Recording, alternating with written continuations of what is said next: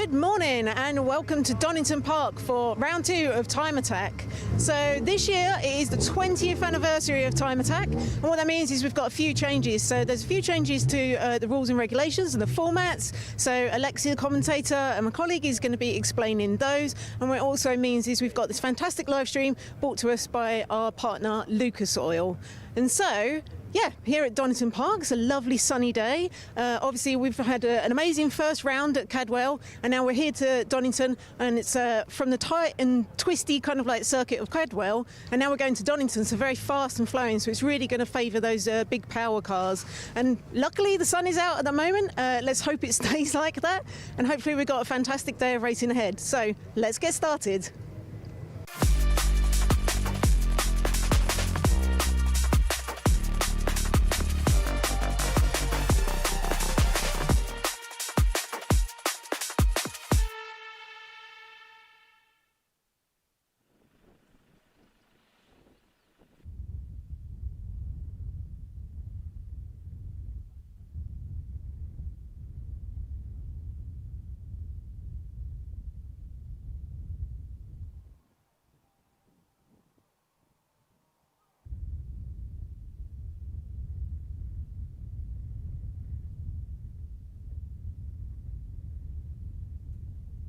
Good morning, everyone, and welcome, firstly, to JDM JAM, the gathering of JDM icons, a new show for this year by TimeAttack.org. And of course, welcome to Time Attack via the live stream powered by Lucas Oil. As Susie said, this is the 20th anniversary season of Time Attack, and of course, year on year, things keep getting better and better. And at this JDM JAM show today, we have an absolutely packed timetable. Time Attack, Motorsport UK Drift Pro Championship exhibition runs, and of course, the Racing Hondas Championship. First up, though, it is the Time Attack warm-up. Lots of change here for this 20th season. A slightly tweaked format sees most of our sessions now score points for our drivers. And also, we keep the, not the best till last, but the best at the very beginning. The very fastest Time Attack cars in the UK this time go out first.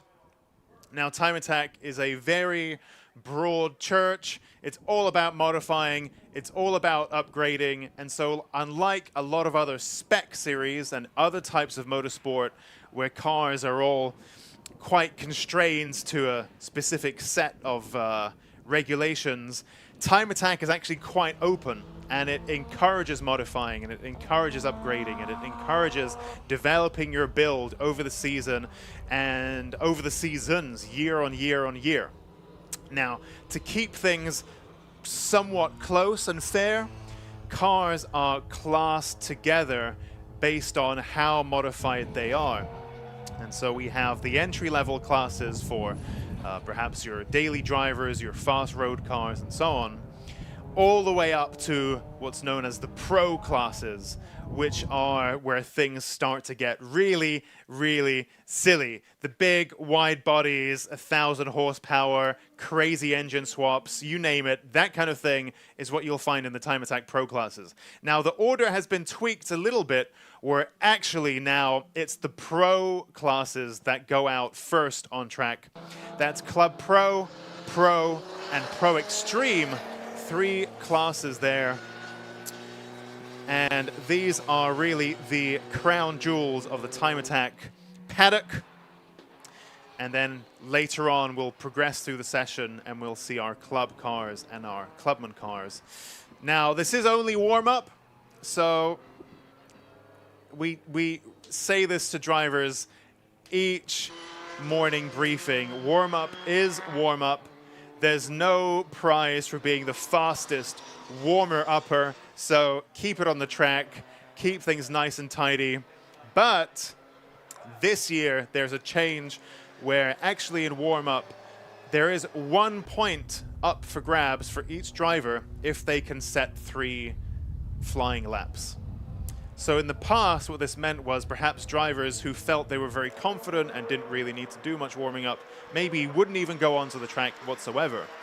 And of course, that meant that the morning's running is kind of slow and not terribly interesting for spectators. So the format's been changed now.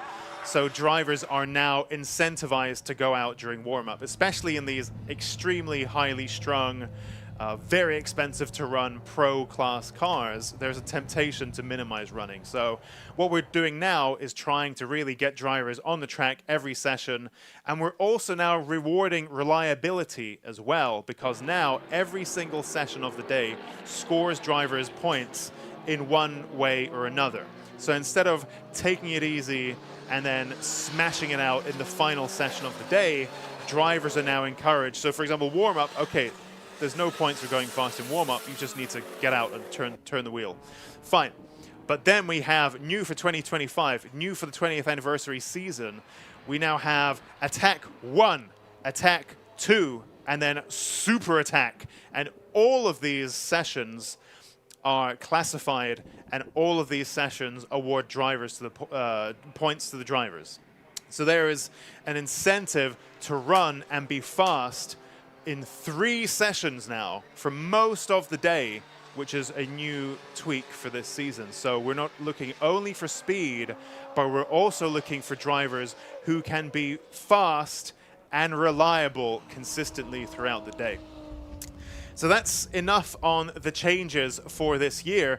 If you're new to Time Attack, you might be wondering, what's this all about? Well, Time Attack comes from, as you may know, the history of Time Attack comes from the tuning garages and privateers in Japan in the late 80s and 90s, where ECU tuning, turbocharging, all this stuff is really starting to gain momentum, and different workshops are trying to see who can build the fastest car. And of course, at the time, we've got all these really iconic and legendary models, and the Civics and the Skylines and the Truenos and things like that.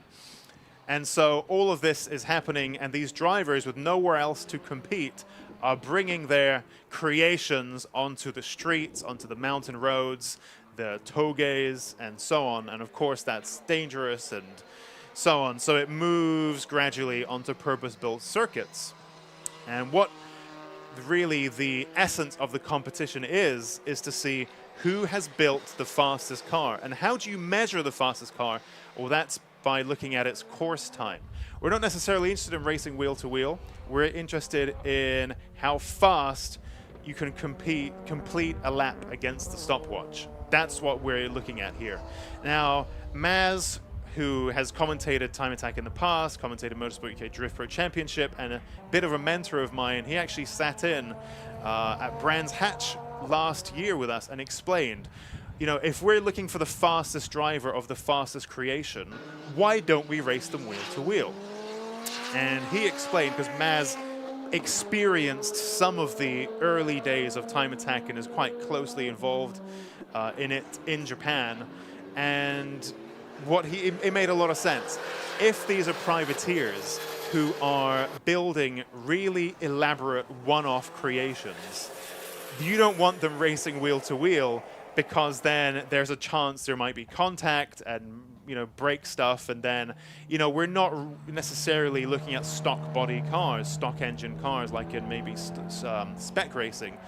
This is all one-off stuff that people have built, you know, carbon fiber, crazy aero, and so on. So you can't go and put this stuff wheel to wheel because there's no factory that's going to go and make a new wing. And so these creations then are looking to see who has built the fastest car over a flying lap, both in terms of, you know, who's the fastest driver, but also crucially, who has built the fastest car.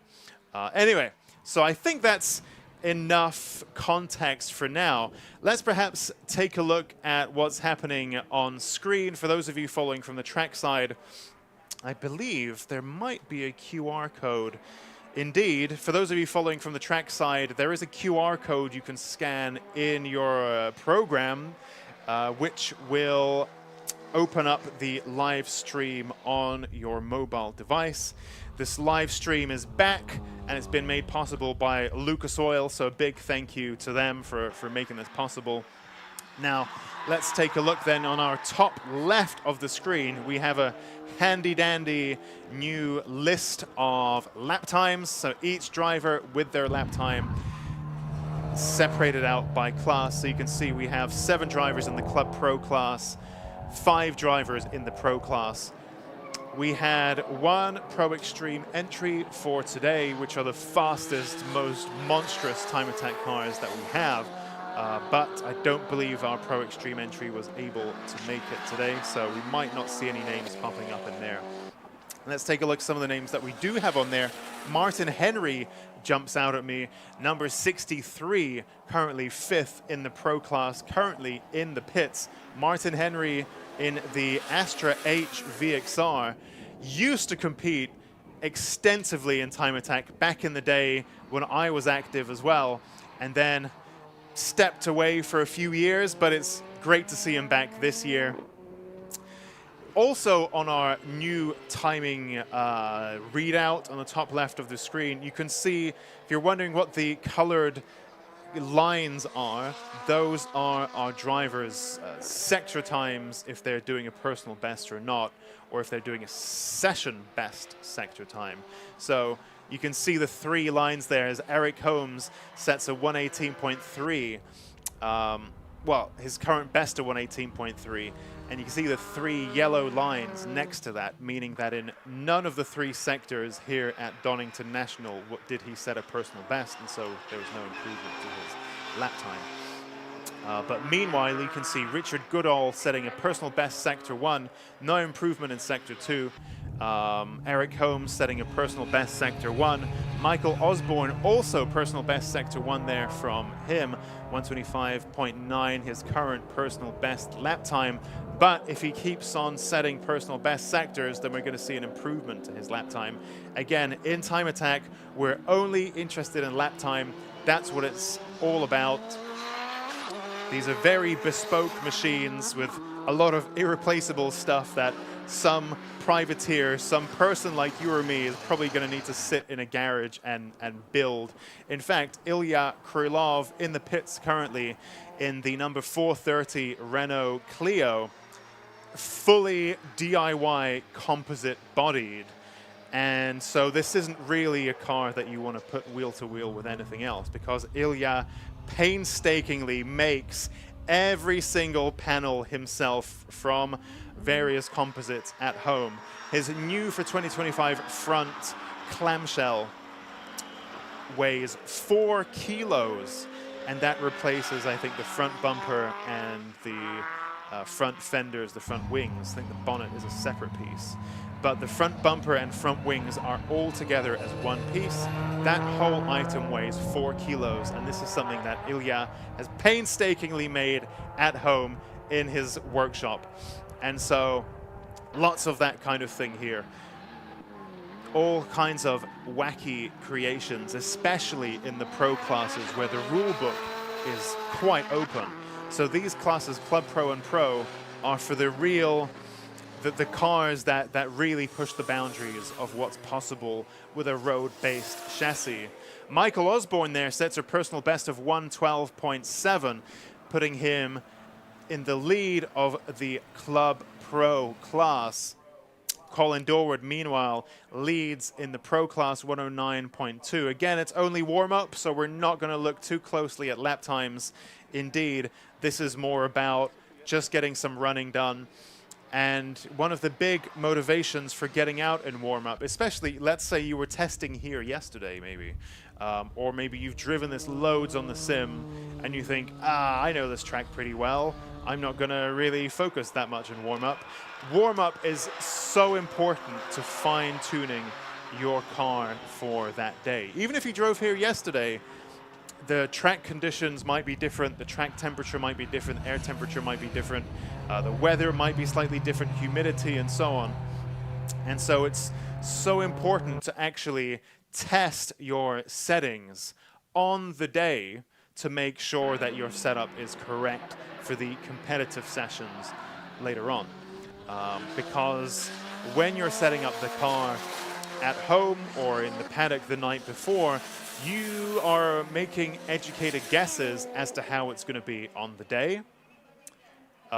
You will do your cold tire pressures. You will set your rebound settings, your anti-roll bar, maybe your map.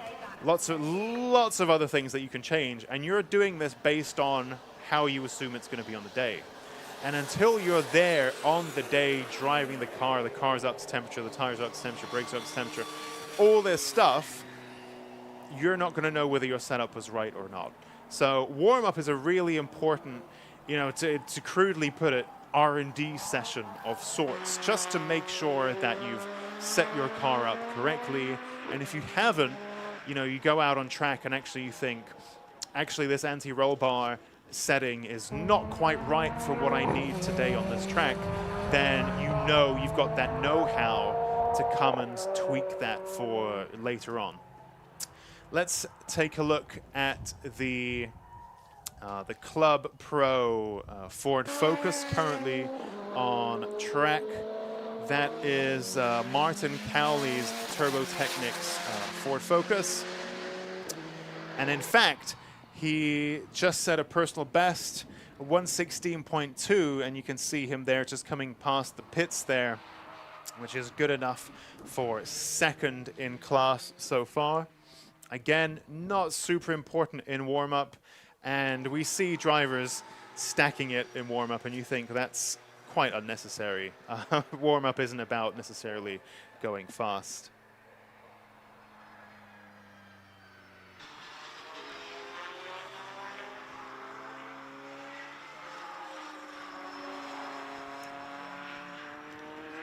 And I believe Susie is somewhere in the paddock with some information for us.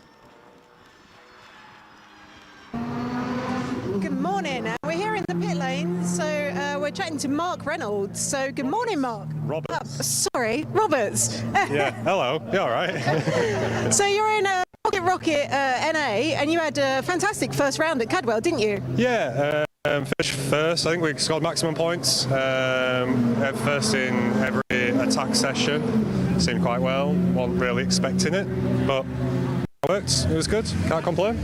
So you've definitely had a smoother first session than you did last year, right? Yeah. Sorry to remind you. Yeah. Last year, because we did the track day the Friday before Anglesey, we broke the gearbox.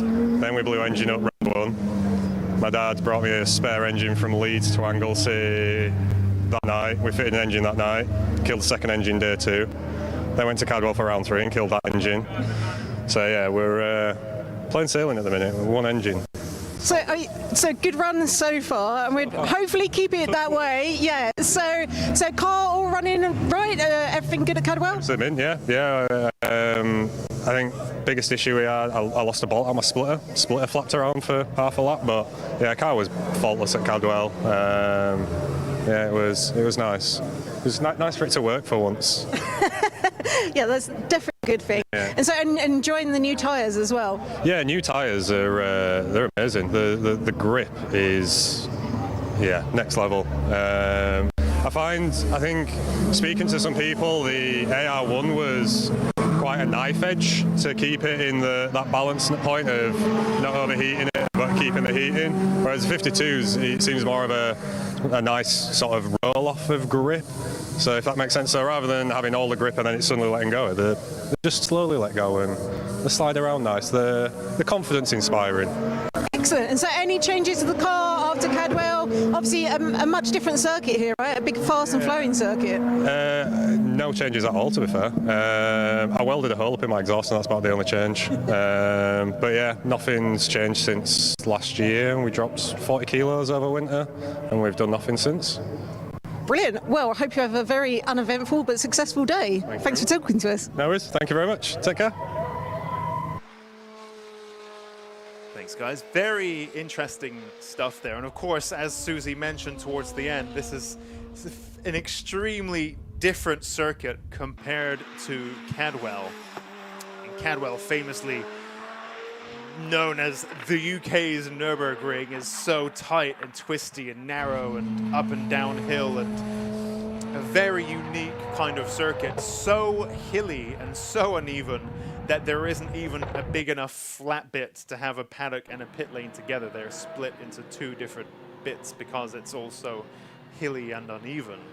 And of course, Donington, very different to that. Very fast, very flowing. And in fact, let's maybe take a look. You saw Luke Sendzikovsky's Honda NSX, there we go, just coming into the pits now. Quite a few cars heading into the pits, actually. Interesting. They've done their 3 laps and they got their point for warming up, and perhaps deciding that that's enough for today. It seems like Eric Holmes may still be on the track. As you can see, those of you watching the stream, on the top left, you can see it, the word pit, next to each driver who's currently in the pits. And so that would appear that Eric Holmes is still somewhere out on track. Still have a green flag this session. So perhaps our driver's just thinking that's enough for now. I can see number 56 at the front of the pit lane, I believe. Yep, that's David Lawrence, Fast Dave from Facebook. He is back in Time Attack. Of course, he never really went away. He stepped aside to compete in the Racing Hondas Championship for a little while, which is, of course, also part of the Time Attack organization. But now he is back in Time Attack. And actually, I caught him very briefly this morning, and he explained that it's because he wants to go fast. And the car that he competes in Racing Hondas, I'm not sure if he still owns that car or not, a Honda Civic FN2. Now, Racing Hondas is, similarly to Time Attack, open to all kinds of different builds of Honda. It's not necessarily kept to a strict spec. But some of the drivers like to have a car that they can use to do other stuff and championships and events in, which may be strict on the spec. So David Lawrence's car, from what I understand, is quite a spec car. Standardish engine, standardish body.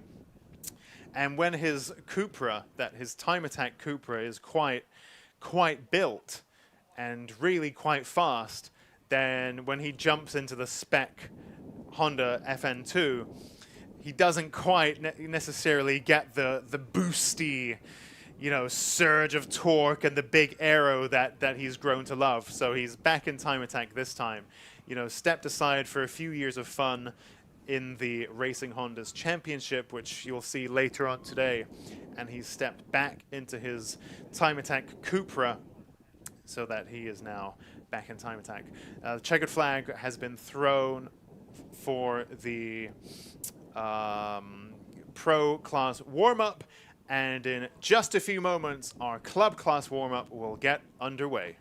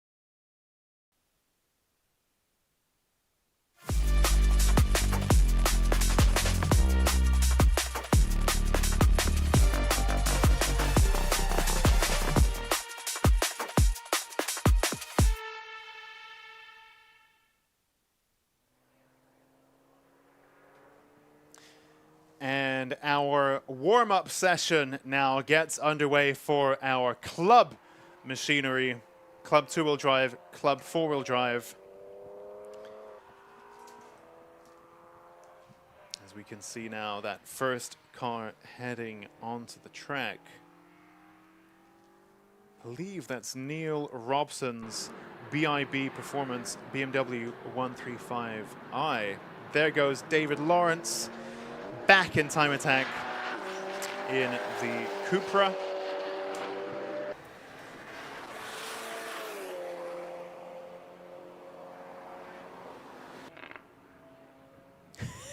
you can see them warming their tires there, weaving left and right. We do have a new control tire for this year, the Yokohama AO52. So the Advan AO52, a road legal track tire. And if you open your event program or go on Google and you look up the Advan AO52, you'll see it has a lot of contact patch and not very much tread. So this is very grippy tire. There's a lot of rubber there, a lot of contact patch, with just some little grooves in there, just enough to tick that box. This is a groove tire. This is a road legal tire. This does displace rain as intended, but it's also very grippy, very nice, very sticky, as Susie's interview previously there explored. Now, previously on the track, we had our pro cars, and next up we have our club cars. And these are the cars that you might call your standard track day machinery. So the pro cars are really almost single-seater-ish pace in some cases, very, very fast indeed. Now, these are the cars that you might call your track car, your track day car, fully stripped, aero, maybe an engine swap or two, that kind of thing. So this is the kind of thing that we might call a track day car. So if you've built one of those, again, Time Attack is very, very open, very flexible, and whatever you've built, there will probably be a class that it will fit into. And so if you have a really pure track day car, perhaps it's not even road legal anymore, you tow it to different events and so on. Although I can actually see some of these cars do have number plates, which is always great to see. But because of course ultimately Time Attack at its very roots, at its very core, is about fast road cars, right? It's just things have got a bit out of hand, and you know, we have some very fast machinery now that is no longer road legal. But at its heart, Time Attack is for road cars, so it's good to see some of these cars still have number plates. But these are the cars that you might call your pure track machinery. Club two-wheel drive, very, very popular class, quite a busy one. You can see 17 cars in this class today. Interestingly, I can see Rob Boston, so I bumped into him at the briefing. Rob Boston of Rob Boston Racing is a bit of a Time Attack legend. Oh, someone's fallen off the track. Andrew Kime there in the K-swapped Saxo. Gets back on track and out of the way of the pack.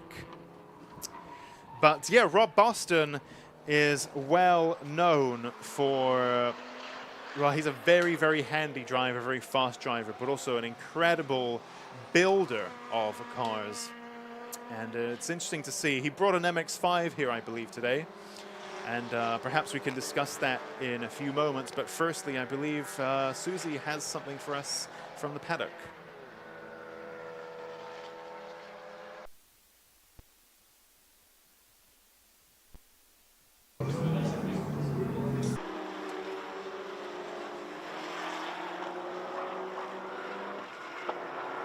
So perhaps we will come back to that.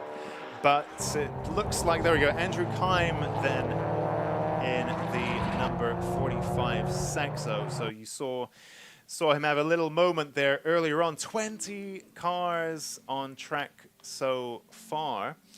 And you can see now this is the overall a lap time order. So you can see that our drivers are color-coded based on their class. So the fuchsia, the bright pink is Club 2-wheel drive. The red is, sorry, the pink is Club 4-wheel drive. The red is Club 2-wheel drive.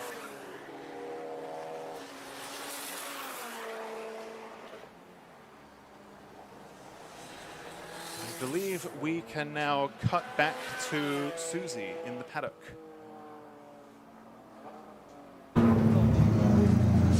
Good morning, and so I'm here down in the pit lane catching up with Luke Seczakowski in the amazing Tegua NSX. So how are you doing this morning, Luke? Yeah, great, thank you. Yeah, bit different to be out first, but yeah, it was good fun and car was good.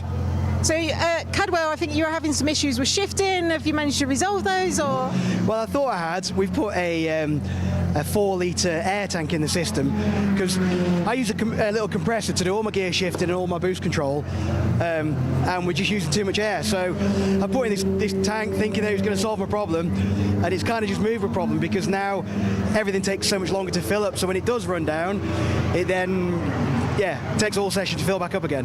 And so what happens when that runs out? Well, it happened to me twice. Where I was out, I had a purple first sector, decent second sector, and then the last sector, got onto the back straight, shifted up to fourth, then it wouldn't shift to fifth or sixth, which then means that at the end of the back straight, I then can't shift down either. So I ended up having to roll down the back straight in fourth, through the chicane onto the start-finish line. So it just means I can't change gear.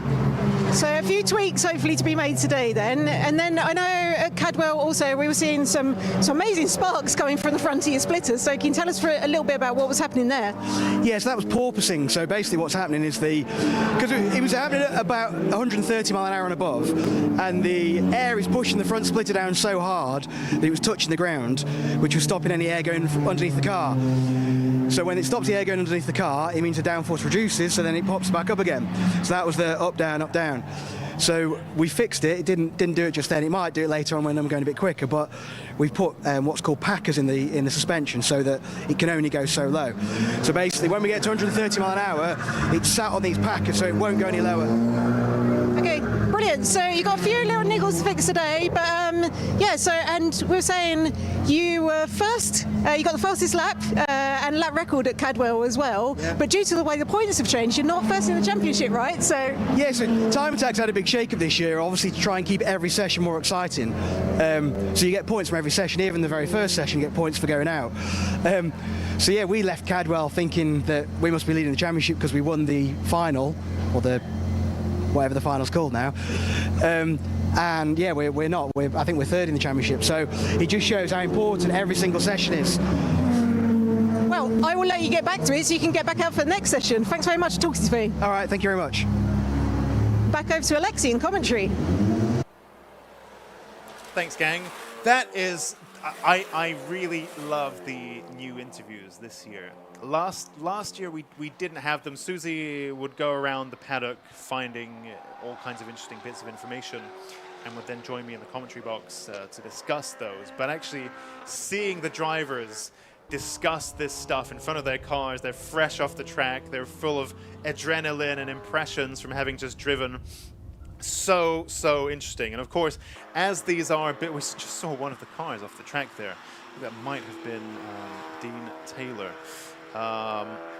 But as these are builder drivers in a lot of cases, like Luke there is a real, well, he's the head honcho of Tegua and a real legend in the UK Honda tuning scene, so to speak. You know, his technical knowledge is so profound. We've got a red flag just thrown, actually, which means that I think it was that perhaps the car that was off the track there earlier on might be in a dangerous spot where there's a chance something else might clatter into it. So the red flag's been thrown, so our drivers are now going to make their way back into the pits. But I think that technical insight from these drivers, from these builder drivers as well, is so fascinating. And you know, that Honda NSX, the Pro Class Tegua NSX, you know, back in the day, once upon a time, that was a car that rolled out of a dealership as a just a NSX that some gentleman or lady might drive on the weekend. And now, you know, he's got problems such as porpoising, the air compressor not compressing enough to be able to do those pneumatic shifts. Amazing stuff. And in fact, Susie has another interview for us, which I'm looking forward to very much. So I'm just having a bit of a quick catch-up with last year's Club 4-wheel drive winner, but this year, so Mike Osborne, you're back in Club Pro this year, right? Yeah, back in Club Pro. Done a few changes to the car over the winter, so thought we'd give Club Pro a go. So what changes have you made? So running Delta Motorsport ABS now. Got a bit more weight out of the car, and then hopefully we're running the Yokohama's a bit more time in it as well. So yeah, looking forward to getting out there. Yeah, and it's going to be a competitive class in there, right, this year? Yeah, Club Pro's looking quite good, because last year there wasn't many people in it, and Club 4-wheel drive was quite a good group. But yeah, came into Club Pro and there's a good bunch in it, so yeah, looking forward to it. And is it your first time on the Yokohamas? Competitively, yeah, because since joining Time Attack we were always on the AR1s, so this is the first time being on a Yokohamas, but no, they seem quite good, so yeah, looking forward to pushing with them. And we didn't see you at Cadwell, did you? Because you had other important business. Yeah, number 2 baby arrived a couple of days before Cadwell, so I couldn't really get away for it, but yeah, back now, so looking forward to the season. Well, congratulations on the baby. It's lovely to see you back, and then, yeah, good luck for this year. Yep, thanks very much, Susie. Cheers. Thank you. What a nice piece of news. How nice. Great stuff there. Again, I'm really loving the video interviews this season. Of course, all made possible by the live stream powered by Lucas Oil. So a big thank you to them. I think it's really transformed the coverage this year of Time Attack and Racing Honda's Championship. So I can see on the screen a recovery vehicle moving around, which is encouraging. And so the red flag there gets thrown when a car is incapacitated and stopped in such a place where it's pretty conceivable that someone else might fall off the track in the same spot and collide with them. So during the morning warm-up, we encourage drivers, you know, if they have a technical problem or, you know, they fall off the track for whatever other reason, to try to get themselves out of harm's way and to try to get as far from the track as they can.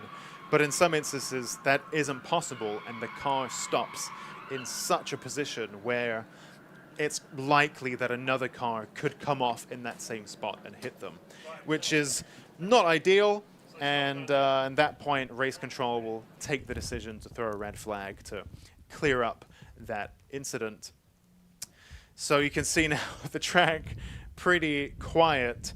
But, of course, we have a very, very busy and exciting schedule ahead. So after this, we have the Racing Honda's Championship practice, then the Motorsport UK Drift Pro Championship exhibition, which will not be streamed from what I understand. Then we have Time Attack 1 later on, which is now, like what a few of the drivers have mentioned so far, the format is quite different for this year. Now, previously, the main event of the day was the final session in the afternoon. That was the one that scored the big points. So if you were the fastest in the final session, you scored the most points. That's how it used to be. This year, that's still the case. The final session, now known as Super Attack, scores the most points, but there are lots and lots of points up for grabs throughout the day in Attack 1 and Attack 2. And if you don't do so well in those, then even if you do really well in Super Attack, you might still not necessarily have as many points as someone who's been consistently fast through Attack 1, Attack 2, and Super Attack. So, very interesting new format there. Green flag has been thrown with 4.5 minutes remaining in this session. You can see the car has now leapt back onto the track to get that precious seat time, that precious running in the final minutes of this session. And actually, there are a few drops of rain out on the track, which should be very interesting. There were rumors of possible rain, and so we'll see how that goes. Now, the Now the Pro Class cars actually do not necessarily need to run the Yokohama Advan AO52. They can run a Yokohama Slick and then a Yokohama Race Wet. But the rest of the drivers who are running the Advan AO52, you know, they might choose to stay on that tire in the wet, or do they, you know, put a wet weather tire on? If that option, this question hasn't come up for a while actually. I wonder what tire they can run in the wet, or whether they have to stick to the AO52. I'm not too sure on that, so I'll clarify that one. But you can see now frantically all the drivers back out on the, not all, but many of them back out on track for the final minutes of this session. Again, you might think warm-up, what's the big deal? You know, it's just chill in the garage, you've done your 3 laps. Warm-up is so important in terms of getting that seat time, getting those insights, getting that knowledge to fine-tune your driving today, fine-tune your tune of the car, your setup of the car. You know, you might find driving it today versus driving it on the sim yesterday that maybe one of the curbs has been resurfaced, and actually you don't want to use that curb anymore. And what that means is you might need to change your line. And if you change your line, then maybe you need to change your braking.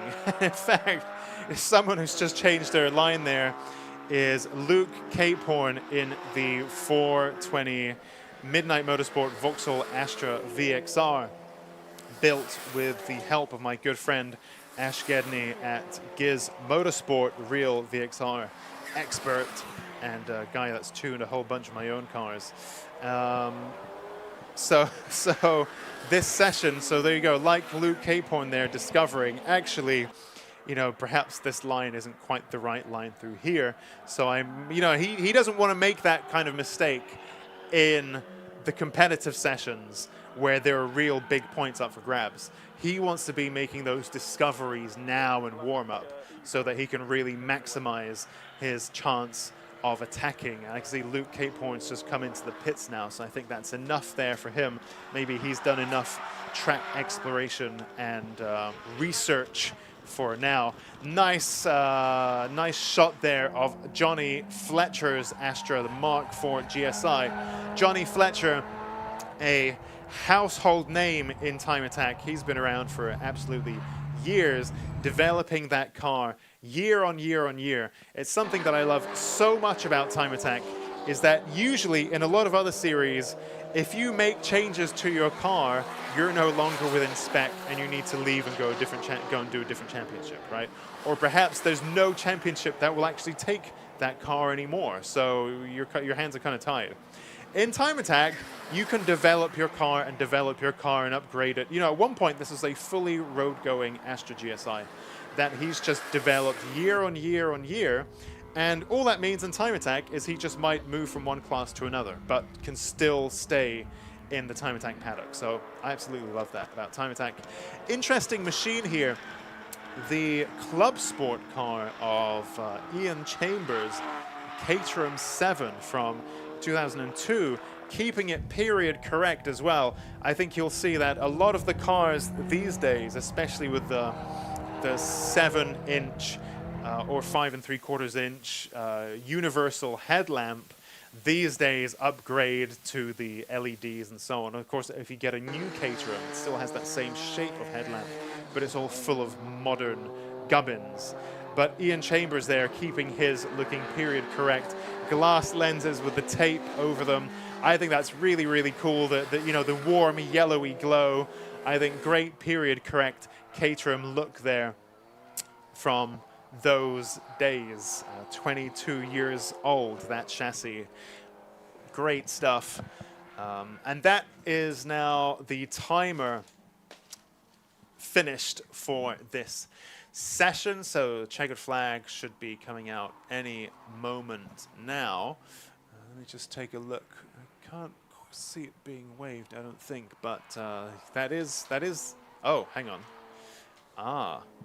So the timing screen and the TV screen have a slightly different information on there. So the TSL timing says that there's still 4.5 minutes left in this session, and the feed clock that you can see on your top left. For those of you watching the live stream, can see that the timer has run out at 0 minutes 0 seconds. Don't think that's quite correct. I think there's still 4 minutes left in the session. But also, I think, there we go, that's Rob Boston's car. So Rob Boston, so he said he had a MX-5. That's what he's brought this time. And I kind of raised my eyebrows at that because, well, Rob Boston always brings something very interesting, usually K-swapped. And back in the day, he campaigned a Ford Fusion with a K-swap. You know, the boxy car that is best known for driving to bingo in. He brought that to Time Attack with a K-swap. He's since campaigned a Ginetta with a K-swap. And so when he said an MX-5, I thought, that's interesting. And he said, no, it's very modest, it's very modest. And then I see it in Club 2-wheel drive, and I think, well, it can't be that modest. It can't be that basic of a car if it's in Club 2-wheel drive. And now I've just seen it on track. That looks pretty spicy indeed, so curious what's going on there. Red flag has been brought out, I think, by Rob Boston stopping there on track, especially if this is perhaps a fresh build by him, maybe with a K-swap as he is wont to do. Then perhaps that is, perhaps the K-swap is what's brought out the red flag. You know, new engine, new build, teething issues. Maybe that's what's happened here. What does that say on the car? Walden Reuter Boston. So I wonder if that's maybe some kind of endurance car with the three driver names on the side there. Interesting stuff. Of course, Time Attack, with its quite flexible rulebook, accommodates all kinds of stuff, even from other championships. Usually it doesn't work vice versa. You can't really build a super competitive Time Attack car and then bring it to another championship with no changes. That's often not how it works because there are some very specific championship-specific things that you need to conform to. But in Time Attack, it's pretty flexible, so you can build a car for some other series, which is what I think Rob Boston's done, judging by the 3 names on that car. So you can build it for another series, and it will still slot right into Time Attack somewhere most of the time. So curious there what's going on with Rob Boston's car. Perhaps that's one for Susie to look into. But in the meantime, we do have that red flag, which is, yep, unfortunate, but not totally unheard of, especially perhaps in warm-up, if it's the first time running that car in anger for a little while, or the first time putting some proper miles onto an engine swap. I think at Cadwell, we had a lot of red flags because of the long off-season before that. Now, this is interesting. This is the 135i of Neil Robson, who Susie said had another car. I think it was a Vauxhall Corsa that he was going to bring to Time Attack. And you can see the pop up and down headlights of Jamie Biss in the MX-5. Number 241. There he goes, there he goes. Woo! I love those cars. Of course, Jamie Biss also has been in Time Attack for a few years. Angry little turbocharged MX-5. Plus, I think he's getting ready to go out in Classic and Retro. Indeed, he is Scuderia Anchor Hill. So you can see now the next batch of cars lining up to hit the track.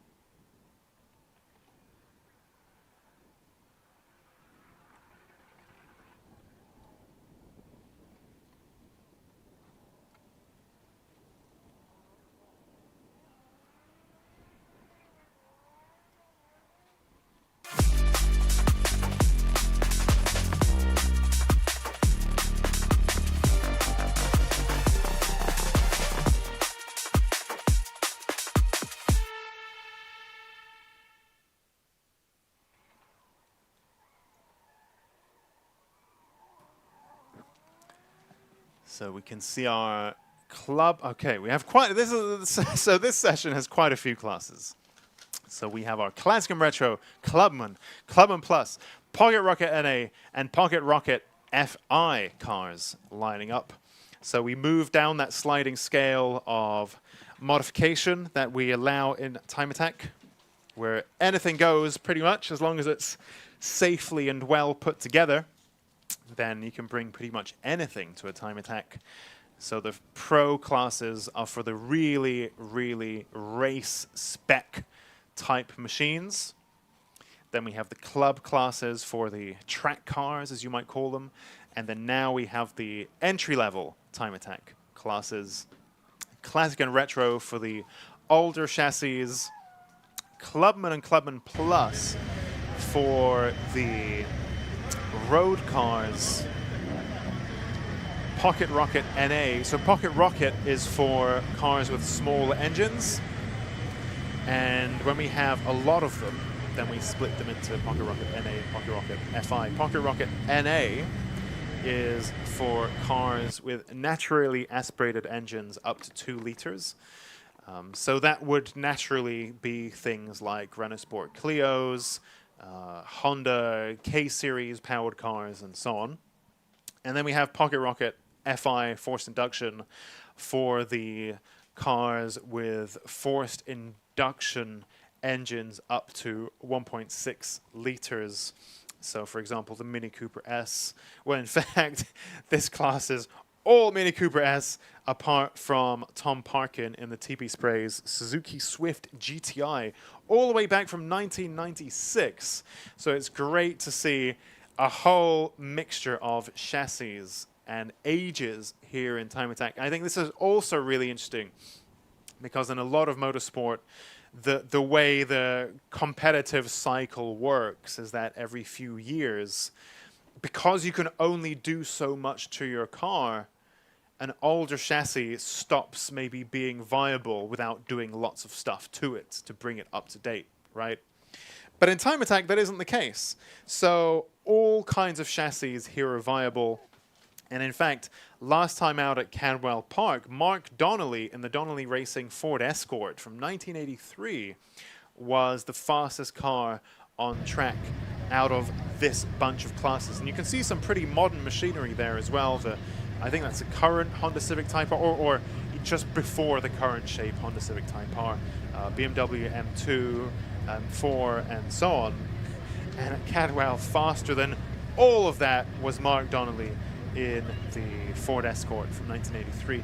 Michael Greenhue, also a very interesting build there. The Vauxhall Corsa B, this one powered by the legendary Volkswagen PD130 engine, the 1.9 TDI, powering this particular Corsa B. And I think also Michael there really embodying the Time Attack spirit in terms of, well, this is the car that he has, the Corsa B, and, well, this is an engine that he's got, the PD130. Okay, we'll just combine this engine with this car. That's kind of what I have, so I'll just do that. Put some together, and now he has this very unique Time Attack machine. There we go, the green flag now being thrown as Rob Boston's MX-5 there being recovered into the pit lane. You can just see it back at the back of the pit lane there. And the other cars now entering the track for their warm-up session. So Classic and Retro, Clubman, Clubman Plus, Pocket Rocket NA, and Pocket Rocket FI now getting their warm-up underway. You might be wondering what's the difference between Pocket Rocket NA, Pocket Rocket FI, Clubman and Clubman Plus. We'll get to that, but I just wanted to draw your attention. Going back to that point about the variety, we have Dean Riley in the DRS Racing Vauxhall VX220 sharing the track, of course, with Mark Donnelly in the Ford Escort entering the shot there. And those are both in the Classic and Retro class. I think Classic and Retro probably my personal favorite class because I think the older chassis are just so much more interesting and varied and rare to see these days. So VX220 there, very special car indeed. And as we see from the lap times, as you will see, that these older chassis can absolutely be made to work and be competitive against more modern machinery. Because ultimately, it's a chassis, it's an engine that's going to combust fuel. Like, there are some minor details that can be tweaked here or there, but ultimately, just give it a few tweaks, and even an older chassis can be made very competitive here in Time Attack.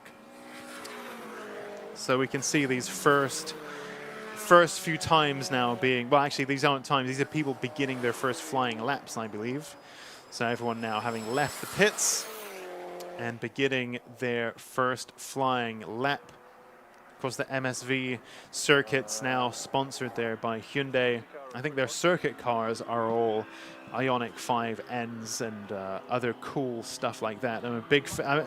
The modern Hyundai offering, I'm a big fan of. I think they are really smashing it at the moment, so it's cool to see them link up to support the MSV circuits as well. So let's take a look at our drivers. So there goes Mark Donnelly in that Ford Escort, the number 76. Again, fastest driver last time out at Cadwell from these classes that you can see on track now, including much more modern stuff and things that you might be fooled into believing are faster. But Mark Donnelly there, very, very handy. I think the nature of Cadwell Park really playing into his hand there, because it's not so much of a power circuit, it's very much a skill circuit and a handling circuit as well. And I was speaking to some other drivers in Classic and Retro as well, who said Cadwell is, you need so much confidence in your car to drive Cadwell well. And I think the difference is when drivers are changing cars quite often, or maybe they're building their car quite extremely year on year, they haven't necessarily got loads of seat time in that car as it stands. The point I'm making is Mark Donnelly has driven that Escort for years and years and years. And I think that current engine, which I believe is from a Mark 1 Ford Focus RS, I think that engine's been in there since 2018. And I don't believe it's had major changes since then. So Mark Donnelly knows that car so well. He knows what the limits are. He can really drive that car on the limit. And what that means is other stuff might be faster on paper, but you've also got to know your car. If you keep fiddling with it and you keep tweaking it and you keep modifying it and you keep engine swapping it and so on, which is great, and that's what Time Attack's all about, the downside is that you're always having to relearn your car little by little. And in fact, the driver who mentioned that to me, who I had this really interesting discussion with, was Eden Young in the Haltech Nissan Micra K11, freshly K-swapped for this year. But I can't see... Oh, there he is. Nope, he is on track. He just hasn't been caught by the cameras. Second fastest so far, which is very interesting.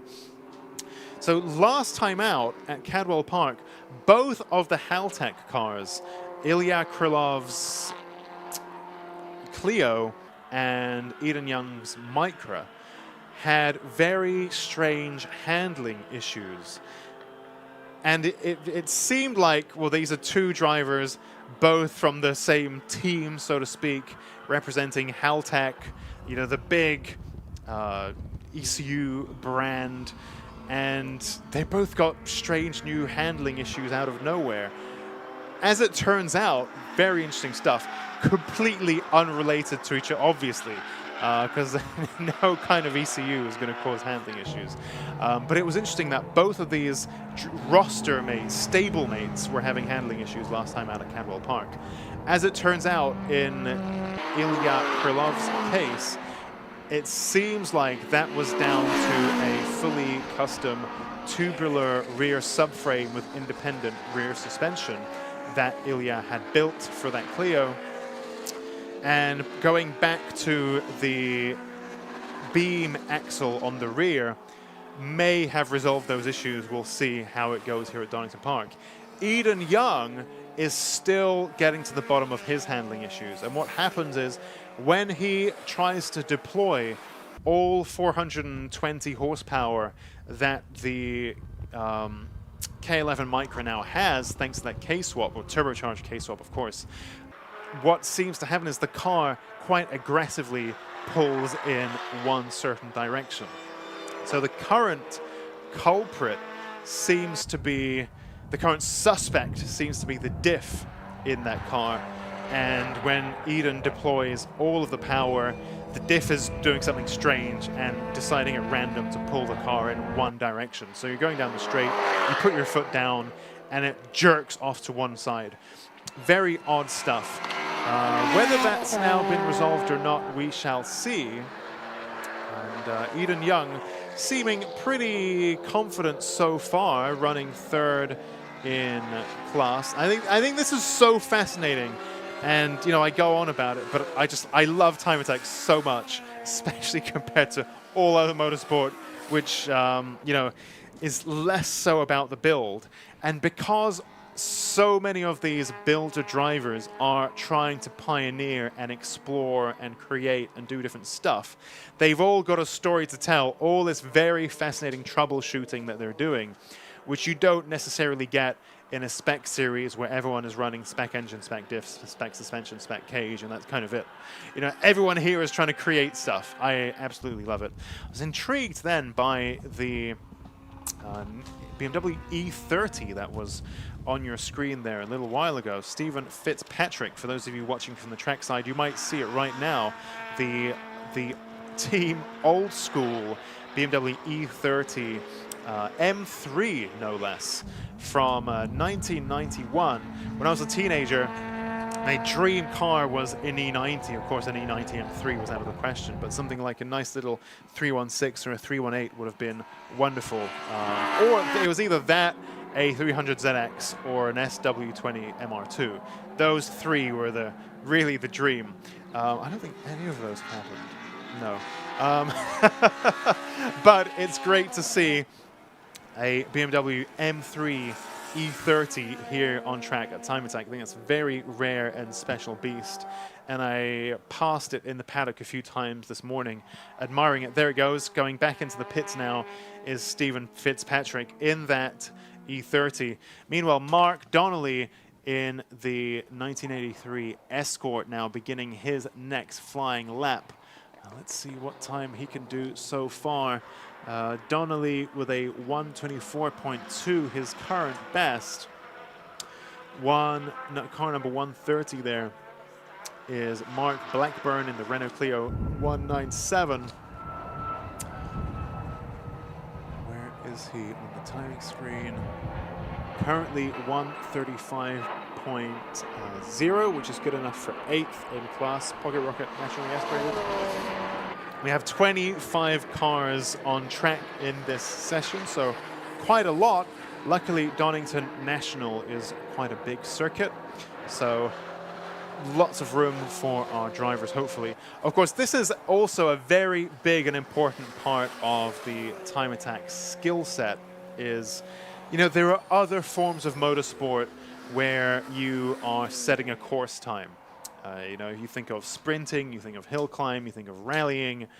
But in those types of motorsport, the car goes out on its own.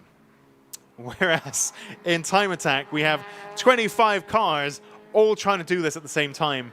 You look at a track like Brands Hatch Indy, which is so short, you know, it's a mile long, I think, give or take. It's just a mile long. And you have all these cars trying to find space for themselves. It's very, very interesting, and this is the key part of the Time Attack skill set, is not only being a builder driver and being able to put together a fast lap time, but also being able to negotiate the traffic and find room for yourself to make, to be able to set that lap time. And actually, for that, Time Attack has developed its own etiquette over the years for drivers to signal to each other. So you can see there, Phil Ackerley's machine, the E36 Zero Motorsport 328i. He's got a flashing red light on the back of his car. What does that mean? Flashing red light on the back of your car tells everyone that you're on a cool-down lap. So, you know, marshals, officials, other competitors, that you're on a cool-down lap. So, you know, these cars are not factory-built race cars. They're not designed to do hours at race speed on end. You know, they need to do some hot laps, and then some cool down laps, and then some hot laps, and then some cool down laps. You know, if you're thinking about tire temperatures, you're thinking about maybe your various fluids, you're thinking about your brake temps. You know, you can't necessarily go out and smash out a full session at full pace. You've got to alternate and cool stuff off sometimes. And of course, this is another factor to consider, because some of the drivers are going as fast as they possibly can, and other drivers are going as slow as they possibly can. And so because of that, we have a system of lights for drivers to signal what their intentions are. So the flashing red light on the back of the car means they're in a cool down lap, and they will try to yield track position to a car in a flying lap. And a car that's on a flying lap, on a hot lap, will have their headlights on. There you go, like that Fiesta there. Very interesting machine there, 313. Not entirely sure. It's a very interesting looking machine indeed. I think this may be a late entry, so I need to bring up the changes bulletin. But you can see they had their headlights on, which signals that they're on hot lap. And so if a car is on a hot lap, they have priority on track position compared to a car that has a flashing cool-down light on. So little signals seem like minor things, but actually it's very important.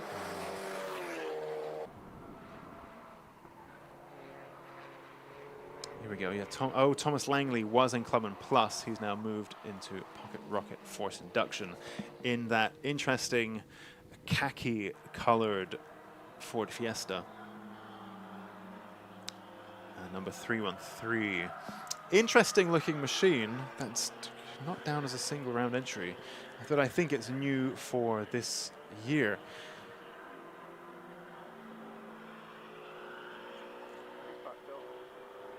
(183) Tim Matthews and the Matthews Motorsport Mazda MX-5. Also a new one to me. That's a single round entry there, a little NB pre-facelift in the naturally aspirated class. So this presumably then being a 1.6 or a 1.8 MX-5 in this class. Just under 6 minutes remaining in this session. And we have the MMT performance machine there. The number 60 car of Clive Hopwell, MMT Performance, who also sponsor the show today. It's one of our show partners, so thank you to them. MMT Performance, Get It On, JDM Garage, and Hugo's Plates, sponsoring JDM Jam and making this amazing show possible. And of course, MMT Performance there, a well-known name in the remap industry, and I believe they have a trade stand here today at the show. So those of you who are here watching from the track side, if you go and seek out MMT Performance, their stand, and you go and have a chat with them, you might be able to leave today with more power than you arrived with. If my understanding is correct, they can remap you here and now today. Of course, it depends on the model of car that you have, but if it's one of these, if it's one of the popular modern turbocharged platforms, they may have an off-the-shelf map for you that, you know, you don't need to rolling road or anything like you may with if you have a strange ECU and a strange engine and an older car. But if it's one, you know, if it's something more modern and turbocharged, they might be able to remap you right here and right now, and then you can drive home remapped and more powerful than how you arrived. So go and have a chat with MMT Performance. And of course, also needing a mention is Lucas Oil there, who've made this amazing stream possible. People have been asking for the Time Attack stream to come back for years, and Lucas Oil have stepped up and made that dream a reality. So very cool stuff. And also, speaking of cool stuff, Stephen Fitzpatrick in that E30 M3. And you can see hot on his heels there, the fluorescent green and white Honda FK Civic. of Dan Buckingham, BTT Motorsport with YGHP. And I wonder whether that livery is a reference to the Brawn GP Formula One cars, which were of course also previously were Hondas before Brawn bought out the team and salvaged everything. And you know the story, but of course they were also Hondas up until that point. So wonder if there's a connection there, or perhaps it's just a coincidence. But the livery there is quite reminiscent of that very cool story indeed. And again, the variety of cars here at TimeAttack is always so impressive. And look, in fact, Mark Donnelly in the Ford Escort 1983 at the top of the leaderboard. So he's leading all that super modern machinery because the old stuff still works if you know what you're doing. So absolutely love to see it. Mark Donnelly back in the pits now. Perhaps that's enough running for him. We have 2.5 minutes left in this session. Annie Thompson, again, it's warm-up, so you don't want to get too excited about lap times, but I think it starts to perhaps show some trends to look out for. Annie Thompson in the Clubman Lotus Exige 410. She's second fastest overall. So that's just a gap of 1.4 seconds there from being the fastest overall. She leads her class. She leads Clubman with a lap time of 1:17.6.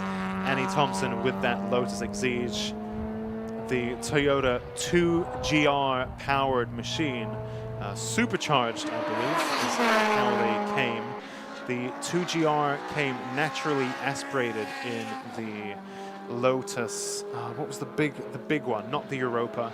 I think the Europa was a 4-cylinder. The Lotus. I can picture it, but I can't remember what this car is. There we go. I can even find a picture of it. Exige and Evora.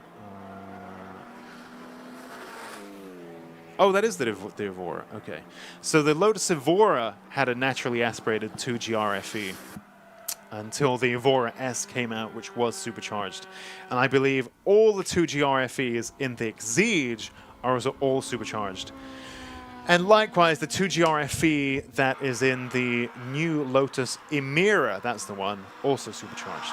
But yeah, it's actually a Toyota engine in those cars. So, yep, big up Toyota, big up Lotus. Oh, Eden Young now stopped out on track in the Nissan Micra. The Haltech machine there. He's got a brand new race suit. And of course, I think it's very interesting. And I think, I can talk about this because Eden's been very vocal and public about this journey on his social media channels as GizFab.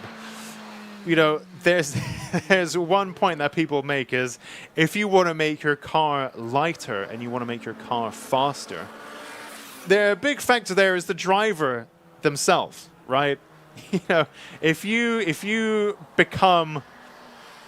lose weight from yourself as a driver, your car is going to become faster as well. So there's a strong argument there for healthy lifestyle and so on. And Eden Young there, having transformed himself over the past year and a bit, I think maybe 2 years. And as such, he's got a very slick new race suit, looking very pro as he stepped out of that K11 Micra. I believe he seemed to have a bit of a bumpy start to the day. I think there were some wiring issues and other stuff that I observed at the beginning of the day. But I'm not sure, they weren't related to that stoppage, I don't think, because that was to do with tail lights and stuff. So I'm not sure why he's stopped out on track, but hopefully nothing too serious. Checkered flag has now been thrown. So that concludes our Time Attack warm-up and the Time Attack warm-up stream, powered by Lucas Oil. So our just taking a look at our timetable. So our now Time Attack cars head into the pits. After which there will be a little shuffle around as our Racing Honda's Championship machines get ready to hit the track for their practice. And that will all start taking place in just a few minutes.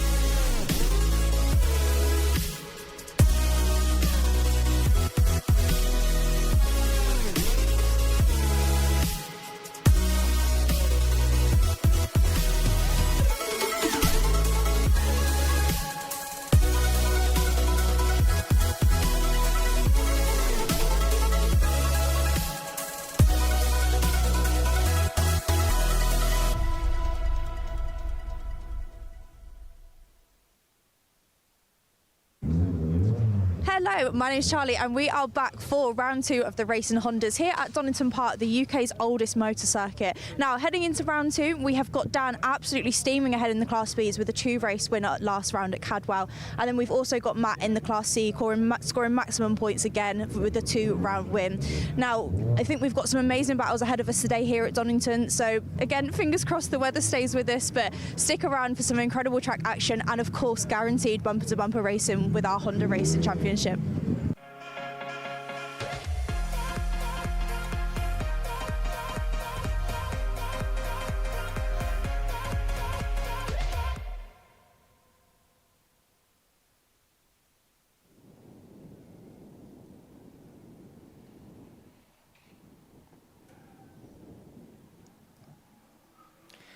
Thank you very much, Charlie, and good morning, everybody. Welcome to the first session of the day for the Racing Hondas Championship, the second outing of the season for 2025 in the glorious early summer sunshine at Donington Park. Scott Woodward's here to guide you through all of the action for all their sessions today. And after a very exciting opening pair of races at Cadwell Park, where we saw wins for Will Self and Kevin Talbot, we now head to Donington Park with possibly some new players that could come towards the fore here at this circuit. Of course, Donington Park, one of the oldest circuits in the mix. It was hosting pre-war Grand Prix as early as the 1930s, but of course these days it's now hosts some of the more premier championships like British Touring Cars that was here just a couple of weekends ago for the season opener, and of course other great championships like British GT, British Superbikes and everything else in between. So as you mentioned, the day for Racing Honda split into 4 parts, this first one being free practice, so there's no determining of grid positions here for this one. It's purely for the drivers to get their eye in for the first time in an official session, given that the testing that was done over the past couple of days would have been for getting their eye in, to find themselves a bit of track time, a bit of racing room, and to try and get themselves up to speed as quickly as possible. The championship itself, for those who are watching for the first time, split into 3 classes, all based on power to weight ratio. So the fastest category you'll find is Class A. It's effectively what we call a prototype class, in the sense that these cars are very far from showroom spec. They run a maximum brake horsepower per tonne of 240 if the car is naturally aspirated, or if it's 235 brake horsepower per tonne if it's, I think, supercharged or at least forced induction. Class B is where you have 195 brake horsepower per tonne maximum, and Class C is a maximum of 176. In terms of points, you know nothing scored in the free practice session. For the qualifying that you'll see in a couple of hours' time, it will be bonus points for all 3 classes per race. So for the top 5 qualifiers in class, there'll be points awarded 5 down to 1. So the fastest driver in class will get 5 points, then 4 for second, 3 for third, 2 for fourth, and 1 down to 5th for that one. You also get a point for the fastest lap of the race as well. And the point structure is the top 10 finishes. 15 points for a win, 12 for second, 10 for third, then 8, 6, 5, 4, 3, 2, 1, down to 10th position. But there's good competition within all 3 classes, so be sure to watch them through. We'll try and give as much love and attention as possible to all 3 classes throughout the weekend as well. So coming into the weekend, it was, as we said, the championship standings for all of them. If I bring them up on my screen, it would be helpful. That in the championship, there is an overall championship, but you score points within your class. So ultimately, all the championship totals kind of get mixed together into one as the green flag flies on the session. 15 minutes of track action for our Racing Hondas. And it looks like, I think it is the number 4 Spencer Fortag in the FN2 Civic that heads out first of all, followed by the rest of the pack. So in the standings coming into the weekend, after one event at Cadwell Park, as I say, it's all down to individual standings, but they combine them together for classes. So at the moment, based on results in class, it's Dan Thackeray, who debuted in the championship full season at Cadwell Park last time out. He leads thanks to his score with 37 points. Ryan Cunningham, who's the defending champion with car number 1. He's moved up from Class C last year up to Class B with upgrades. He's second quickest. Then you find a tie for third place between the top 2 in A class. That's Liam Collins in his Honda Integra DC2, just going through the middle of the shop there. And Kevin Talbot in his bright green Honda Integra DC5. So it's Integras to the 4 at the front of the class. And then Will Self, who had a weekend of 2 sides at Cadwell Park. He won the first race at a canter. Looking at the result from race number 1, he won that by nearly 10 seconds in the end, and then went to start race 2 and got tangled up with Tommy Knight and a couple of other cars, and that put him out practically on the spot for race 2, forcing a restart, which means that he now sits at the moment 3rd in class, but also overall he's sitting currently in 5th position. In terms of overall class standings at the moment, as we see the 2 kilted K-swaps, it's obviously on the Civic EGs warming up their tyres on this 1.9 mile Donington Park National Circuit. So Kevin Talbot leads the way in Class A, tied with points with Liam Collins. I think Talbot leads the way because he has 1 win compared to Liam Collins. Then it's Will Self in class in 3rd with 21 points. A tie for 4th also between Tommy Knight in his bright blue Civic EK and Philip Wright, the 2023 champion, in 5th position. And then one driver I think also to watch out for is going to be Bob Barron, who took part in his first ever car race at Cadwell Park. And in the second race, led from the reverse grid pole for practically half the race, and then made a mistake up at the top of the circuit at Park Corner, which saw him lose out and even drop down to outside the podium places. So he's going to be one to watch, a possible dark horse if he can put in some good lap times and get himself up there. As you mentioned, this session is not for any times. We see that's 66 getting a little loose. That was one of the Class B Honor Motorsport Honda Civics. And that would have been 66 James Kembry, one of the newcomers in a new team. I think that's his teammate behind, Duncan Holloway, in car 77. On a Motorsport also have all running Jackson White this season as well. Jackson White, who's, I think, running his Civic Cup car in this championship. There is Duncan. You can tell by the hexagons on the cars and also the 2-tone differences in the livery. You can see that it's white and red, white with red for James Kembry, and then red with white for Duncan Holloway. Easy identification there. You also saw a glimpse as well, as we get to going through the rest of the class. We'll go through that in a second. A newcomer to the championship, Nicholas Allett, who is in car 25 in the Yokohama Advan inspired livery, black and red. That car being a 2003 Honda Civic EP3. Now that car is being run by Revit Motorsport. Now that car has been in the hands of his father Anthony and has been raced a few times, but this is Nicholas's first ever weekend racing. The car's K24 engined. He's a graduate mechanical engineer. In fact, actually the aero on that car was formed as part of his final university project, which is focusing on computational fluid dynamics, or CFD as it's called, and he's never driven Donington before, so he's getting himself used to this circuit pretty much on the fly this weekend and getting up in the mix. Class B, we'll talk about the standings. It's a good session to kind of bed in the weekend and see how it's going to go for the rest of the week of the day. Class B sees Dan Thackeray, who's the overall championship leader. As remember, how many points you score in class defines where you are overall. And he's in the lead with 37 points. Ryan Cunningham, the defending champion of racing Hondas in car number 1, 28 points. Sam Linsner is third with 20. Sammy Milam, who's new this season in the Kinetic Motorsport car number 9, is on 17 points. And then James Kembury rounds out the top 5 with 11 points. And then Class C, we've only had 2-point scorers, and we only have 2-point scorers here today as well. We have 3 cars in class. We'll get to the third one in a second. But Matt Rowling leads the way with 17 points compared to Callum Houchin with 8th. You can see on screen there just how busy free practice is already. Several cars down Starkey Straight trying to find a bit of track position. The third car in Class C is basically the man behind Time Attack itself, effectively the co-owner of it with his brother Rob, Andy Barnes in car number 99, the Kemp Models-sponsored red and yellow Civic FN2. Good to see him back out there. Well, I think he competed back in 2023, was on the sidelines in 2024, and now he's back out to test himself against some of the contenders in 2025. Got 2 of our Class A EG Civics on screen. That's number 7, which is Fraser McNeil.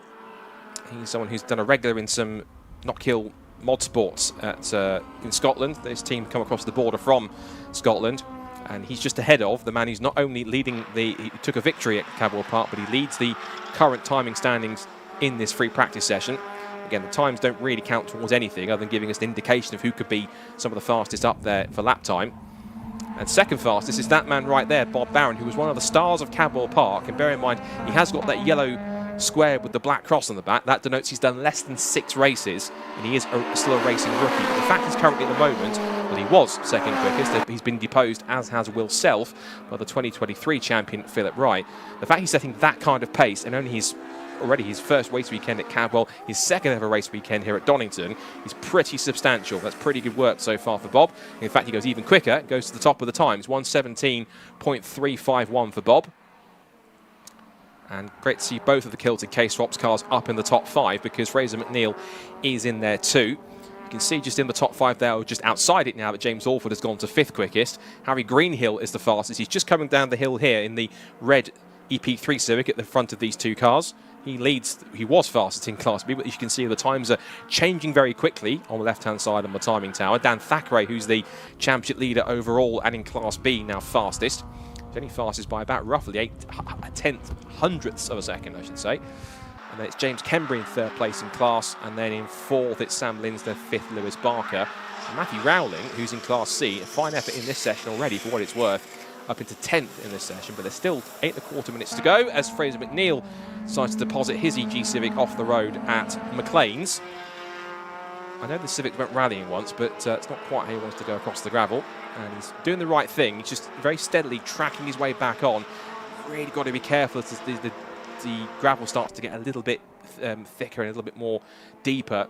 You've got to be so careful on the throttle, because it's so easy when you get stuck in the gravel to just boot the throttle and spin the front wheels. But the more you do that, you're just going to sink in place. You're not going to go anywhere, and ultimately that's going to cause a yellow flag, if not a session stoppage. So Fraser thinking about that very carefully, just very steadily trundling his way through the gravel to make sure that he can get out and not cause any more problems. Fingers crossed he did get out of that without too many issues.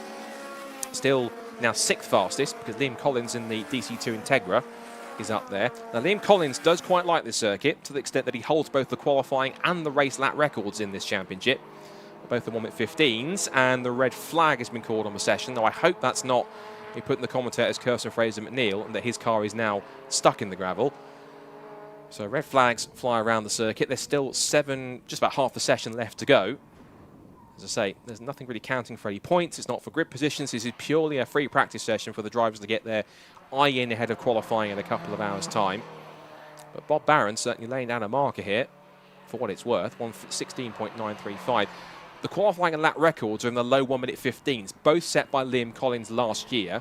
4th quickest at the moment, 3 seconds off. But again, the times won't ring too much because some of these drivers won't be going for ultimate lap time here unless they want to later in the session. It's purely just to get a feel for the circuit, the track conditions, how the car feels, the setup, the tyres, the brakes, get everything warmed up and into that operating range to make themselves more comfortable going into qualifying in a couple of hours' time. So red flag out in the session, 7 minutes 22 left to go, so they should get a restart on this session to complete it.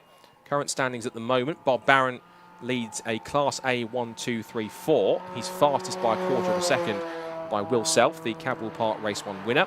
And it's Philip Wright, 2023 champion, in 3rd. Liam Collins, 4th, the current dual lap record holder at this circuit, in 4th. And up to 5th has gone Spencer Fortag, who is top of Class B. Good effort from Spencer to get himself into 5th position. Fraser McNeil is in 6th. Harry Greenhill in 7th. And given a look at the timing screen that the yellow triangle with the exclamation mark is next to Fraser McNeil, very much, I think, unfortunately means that even though he meant well and did his best to get out of the gravel, I've got a feeling that the reason for the red flag is for that bright yellow kilted K-Swaps Civic up at the top of the circuit at McLean's, I'm afraid. It looks like he did try and get himself out. He did do a grand job to get most of the way out. It just seems as though it's got defeated by the thicker part, the deeper parts of the gravel. That means he's going to have to get a bit of a tow out. Gives a chance for some of the drivers just to jump in the pit lane and to have a quick word with their team members and engineers. There's Harry Greenhill on screen, 2nd fastest in Class B. And there's Kevin Talbot going through the shot. He won his first Civic Racing Honda's race last time in race 2 at Cadwell Park at the season opener. There's also Lewis Barker on the right-hand side of the number 30, which is Sam Linsner. So that's 2 of the Class B cars in for a bit of service. Looks like there's a tyre change going on for Lewis Barker. Waiting for the heat cycle into the Yokohamas. And I imagine that the clear-up is going up to extract Fraser McNeil's hard-to-miss EG Civic. It's bright yellow, so unless you're colourblind, you can't really miss that. So practically everyone in the pit lane. The only car that isn't showing in pit lane, although it's clearly there because we've seen it on screen, is in fact Sam Linsner, even though on the timing screen it shows that he's not. On the timing screen, if you watch on TSL, it'll have a little cog next to their current position number on their line that shows they're in the pit lane. Of course, those you can see on the screen, if they're in the pits, it clearly says pit in bright blue on the left-hand side. So the team is working away here just to, again, get some feedback from the driver initially, just to talk about how's the car feel, any tweaks to the setup, do the tyres feel like they're in good range, any tweaks to them like tyre pressures, possibly do they need a change to put another heat cycle in. Some teams will even stick rear tyres on towards the front in order to get them heated up and then do a bit of a rotation to bring them round again to really put a heat cycle through them properly. And that can be crucial to get a good lap. And some teams, I guess, might do that throughout the qualifying session later on in a couple of hours' time. I think at the top of the queue is it's definitely one of the UK Honda Civics. That looks like that James Alford in car number 11 is at the top of the end of the pit lane. I think he's got the 7-Up Jordan-esque green and blue DC5 Integra of Kevin Talbot just behind him at the end of the pit lane. So they're obviously very keen to get themselves back out again once the car's been done. Now, I think looking in the background, the flash of yellow I just saw going down the Starkey Straight suggests that Fraser McNeil's car has been extracted from the gravel, thankfully. So he is back around again. I should see that car pop into view in a second to come back to the pits any moment. And just at the top of the shot coming out of the Roberts chicane, there he is. And naturally, he will come into the pit lane. I'm sure he'll give a quick word with his Kilty K-Swaps team. They'll jump in and say what happened. He went, I just threw it off the road and got stuck.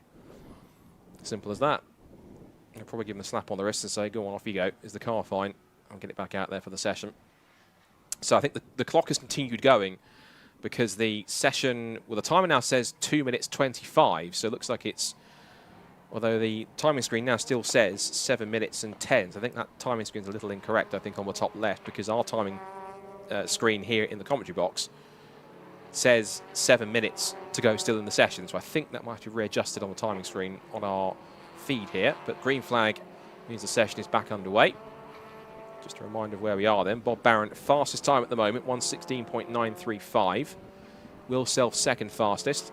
and then it's Phil Wright in third, and Liam Collins in fourth. The dual lap record holder in fourth fastest. Fifth quickest is the top Class B car, which is Spencer Fortag, just in there, right there, in the bright silver FN2 Honda Civic with the proper Type R wing on the back as well.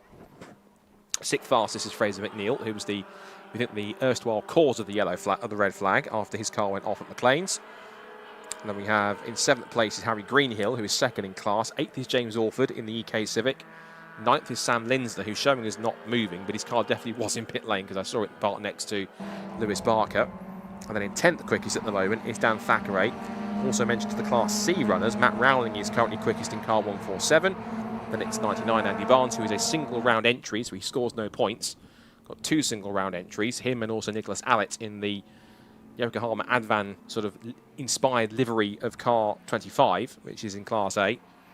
He's currently sat 12th at the moment, 8th in class. And then in third place in Class C, we have Callum Houchin in the black number 37 FN2. I think everyone in Class C is in an FN2 Civic, shape Civic, which is the generation after the EP3. No, Matt Rowling is, forgive me, is an EP3.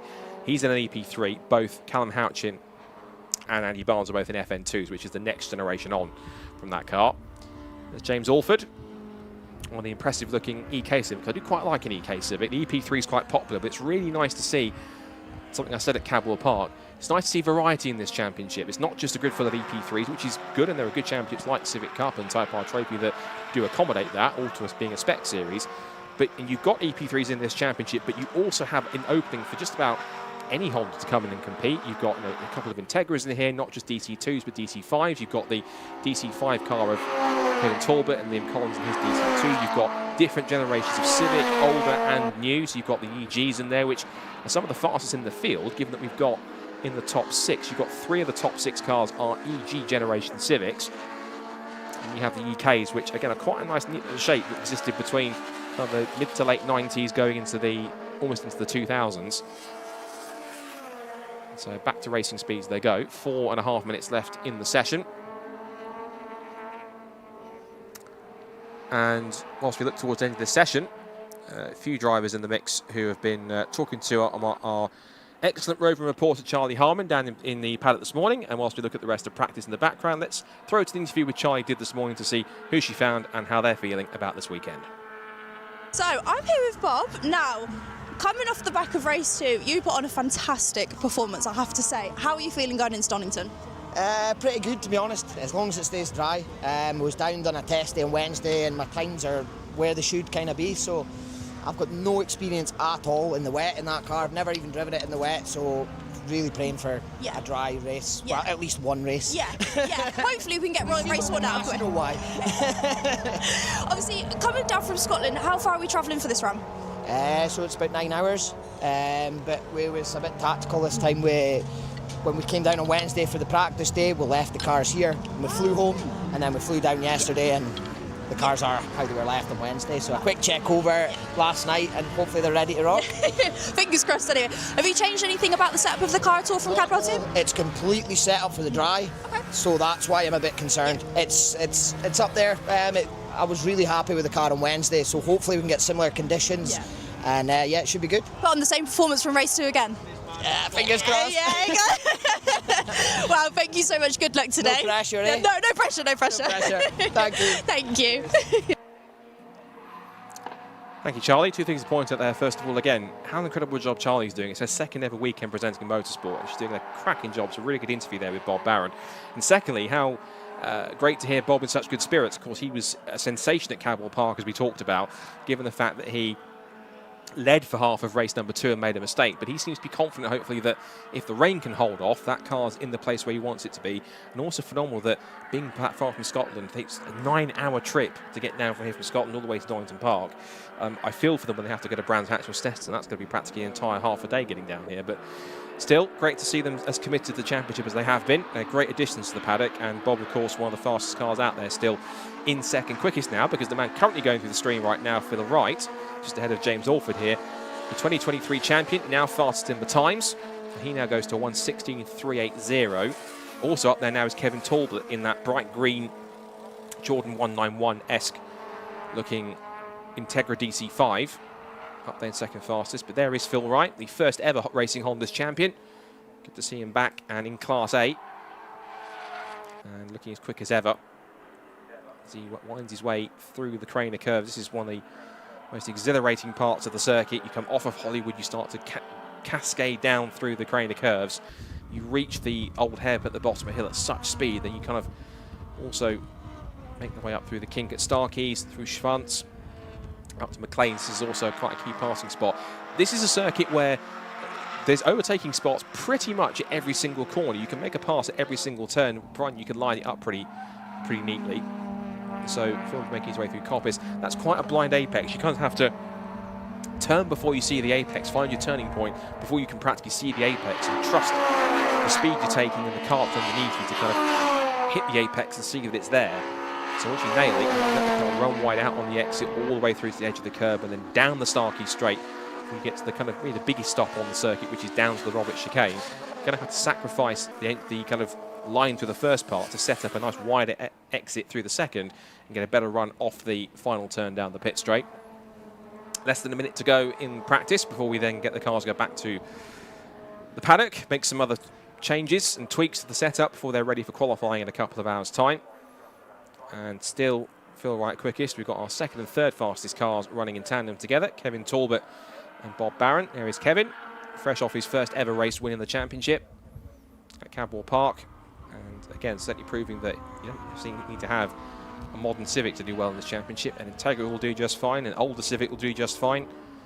And that's the great thing about Class A being a prototype class, in inverted commas, is that essentially it's a far from standard, and while Barron is the other Kilty K-Swaps car exploring the track limits, he went very wide on the exit of McLean's. Didn't go quite as tracking through the gravel as his teammate Fraser McNeil did, that brought out the red flag, but Bob has managed to recover. And the amount of confidence and pace that Bob has, and it's only his second ever race weekend. He's speaking very confidently to Charlie just now in that interview. I think again he'll be a dark horse of victory. And again, he's come straight in. He's not a driver who's had to take a few race weekends to get up to speed. He's made the most of his mileage. He's been up there and putting in the lap times that he needs to. He's been up there as one of the top contenders already for this season. So the Kilty K-Swaps pair looking very formidable and certainly could be in the hunt for pole position later on this afternoon. Checker flag out on the session. So that's 15 minutes of track time done with a little interruption midway through to give them a slight breather. An unintentional breather, but a breather nonetheless.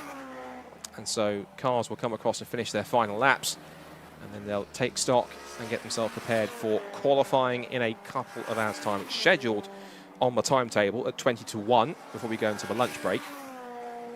But as ever, we try to run ahead of time as much as possible, or try and give ourselves a buffer in order to negate any possible red flags or issues. In fact, looking at time we are now, already roughly sort of 5 minutes behind schedule or so, but we're doing quite well time-wise. The red flag will have affected that a little bit, but still roughly on schedule at the moment, so all things are pointing to a 12:40 start time for qualifying. Oh, and that is, I think that is 22, which is Rick O'Connell, who's good to see him back actually.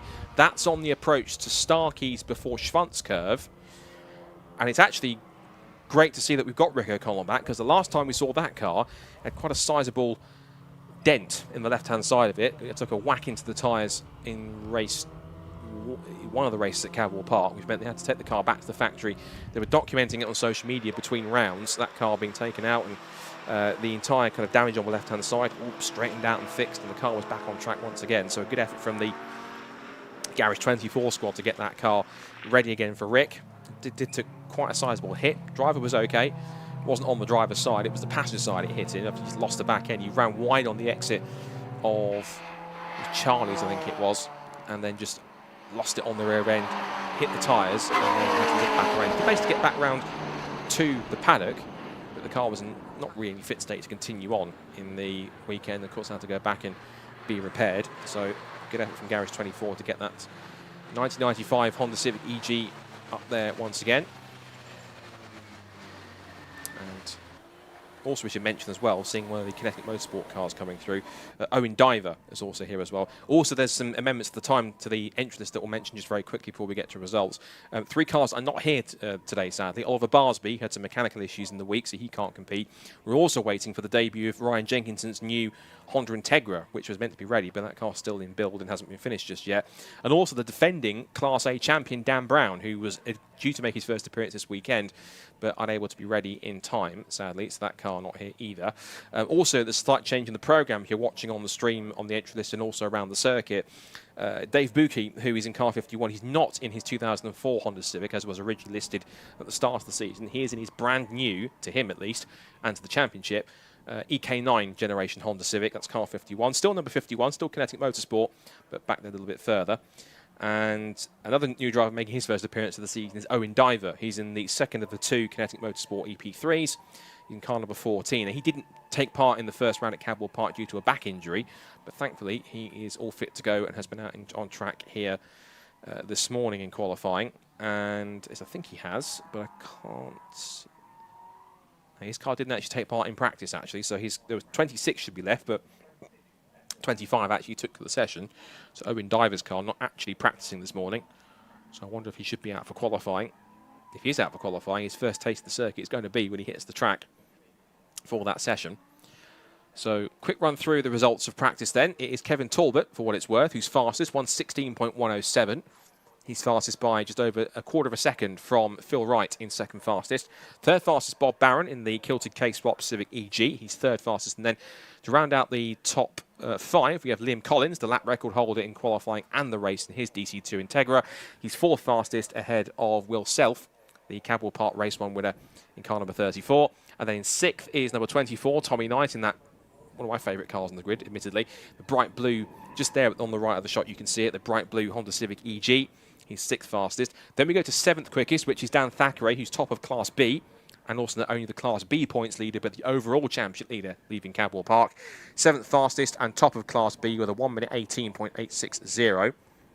Dave Buki in his EK9 Honda Civic has gone 8th fastest in car 51. 9th fastest is another EK Civic, which is James Orford in car number 11. And 10th overall, to round out the overall top 10, is Sam Linsner in number 30 in his EP3 Civic, and he is second quickest in Class B. Then we go to the defending champion, who's moved up to Class B this year, Ryan Cunningham, 11th fastest in car number 1. Then it's number 9, Sammy Milam, in the Kinetic Motorsports Honda Civic EP3. He's 11th fastest ahead of Spencer Fortag in the number 4 FN2 Honda Civic, 13th fastest, 5th in Class B. James Kembry then comes next in car number 66, 6th in Class B. Nicholas Allett, who's one of the 2 single-round entries, so doesn't score any points this weekend, on his first outing, first ever competitive track session in that car, 15th fastest, 9th in Class A. 16th fastest was number 15, which is Lewis Barker in Class B. Then it was Rick O'Connell, whose car pulled off on the little service road between Schwantz and Starkeys and Schwantz curve. He was only 17th fastest. Harry Greenhill then comes next in 18th in Class B. At 19th was Fraser McNeil, who brought out the red flag after he went off the road to the gravel at McLean's, I presume, got stuck. Then it's Duncan Holloway in car number 77. He rounds up the top 20. And then we have Jackson White in 21st quickest in car 727. And then we get into our Class C runners. Matt Rowling in the EP3, fastest in Class C, 22nd fastest on a 1:22.151. Then Luke Crassus-Menu, 11th in Class B, 23rd overall. And then we have Andy Barnes in car number 99, the other single round entry, 24th. And then it was Callum Houchin who rounds off the times in car number 37 in third in Class C. The only car we didn't see a time from in that session was number 14, Owen Diver, in the second of the 2 Kinetic Motorsport EP3 Honda Civics. Didn't set a time, but hopefully he is out for qualifying later on. So once again, thanks to all of our sponsors and partners, of course, including Lucas Oil, who are making sure this live stream happens in the first place, and also to everyone who supports Racing Hondas, which is not just them, but Yokohama, Tagiwa, XZE Racing Clutch, Motegi Racing, YSR, Kemp Models, Schroth Racing, and Clear Freight, all of them for making this championship happen. Season 3 of Racing Hondas, it certainly has proved to be bigger than better than it has been over the first 2 successful seasons, and Season 3 so far has proven to be just that. So that concludes Racing Honda's action for the moment. Next track action that you'll see will have Alexi back on the microphone as we head into Attack 1 for the Time Attack runs. We have Club Pro, Pro and Pro Extreme out for their first session, attack session, then Club 2-wheel drive and Club 4-wheel drive. Then it'll be CNR, Clubman and Pocket Rocket. And then we'll be back at roughly around about 12:40 for the 15-minute qualifying session to set the grid for race 1 of the weekend, round 3 of Racing Honda's 2025 here at Donington Park. So for the moment, enjoy the break, and Alexi will be back on microphone for the first of our groups of Attack 1 sessions here at Donington Park at JDM JAM.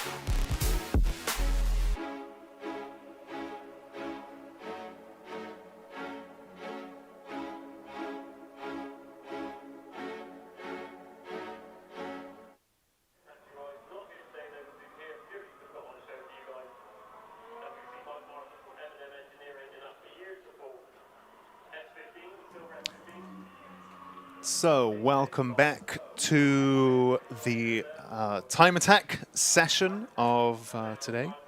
Now it's attack 1. One of the changes introduced for this 20th anniversary season is a slightly tweaked format to the time attack timetable. So we have warm-up in the morning, followed by attack 1, attack 2, and then super attack. In all of these sessions now, attack 1, attack 2, and super attack, awarding points to the drivers for their lap time within their class. And so during the interviews Susie did earlier on with the various time attack drivers, a few of them mentioned that they might have been fastest in the final session, the super attack, but actually they're not necessarily leading in the points after the first round.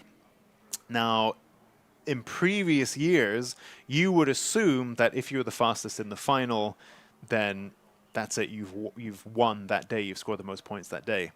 But because now attack 1, attack 2, and super attack all score points, you've really got to be fastest across all of them to get the most points that you can.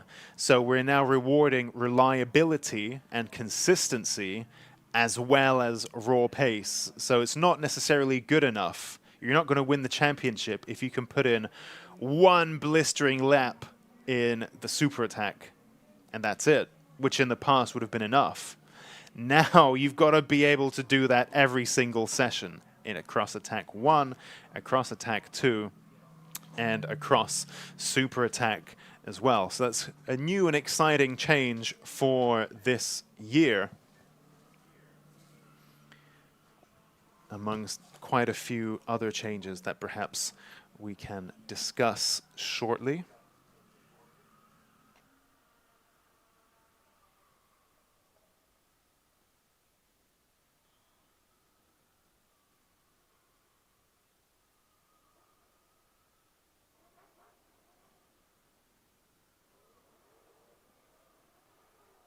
And while we wait for everything to get ready for the time attack cars to hit the track, I believe we have some more interviews from the paddock.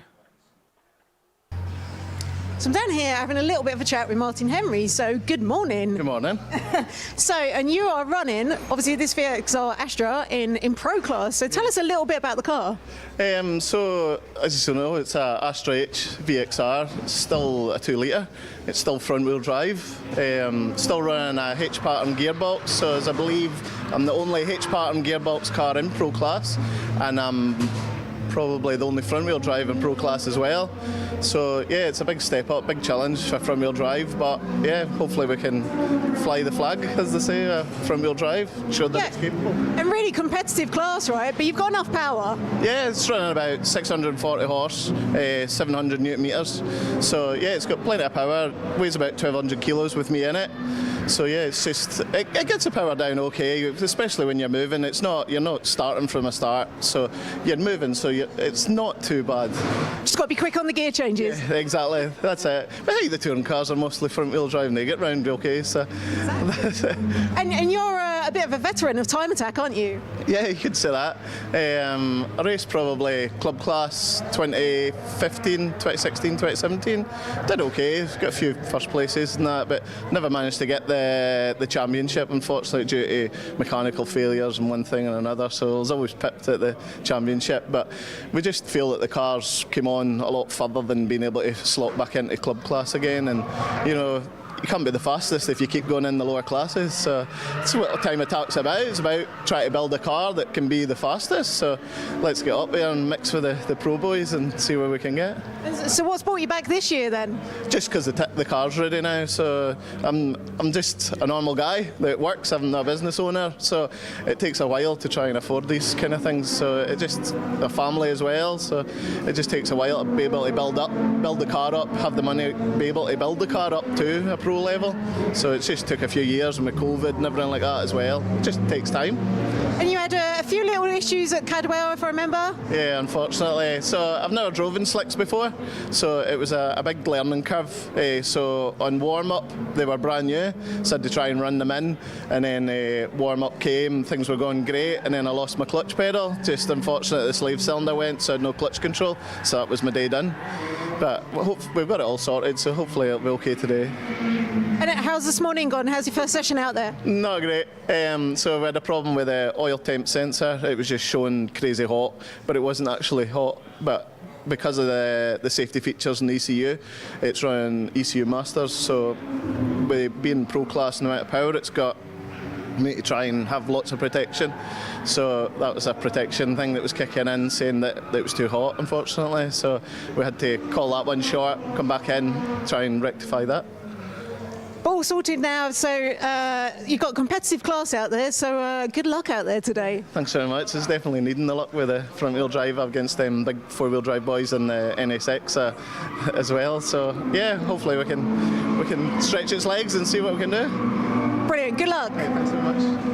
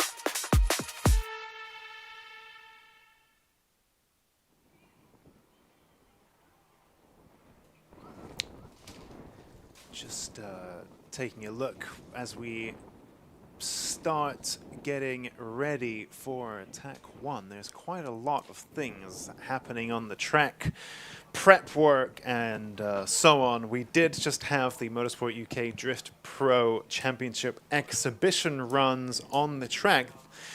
And in fact, they were running counterclockwise, so against the usual direction that you would expect. So you can see some official cars moving around the track, I think, and just putting things back to what we would expect to see for normal running. Now, Attack 1 is something new for this year, and I touched on that a little bit earlier on, but actually I have the points system up on my notes. It's changed for this year, where previously The final was really the session that scored drivers the big points. They got some in the penultimate session of the day as well. But it's different now. After warm-up, we have Attack 1, Attack 2, and Super Attack. They all score points for our drivers based on how fast of a lap time they can post. So if you're perhaps new to Time Attack and you were just watching the Racing Honda's Championship stream, so Time Attack is different in that we are just interested in our drivers' single flying lap pace. So drivers will have an open pit lane session for 15-20 minutes in which they can set as many flying laps as they can, and their classification result, whether they've won or second or third and so on, depends on how fast of a flying lap they've set compared to their peers. Now, Attack 1 awards 6 points to the fastest driver in that session in the class. Attack 2 is the same. And Super Attack awards 15 points to the fastest driver in that session. So the final session, Super Attack, still awards the most points, but there are significant points to be scored in Attack 1 and Attack 2. And the idea there being to make things a bit more exciting and to really encourage drivers to push pretty much all day long after warm-up, to push throughout Attack 1, to push throughout Attack 2, to push throughout Attack 3, Super Attack, because there are points up for grabs throughout this whole thing.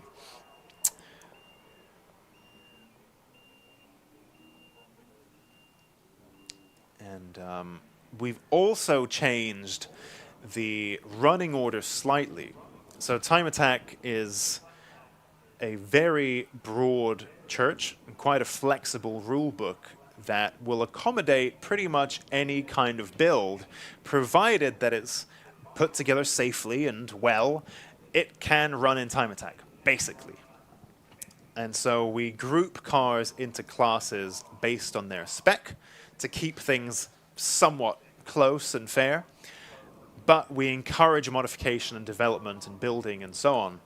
All that changes is if you upgrade your car significantly, you might get put into a different class that's designed for that kind of car.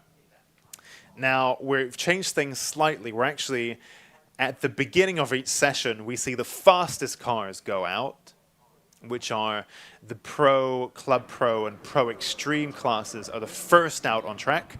I think, you know, saving the best till first. So the fastest cars go out first, which is a fun change for this year. So we'll get all the exciting, big, Larry, wide, 1,000 horsepower machines on track first. You know, some of these cars comparable to single-seaters. If we consider Gobstopper 3, the RCM machine, which, depending on which circuit it goes to, sometimes Gobstopper 3 manages to claim the overall lap record at circuits that it's been to. So really, really, really fast cars, you know, comparable to single-seaters and prototypes and so on. You know, those kind of cars go out first. And then what you might call the track day cars and track cars in Club. And then the entry-level classes, the fast road cars and so on, will go out last. Anyway, the green flag has now been thrown, which means that our Club Pro, Pro, and Pro Extreme cars join the track.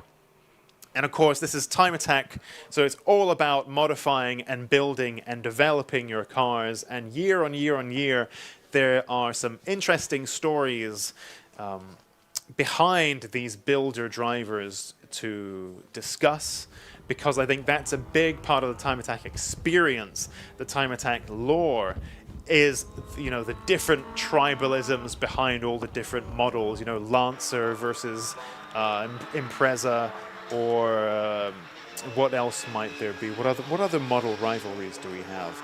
MX-5s versus S2000s, you know, all this kind of stuff. All this, and the particular followings of certain models. So, you know, if you're big into your Mini Coopers, there's a whole bunch of those here.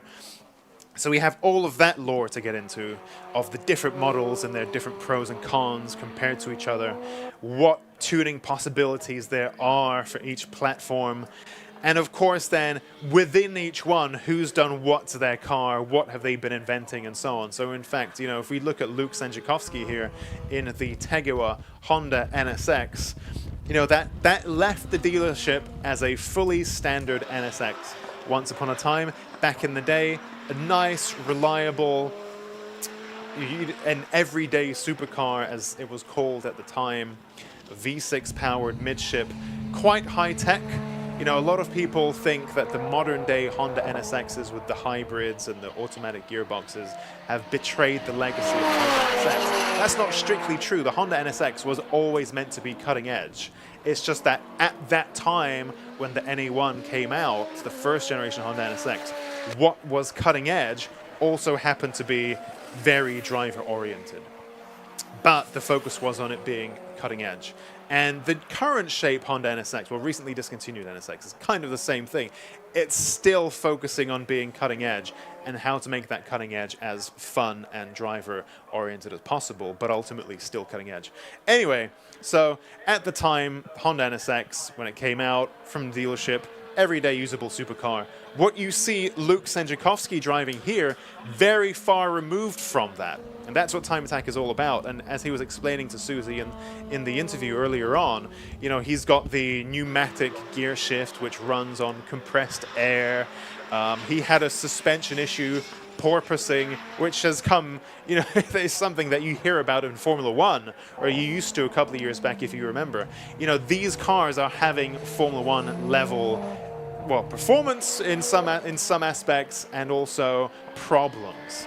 Not to say that they're all at that caliber, but for example, Gobstopper 3, when it took the outright lap record at, I think, Donington, it was lapping the same as a Formula One car from, I think, maybe 15, 20 years ago. So, you know, this is really, really, really fast, extreme, high-spec stuff. And, yeah, it's all because of the open rule book that we have and how we encourage drivers to really push the boundaries of what's possible with a road-going, well, initially road-going chassis, right? None of these cars, at least this year, none of these cars are purpose-built race cars. They all started life as regular cars that you could go and buy from the dealership that have been transformed into absolute monsters, especially in the Club Pro and Pro Extreme classes. I think one interesting case is, well, in fact, let's just take a look at what we currently have. Bradley John on the screen in the Riverside Racing Mitsubishi Evo 9. Currently, his best time a 1:39.2. Of course, this is a Tech 1, which means that we are scoring points for our lap times here. So, we're going to be paying attention to those this time around, like in warm-up. You know, this is all competitive. This is all classified. This is all point scoring from this point on. Attack 1, Attack 2, and Super Attack. Every flying lap counts. So we're going to be paying really close attention to that. Luke Sandziakowski currently fastest in Pro in that Honda NSX. K-swapped, big aero, compressed air, gear shifts. Really, really radical stuff. 107.3, his fastest lap around Donington National. And currently the fastest car on track. I don't believe we have anyone in Pro Extreme today, which is why you can see the EXT at the top left of your screen. Doesn't have any names underneath because I don't believe we have anyone in the Extreme class. But we do have Luke Sandziakowski currently leading the way in that Honda NSX. 107.3 is very fast around Donington. And in fact, what we've seen so far, at least at Cadwell, last round, is lots of lap records being set as the technology moves on, even as tire technology moves on. I think there was a really interesting experiment done by, I think it was one of the German car magazines who always do all kinds of wacky, interesting stuff, where they took a Porsche Carrera GT from 2005, which set one kind of Nürburgring lap time back in the day. All they did was just put new tires on, current technology tires on, whatever the latest and greatest is, on that same, the car is otherwise unchanged, and its Nürburgring lap time was significantly quicker. It's a big, I think it's a big lap, but I think it was like 8, 10, 12 seconds faster or something like that, just from different, still road tires, still the same kind of tire, but just new. And likewise, a friend of mine with a Lotus Elise put modern day grippy track day tires on, and this Elise was, a Series 2 from the beginning of this century. He put on literally the same kind of tire that it was designed for, but just new, and started pulling apart ball joints and suspension arms and breaking stuff because the tire technology has improved so much, and just the tech generally that's accessible to people building their track cars, tuning and exploring the boundaries. That know-how's developing, and so year on year we're seeing lap times fall and records fall. And especially this year with the new control tire, the Advan AO52 by Yokohama, it's going to be really interesting to see how that comes into play. And we've already seen lap records falling here in Time Attack, quite a lot of them at Cadwell Park. And every year when you think things can't get any faster, surely they do. So very interesting stuff. Ilya Krylov there and Mick Porter. Ilya in the Clio, Mick in the GTR. Two very different machines. I think Ilya's car especially interesting. He had all kinds of issues last time out at Cadwell Park. He had developed himself a new tubular rear subframe with independent rear suspension for that Clio, when usually they have a beam axle on the back. He had developed this independent rear suspension setup that was actually doing, not by design, but it was doing four-wheel steering, dynamic tow.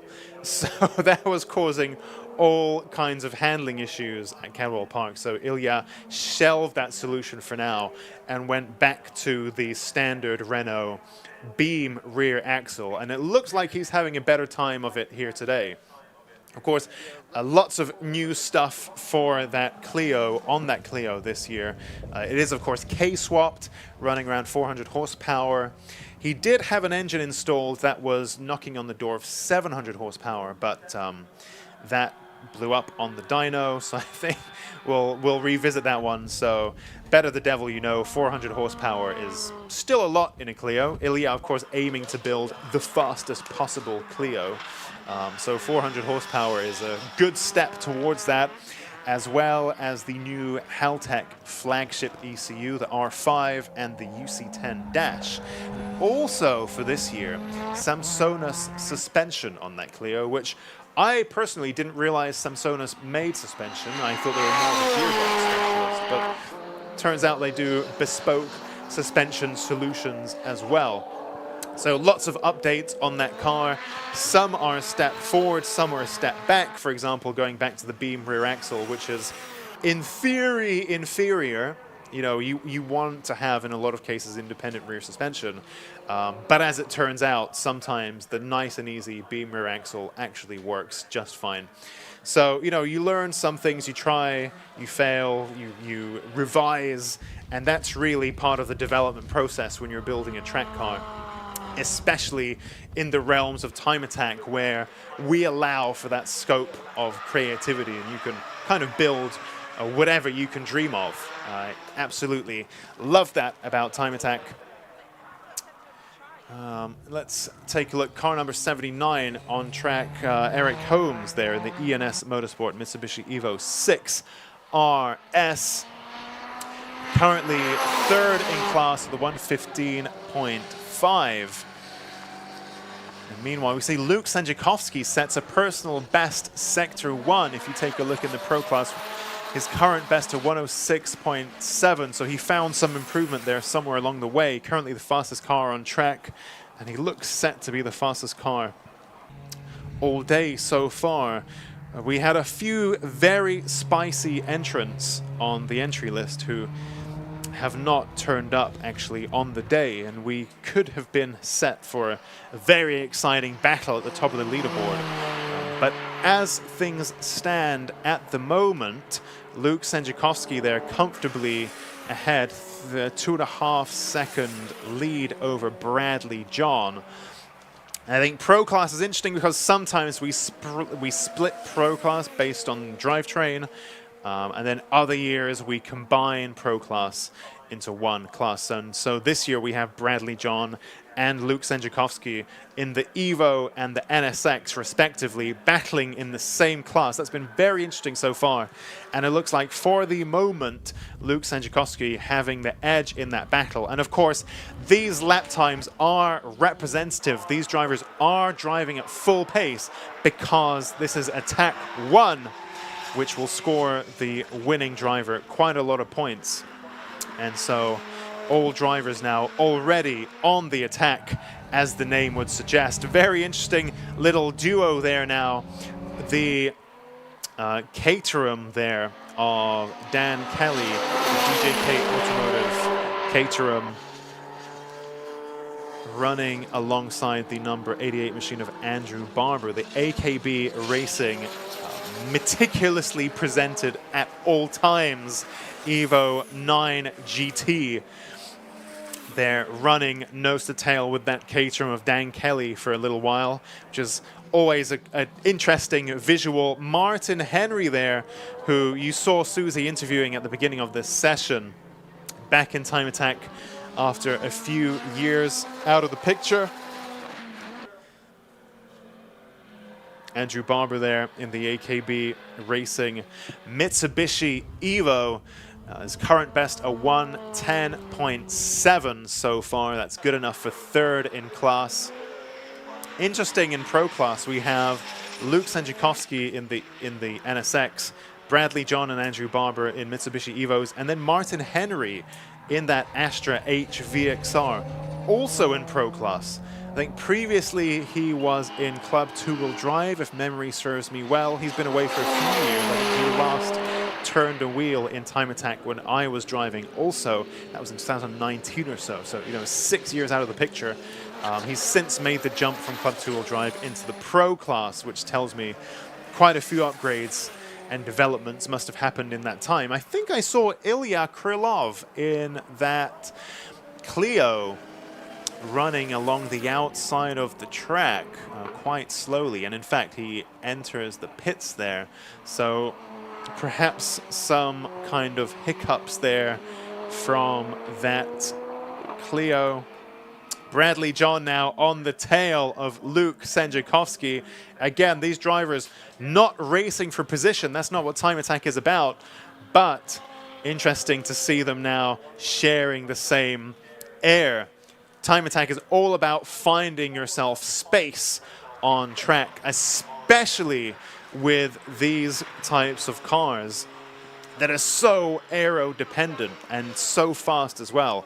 If you come across a car on a cooldown lap, the speed differential is so massive. So our Pro Class drivers needing to look so far ahead for slower drivers on a cooldown lap because they're going to close in on them so quickly and adjust their lines and their driving accordingly. And of course, they're so aero dependent as well, so they need to find clean air for that as well. If we do ever get rain today, as has been threatened, then you might see these gigantic rooster tails coming off the back of these very aero-centric Pro Class cars, much like you might see in a Le Mans prototype or in a Formula car with big downforce. You see these massive rooster tails coming off the back of these cars when they're running in misty, wet conditions. So very, very aero dependent, these cars. And of course, they are also allowed to run slicks in this class. Most cars in most classes needing to run the Yokohama Advan AO52 control tire, the road legal track day tire, but the Pro classes specifically are allowed to run a Yokohama Racing slick. So of course they have that slick combined with the aerodynamic grip as well. So very fast indeed, but a lot of this depends on them being able to find clear track for themselves. Two cars on track right now, Andrew Barber in the Evo and Richard Goodall in the Nationwide Traffic Solutions Mini Cooper. So we have 3.5 minutes remaining in this session. Let's take a look at our lap times so far in Club Pro. It's Michael Osborne, who leads Dan Kelly, Eric Holmes, Ilya Krylov, Michael Goodall, Mick Porter, and Martin Cowley. And then in the pro class, it's Luke Sanjakovsky with a blistering 106.7 ahead of Bradley John, Andrew Barber, and Martin Henry. We have 3 minutes left in this session. So let's see whether that's going to change at all in the next few minutes. Of course, this is attack 1, so it does score drivers points this time. So it's important to... Looks like a few drivers are... I don't think they're jumping the chicane. I think it's the natural... It's the... because we're on the national layout, it looks like they're jumping a chicane. Yeah, in fact, exactly. But they're not. They're driving across, I think, around maybe turn 9, Roberts, and coming onto the Wheatcroft straight. They're driving across what would be a section where they turn off if they're running a different layout. So it looks like the drivers are jumping a chicane there, but that's not actually what they're doing. That is the correct track. It's just that's how the Donington National Circuit is demarcated, as you can see the turn off, even though they drive past it. Much like at Brands Hatch Indy, I think you see as you're coming up towards, I think, Surtees, you know, the uphill banked bit towards the end. There's a very clear off-road, off-ramp left if they were to do the GP circuit, but as we're doing the Indy layout, they carry on straight. But it looks like, if you do a close crop on the camera, it looks like they've driven over some white lines or something. Anyway, I think that's what's happened. Now, we have Richard Goodall, I believe, still on track, and meanwhile, you can see our Club 2-wheel drive and Club 4-wheel drive machines getting ready to begin their attack 1. We have just over a minute left in this session.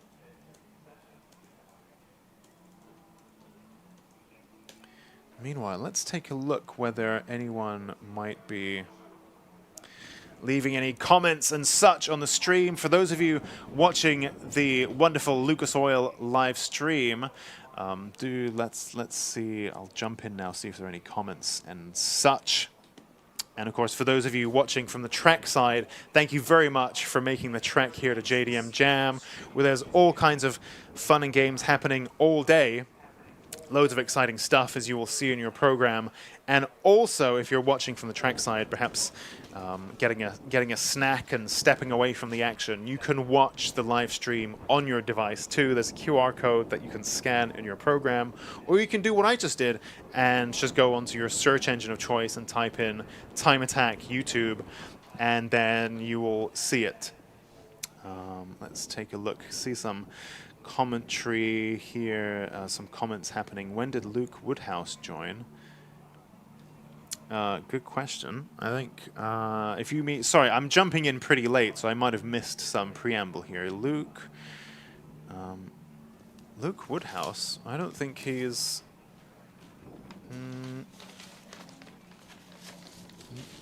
We'll come back to that. But in the meantime, speaking of Luke Woodhouse, our Club 2-wheel drive and Club 4-wheel drive cars will hit the track for their attack 1 in just a few moments.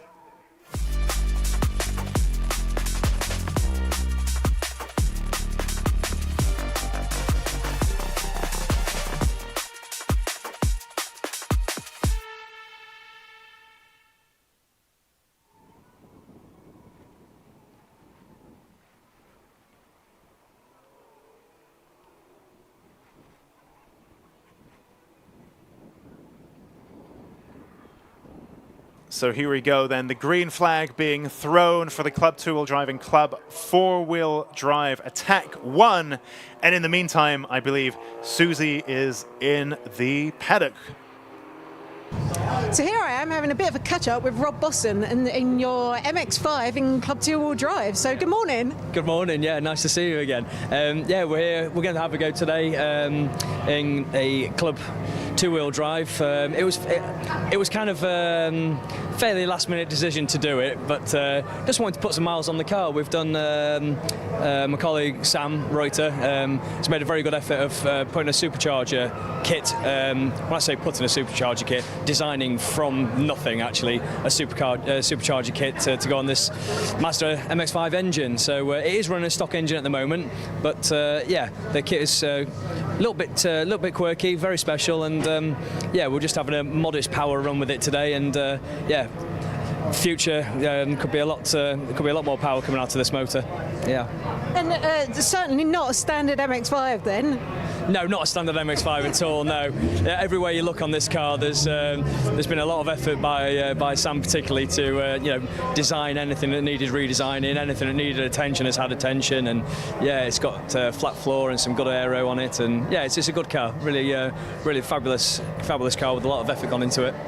And obviously we've seen you in a few rounds of Time Attack before, so are you coming back for the full season? What's the plan?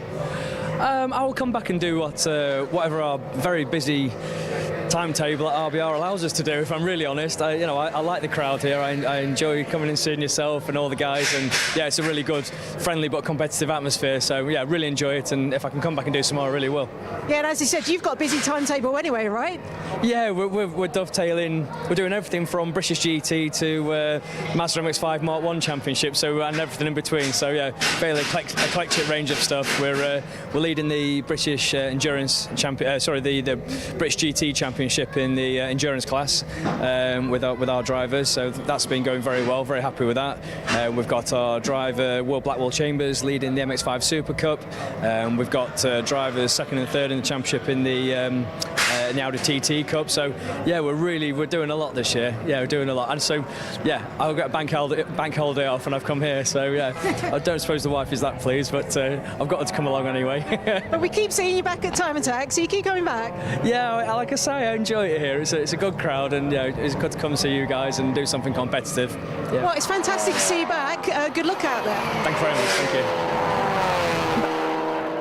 I mean, I've got to say, I really love I love the stream that's been made possible by Lucas Oil, and especially the driver interviews that we get to see. We get to see the drivers so excited about their builds. I think Rob Boston in particular is such a Time Attack legend, and when I discussed earlier on, I mean, he said to me with a smirk that he's brought a pretty standard MX-5 today. Of course, it's anything but in the case of Rob Boston, and if past seasons are anything to go by, I actually thought he might have a Honda K-swapped MX-5 this time. As it turns out, it's the Mazda Ford Duratec that he's kept in that car, but now supercharged, and like you said, lots of aero, flat floor, and so on.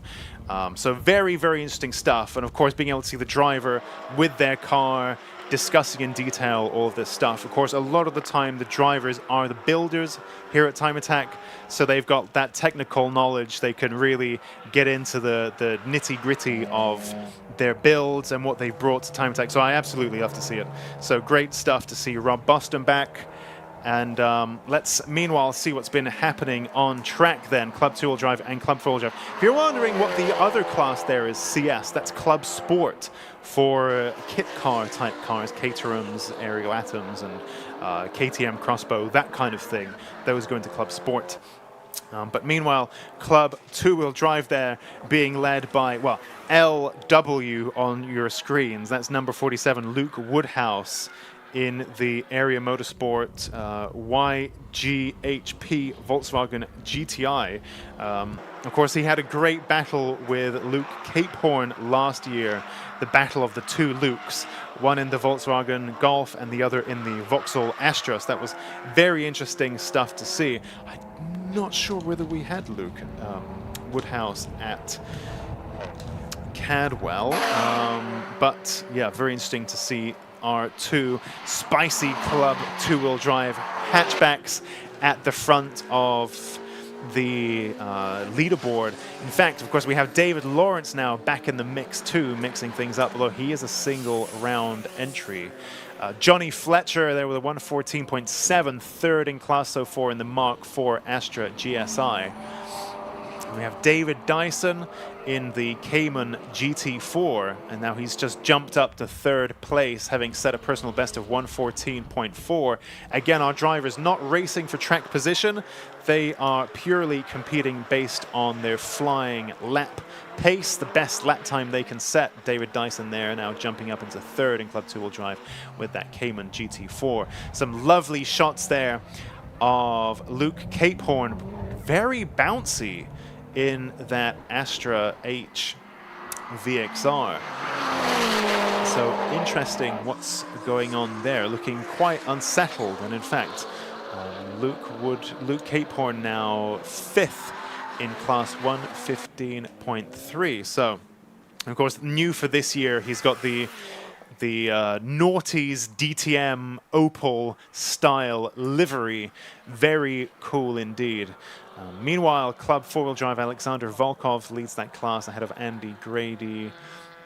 The number 24 machine of Sean Wheatley, and then the 177 machine of Kestis Dobrovolskis, and then the 108 machine of Graham Martin. Apologies there for sometimes just putting initials up on the screen. I think sometimes when the names are quite long and they don't fit in the little rectangle, then they become abbreviated. So sorry for that. That's just one of those things. And then in Club Sport with a 127.2, we have Ian Chambers. Good to see Ben Robinson watching the stream, Time Attack competitor himself from years gone by. Also, one of the comments here, Oddboz, hello, Mystic Voice Man, he says. Hello back. He owns Sam's old K-swapped E30. I see. Sam, which Sam is that, I wonder? Sam, is that Sam with the EG Civic who was very fast at Cadwell? Who was a mad scientist? Maybe. But great to see everyone getting stuck into the comments on the stream. Thank you very much. Good to see you all. We got also the Giovinazzo bros saying ciao, good morning to all. Ciao yourselves too. You wonderful men, wonderful gentlemen from Time Attack years gone by. Good morning also to my buddy Nick Cheng. Good to see you joining us, old friendo. Who else have we got? Jack Malpass. There we go. He's here in the comments as well from the world of Time Attack as well. Perhaps we'll see him back someday. So drivers old and new joining us either on track or on the comments. So absolutely love to see that. And here, in fact, is Luke Woodhouse now in that number 47 machine, looking very, very rapid indeed. 1:13.6 there, a 100th ahead of David Lawrence in the Cupra. And of course, the Volkswagen GTI and the Leon Cupra, I think, probably sharing quite a lot of parts and being a similar platform, if I'm not mistaken. Now, I'm not too well versed in Volkswagen Audi Group lore, but I would imagine those are probably similar cars. Luke Woodhouse now setting a personal best, Sector 2. Nice chop there across the curb. Nice and fast and smooth. That looked tidy. Sector 3 now, personal best Sector 3, and then improvement there from him, a 1:13.2.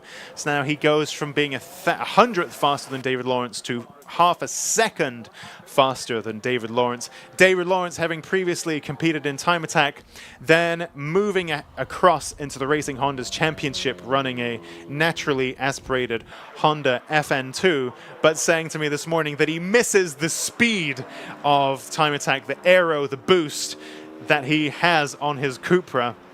So he's moved back into Time Attack, at least for today. And of course, Fast Dave from Facebook now jumping right to the top of, well, almost to the top of the leaderboard on his return. 1:13.7 there from David Lawrence.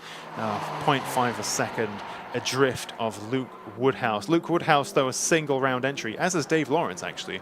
So the single round entries don't count towards the championship. Philip Naidenov in the Sierra Cosworth off the track. and just looking in his mirrors and letting the cars come past before he rejoins, which is, of course, what you're meant to do when you fall off the track.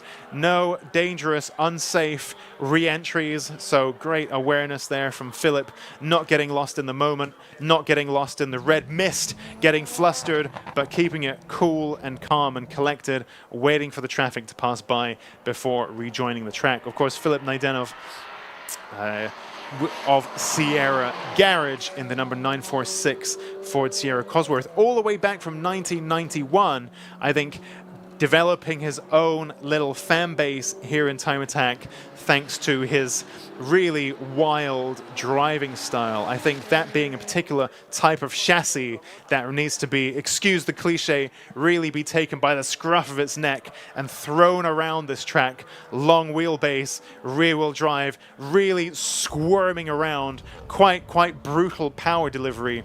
I think Philip Naidenov may be one of the drivers more comfortable with oversteer than a lot of the other drivers who are quite point and squirt grippy style that we're used to seeing these years.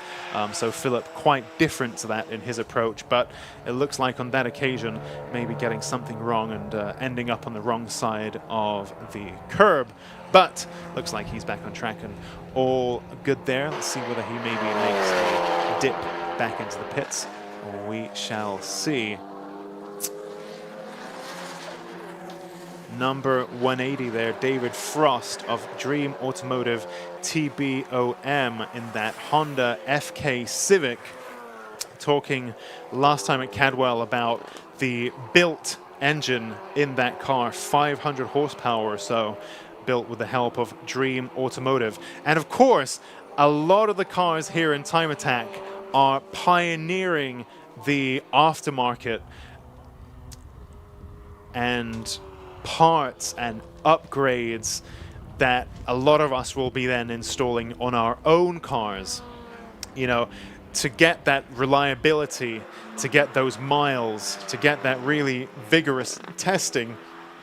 Lots of companies work with our Time Attack drivers to help develop upgrades that will then be sold to the public. And I think that's one of the great things about Time Attack, is that it's so directly relevant to the road cars that you and I drive. And of course, that's why it works so well in the format of events like JDM JAM and so on, because these are all cars that many of us drive ourselves. And I think that's a great part of the paddock here, is that unlike some other series, you can wander into the paddock of Time Attack and get a look at the cars that are being used here, speak to the drivers and so on. When I was in Time Attack driving, 6-7 years ago, I had a Vauxhall Astra VXR which had lots of GizFab and Giz Motorsport goodies, and people would come up for a chat about all of these these upgrades and so on that were available, that I was testing on track, and that people might then go and buy from the internet once they became available to the public. So I think that's a really interesting part of Time Attack, is, if you own a Cupra, so let's say David Lawrence here in that black and red 56 Cupra, if you own one of these Cupras, you can come into the paddock, take a look at that car. Perhaps if Dave isn't busy, isn't working on the car, isn't stressed out and fixing things, you might be able to get some tips off him of what parts work, what parts don't, what brake pads and so on. Oh, Neil Wren there, moving pretty slowly on the track, very slowly indeed. So let's keep an eye on that one. Neil Wren in the BMW 335i. He wrapped himself. There's lots that he's done composite panels himself, and lots of very interesting work. Neil Wren is a well-known Time Attack name, and back again this year with the 335i. I think it's a platform that people used to talk about a few years ago. People talked about the 335i of the E90 platform being like the next Mark IV Supra, in that it's a 2+2, it's a straight six, twin turbo, manual, affordable. As it turns out, the dream didn't quite materialize. I think people found that that platform has a lot of heat management issues, amongst other things. But Neil Wren managed to make it work. So I think big up Neil Wren. Very cool build, very smart build. Neil Wren is a very experienced attacker of time. Oh, you can see Andrew Kimes' Saxo there cocking a wheel. The number 60 Saxo. No, I think I misread the number on the side of that car actually. 45. Oh, it's a G6. There's some number on the side, which I guess is a team name or a sponsor or something. It's actually number 45, Andrew Car, in the Farnwork Motorsport Citroen Saxo. This particular car being K-swapped. Lost my train of thought. Oh, yeah, Neil Wren. Big up Neil Wren, basically. I think he's doing really cool, original, pioneering work with that 335i. Freshly redesigned for this year with a wrap that he applied himself. I think wrapping cars is one of the most frustrating and difficult things you can do as a car enthusiast. Not something I would recommend to anyone, and I think anyone who manages to do it successfully really has the patience of a saint. So I think big up Neil Wren for managing that. Number 218 there, Neil Robson in the BIB Performance BMW 135i. Not actually a 1M, but it has genuine 1M fenders and bumpers, I think. So it has the look, and it's all genuine stuff, not the fiberglass wibbly wobbly fake 1M bumpers that I know lots of people like putting in the 1 Series. This isn't that. This is the real deal. And of course, here doing the business at Time Attack, and Neil Robson currently, well, 117.8 there from him. So 13th in Club 2-wheel drive. No improvement there from him. Both Stu Summers and Nicholas Good are within range of him. I think all three of those drivers, 11th, 12th, and 13th, lapping in the 117s. Luke Capehorn there in that Astra H VXR. Currently with a personal best of 115.3. Again, you can just see on the close-up there how the rear of that car is twerking as he comes through that section. Very interesting indeed. Yeah, very, very stiff and bumpy. You can just see it wobbling. It looks like the car is twerking. So I think that's really interesting, and I wonder if it's meant to do that. And if it is meant to do that, then that's really interesting. That is all I could say. Yeah, Lawton was a single round. That Civic of Lawton's was a beast.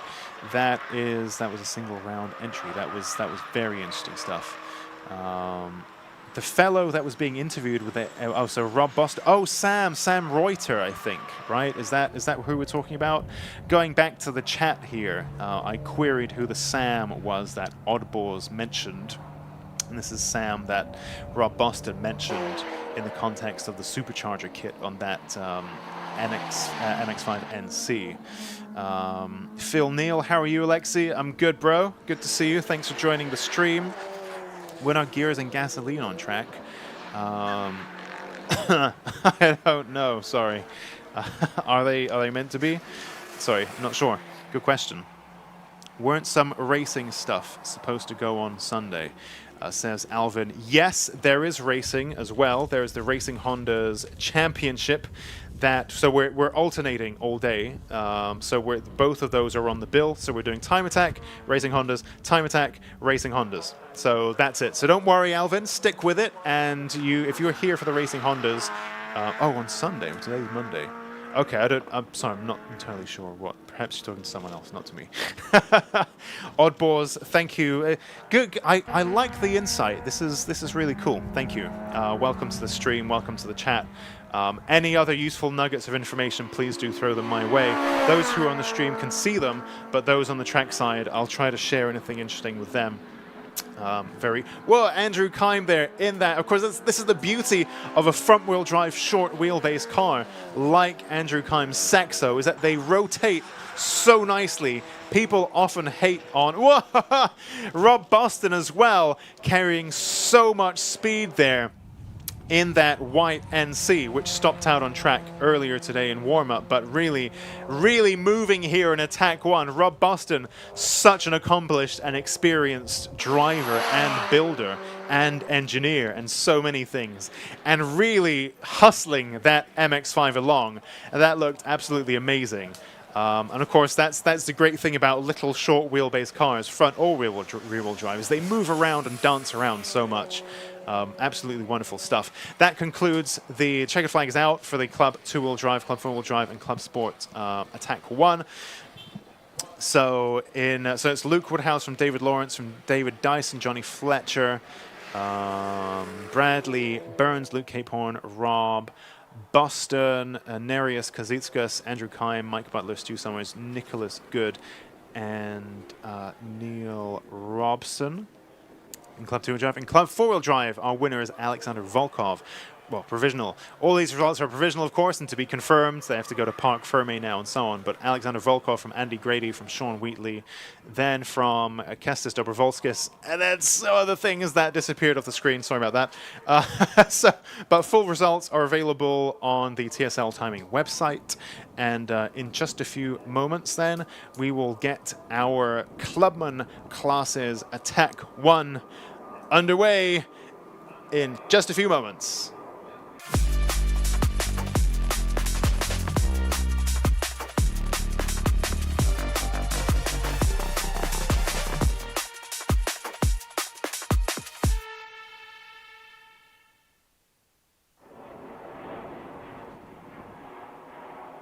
You can see our Club 2-wheel drive and Club 4-wheel drive cars now filing back into the pits.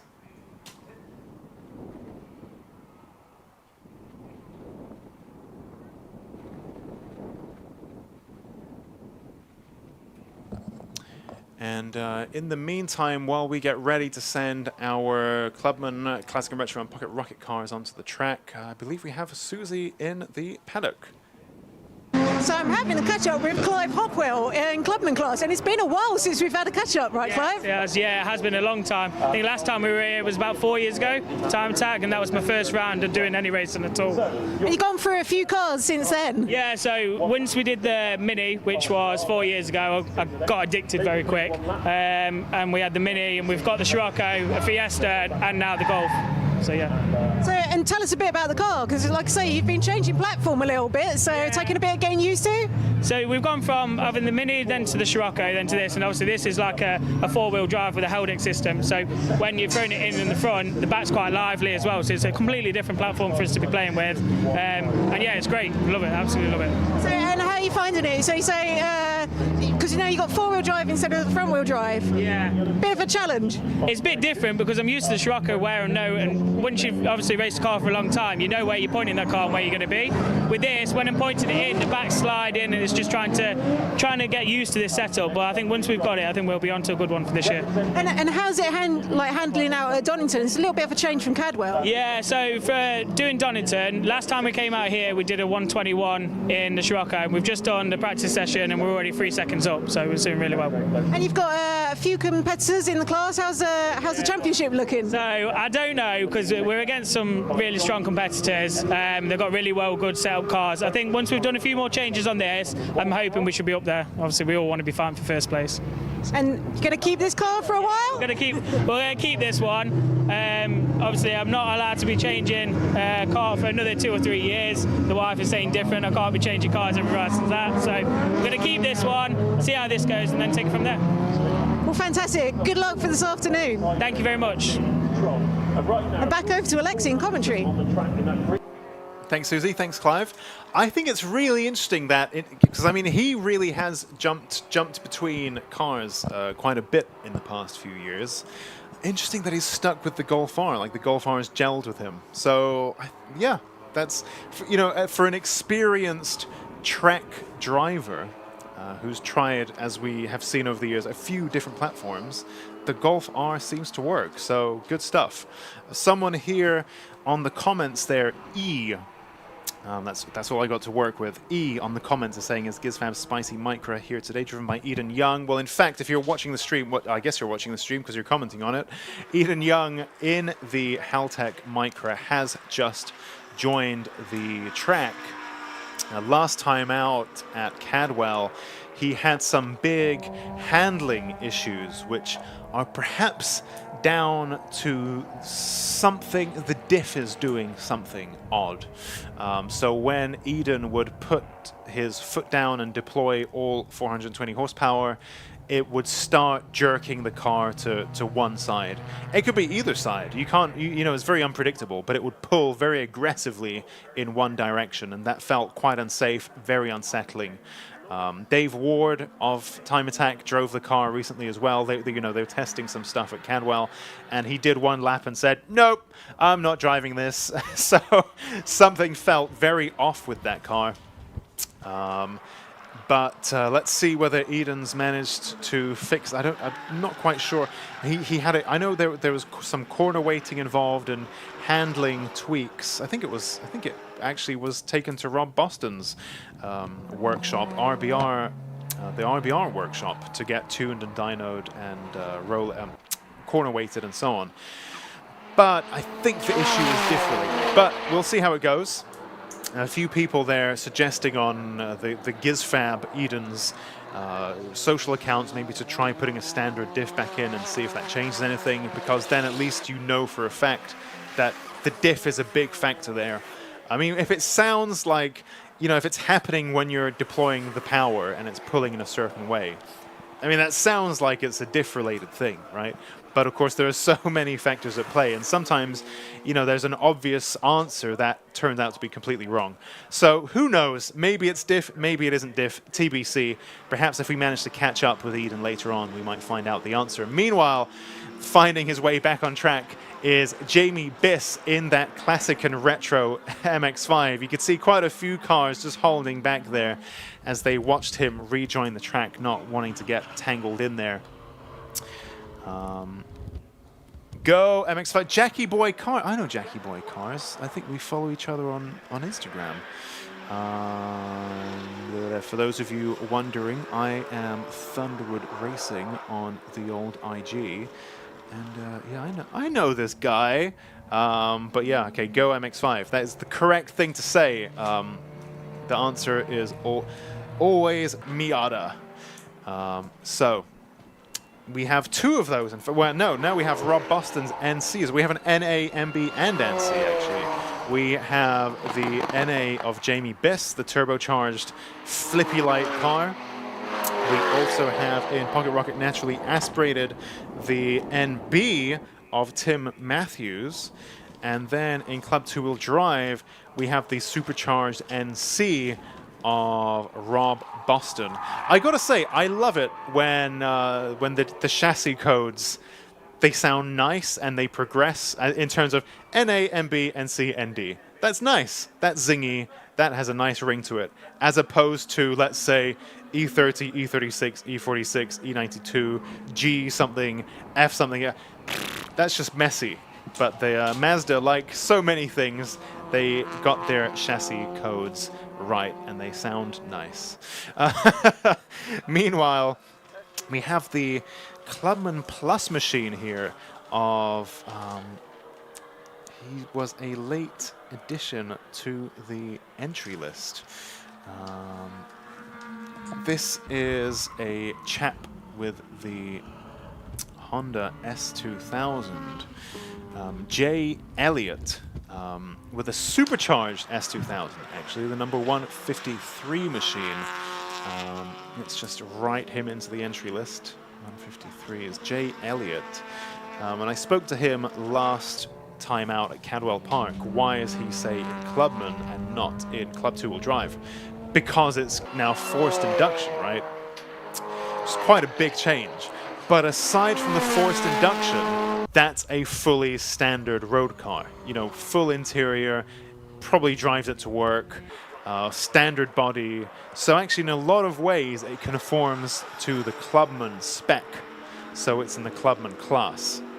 Stephen House in the Mini Cooper there, the number 286 machine, 611 Motorsport. Interesting car there. So Steve House, having competed in Time Attack for a few years now, and this is a new to him car for this year. Carbon fiber doors, carbon fiber other stuff. So very light car and a very serious build that's taken some relearning. So he mentioned that he's had to adapt quite a lot to driving this car. But seems to be making a pretty good job of it so far. And Stephen House currently leading Pocket Rocket forced induction with a 119.6 there. So great stuff there from Stephen House.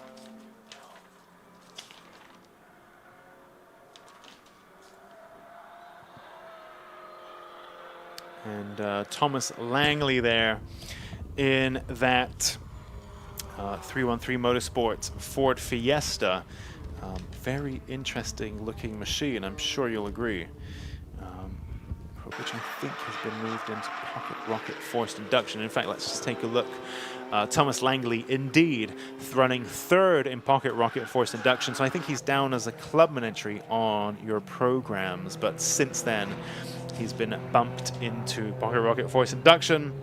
His current best lap time, a 122.6. Take a look through. So again, Mark Donnelly in the 1983 Ford Escort leading the way, leading not only classic and retro, but leading this whole session. So leading classic and retro, Clubman, and Pocket Rocket in a 1983 chassis. So this was a Mark I Focus RS Z-Tech engine and gearbox. And I think that was done in 2018. And then since then, he's just driven the heck out of that car and really got to know it very, very well. And that knowledge and that expertise and being truly one, being one with your machine and knowing it so well, what its limits are, where to push it, where you shouldn't push it. And so like really being so in tune with your machine, which you can only do when it's had a consistent spec for a while. So that you can learn all about its limitations and possibilities. That's so key to putting in a fast lap time, because even when we have things like BMW M2, BMW M4 on the entry list, you know, this Escort is in the hands of Mark Donnelly faster than all of that because he knows his car so thoroughly. Really, really impressive stuff. Also, that for the BMW E30 on your screens, very interesting too. Stephen Fitzpatrick's old school BMW M3 E30.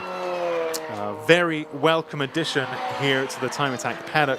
I managed to have a poke around in the paddock at that car, which of course you are all welcome to do. Those of you who are here at the trackside, the great thing about the Time Attack paddock is that you can just walk into it. Of course, read the room. If drivers and teams are frantically trying to fix something, there's tools flying around and, you know, angry people, then of course read the room and you know, keep some distance at that point. But generally, you know, we're a pretty friendly bunch, and you can see the comings and goings in the paddock, which is very, very interesting. Eden Young there in that Haltech micro. Oh, lifting a wheel. Oh dear, what's happening there? Cocking one wheel, cocking the other wheel. You can see it flashing its taillights for some reason. There was some kind of taillight related wiring situation this morning. And you can see that his headlights are on, which means that he's on a hot lap. But also his taillights are flashing the cool down lap pattern. So, yep, some wiring things happening on that car. But Eden Young currently second in class, and you can see him really hustling that car around. I hesitated before saying anything because the way it was cocking one wheel and then flipping over and cocking the other wheel, I thought was perhaps looking a bit unsettled. But judging by how fast Eden is going in that Haltech Micra, it seems to be doing what he wants it to do, and he definitely wasn't pushing this hard at Cadwell with the strange handling issues that he was having. So interesting to hear how he might have cured that. Mark Roberts then in this Renault Clio, the number 213 Pocket Rocket machine. Personal best sector 1, personal best sector 2. Nice chop there as he comes onto the start-finish straight. 121.7, which is still, it's a personal best for him.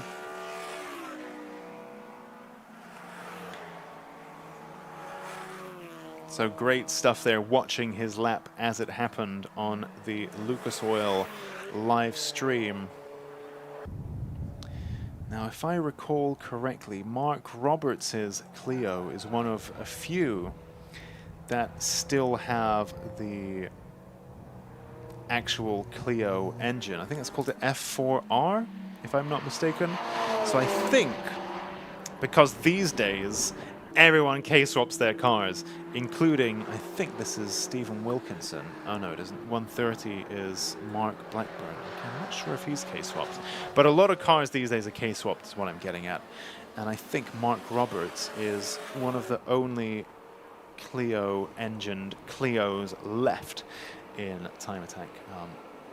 F4R, I think. Anyway, Mark Blackburn there, 128.1 there for him.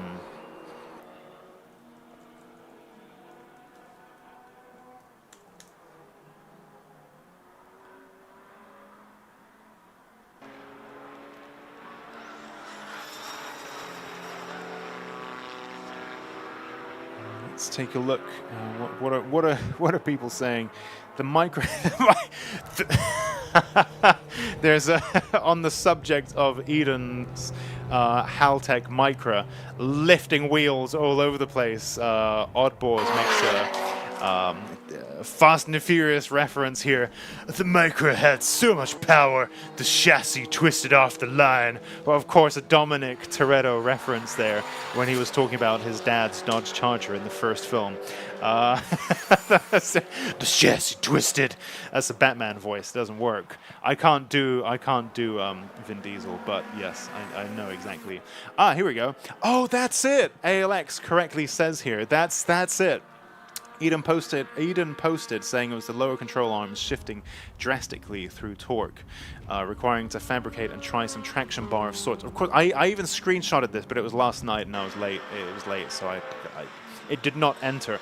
I remember there was something else. He said the diff maybe is a suspect, but also something else, and that was the thing. Perhaps the torque of the boosted K series was twisting and doing not good things to the Micra's original lower control arms. And so that was introducing toe as they were twisting, and toe in all kinds of directions and pulling the car in all kinds of different directions. So he fabricated, as Eden does, as GizFab does, he fabricated some new reinforcements and new Honda-style traction bar to try to keep that stuff now rigid and pointing in the right direction.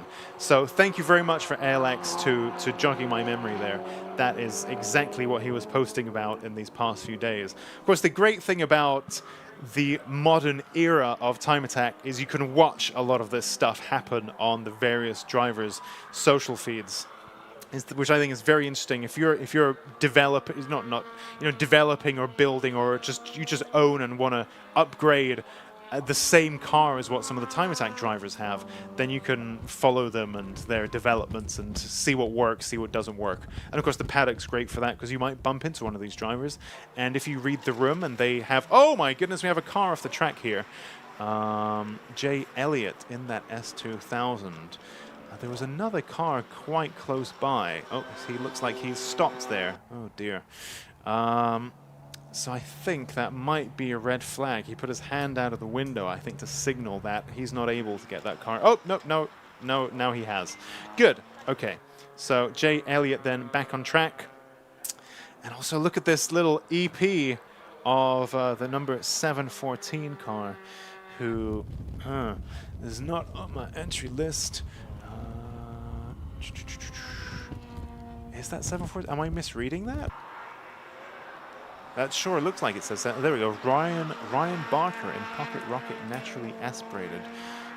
Not on my entry list, but I will add him in. Ryan Barker. Faster than anyone so far on track. Sorry, faster than anyone in Pocket Rocket Naturally Aspirated with 3 minutes to go. And that looks to me like some kind of spec racing Civic. So, you know, this isn't necessarily going to be a road car. This will be all quite, so it will be probably a standard engine, standard gearbox, maybe even a standard diff, but, you know, nice stiffened chassis and so on, which Pocket Rocket Naturally Aspirated permits. And it looked very racy there. And so perhaps it's no surprise then that with Ryan Barker at the wheel, that's the fastest car in Pocket Rocket Naturally Aspirated at the moment. You could see him there catching up to the back of the NB MX-5 of Tim Matthews as well. Jamie Biss and the other MX-5, the NA here. Whoa, big lockup there from him. Of course, a lot of cars and drivers run without ABS. For all kinds of reasons, especially in an early car like an MX-5, an NA, you know, the ABS might not be terribly sophisticated and might just be getting in the way. And similarly, I think right up until, well, very recently, I think a lot of ABS systems were a bit counterintuitive and counterproductive when you're trying to drive fast. You know, they were geared for the road so that in a panic you can stomp on the brake and it's better than nothing. But for track work, I think a lot of ABS systems until the past few years have been a bit rubbish for track work. And so people often run without that. Or it maybe in the case of this NA, maybe it didn't even have ABS. So who knows? But looked like a big lockup there from Jamie Biss in the Scuderia Anchor Hill MX-5. Who is this now? Number 244. That is Duncan Emmett in the 2006 Renault Clio in the Clubman class. So we can presume that's probably, oh no, that's now Pocket Rocket. Okay, so that has now moved into Pocket Rocket. Which one? NA or FI? I'm not sure. Well, given that it was in Clubman and now it's been moved into Pocket Rocket, I can presume that that is a naturally aspirated Clio. Let's just take a look. 244.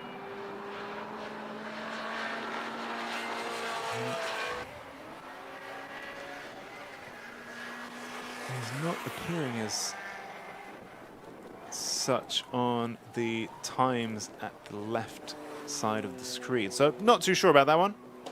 But nonetheless, we have 13 seconds remaining in this session. So let's see if we have any last-minute changes. Nobody really setting any faster. Well, actually, Mark Roberts, there we go. Mark Roberts in the 213 car, setting a personal best in Sector 1.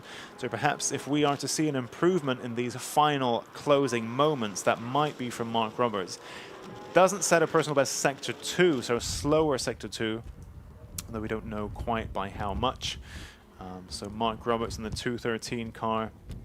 Let's see whether he is able to improve. That's the JPR Racing Renault Clio, the black and gold car, which I think is still F4R powered. The two little lightweights there, the VX220 and Jamie Biss's MX-5. I think, well, both with their cool-down lights on, so we're not going to see any improvements from them. And Mark Roberts, I think, not improving there either.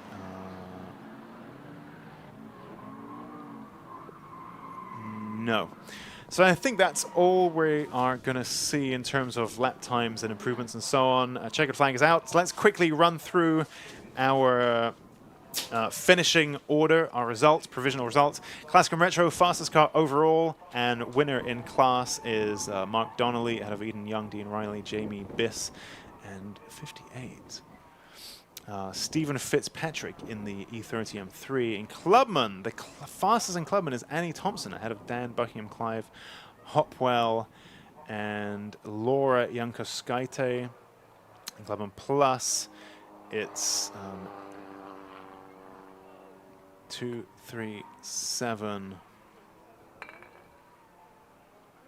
Jazz Horsham in the BMW M2 ahead of Jay Elliott. Pocket Rocket Force Induction, it's Stephen House ahead of Rafael Tsaris, Thomas Langley, Peter Rushforth, and then Pocket Rocket Naturally Aspirated, Ryan Barker ahead of Mark Roberts, Martin Batskovich, and then Stuart Hyde and Stephen Wilkinson. Which concludes then, so our drivers will now head into Parc Fermé, and that concludes our Attack 1 section of today's Time Attack proceedings. But worry not, JDM JAM fans. Of course, those of you here at the trackside have got lots of fun things to attend and walk around and do. So please go forth and do that. And for those of you watching the stream, for those of you watching the track action, we will be getting our Racing Hondas Championship qualifying underway. But first, a short little break.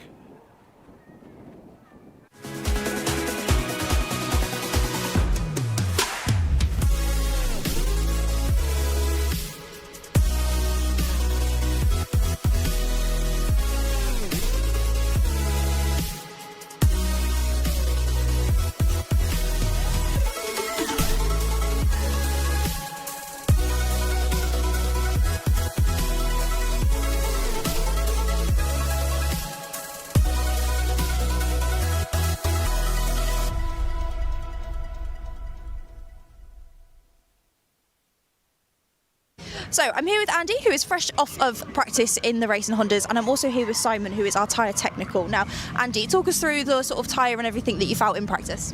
Yeah, so we were just talking to Simon a second ago. So this is the first time we're running this tyre on the car.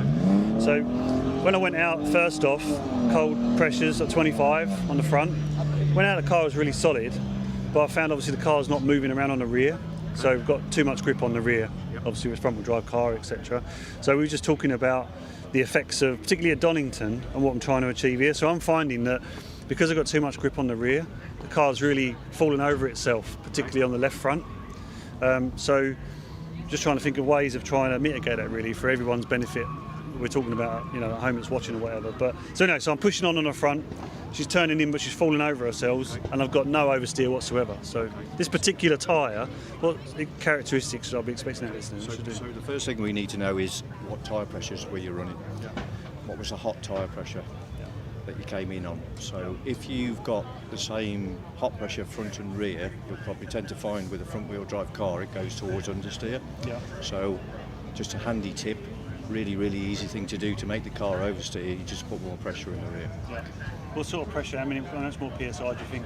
Maybe 10, 15, but don't quote me on that. Like a big jump. That's not official. Well, a big jump, just to see the difference. Yeah. Just to feel the difference and then come back and adjust as necessary. You'll see, as the track condition improves, you may need less. Right. Or more, whatever. And then on the front, we were talking before about switching the tyres around. Yep. So these tyres, you can do that, right? So, next session I need to switch them around. Yeah, so this is a A052 is an asymmetric tyre. So it has a, if you look, an outside and an inside. Okay. Inside. Oh, I see, yeah, it says on the outside. Outside. Yeah. So it just fits one way on the rim. Yeah. So what tends to happen on any circuit in the UK is the left-hand side gets more loaded than the right-hand side because it's mainly right-hand turns. So a good way of getting your value for money to even up tyre wear is to swap the tyres from side to side. Easy with this because you don't need to turn it on the rim. It's asymmetric tyre, you just swap the wheel out. Oh, okay. Okay. So in terms of using these for the first time, which I am today, what characteristics can I expect from the 0852? Are they sort of tyre where they switch on immediately, or it's a couple of laps? No, it should switch on fairly quickly, usually about quarter of a lap. And then be fairly consistent that they drop off? Usually, should be fairly consistent on a 15-20 minute race, depending on your tyre pressure. Tyre pressure is a key thing for management on the front wheel drive car. Okay. So if I came in this last time, I think I was 32 on the front, hot, and the same on the rear. Okay. So there's a bit of a pointer then, so we'll switch them around. Switch them around, and I'd lower the front tyre pressure maybe 3 or 4 psi. Okay. And then jack up the rear on the pressure. Maybe 10? Radicals? You can start 10, but you're a professional driver, aren't you? Yeah, I know. So you can cope with that. I just this particular tyre, you know, obviously front-wheel drive cars, the philosophy is the same. It is. But it's just what to expect from this particular tyre, really. For road use, obviously, I wouldn't recommend that, but it's a common trick with a front-wheel drive car. At a racing circuit, you always increase the rear tyre pressure. So I'm going to switch the tyres over, jack up the pressure on the rear, and try that for quality. So switching the tyres over evens up your wear, and you get better value for money. Yeah, fair enough. Right, good stuff. Right. Okay. To answer your questions. Absolutely. It's good. All right. Yeah. Cheers. Perfect. Thank you so much. Thank you.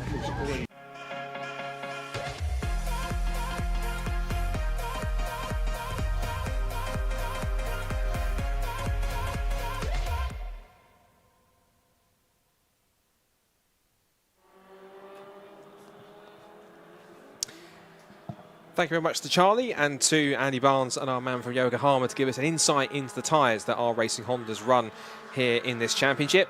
And we are now back on track for Racing Hondas as the qualifying session for today's 2 races gets underway. 15 minutes. Drivers will be out there on their out laps. So they'll be setting their first few flying laps here in the session. Pre-practice earlier on, for those who didn't see it, was disrupted by an off for Fraser McNeil into the gravel just to the left-hand side at McLean's.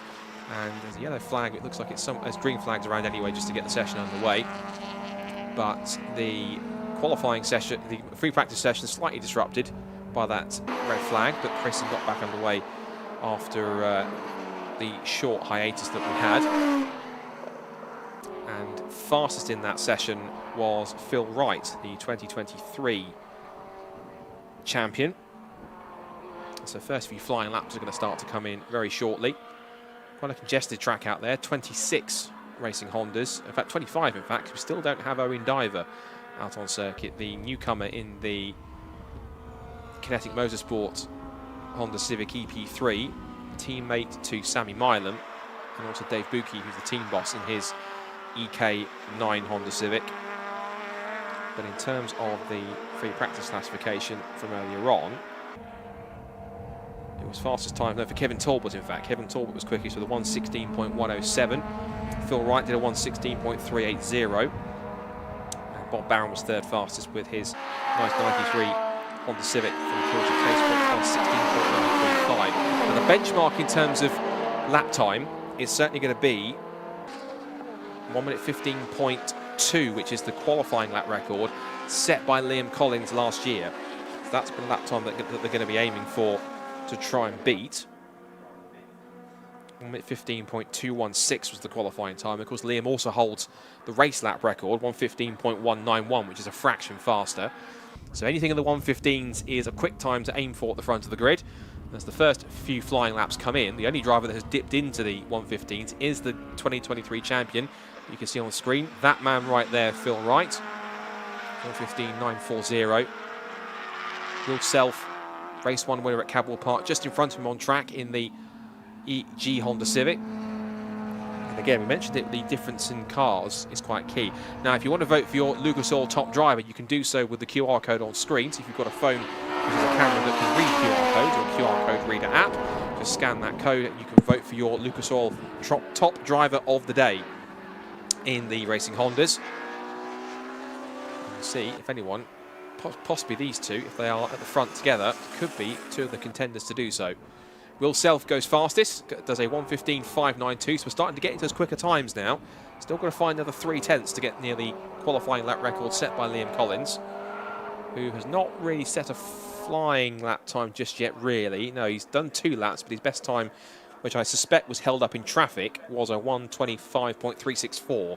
So he's actually 10 seconds off currently his lap record pace, but I'm certain he'll be up there in no time. Bob Barron's gone third fastest. Just kind of the background, I think, just there going through the old hairpin at the back of the shot. That's the Kilted K-Swaps Scotsman. Him and Fraser McNeil, a pair of Honda Civic EGs. Does seem to be the EG, which can be quite a handy, older shape, but quite an aerodynamic shape, the EG Civic, as it turns its way through. Oh, a big oversteer moment there for Will Self. That would have possibly ruined his lap, but he just about held it.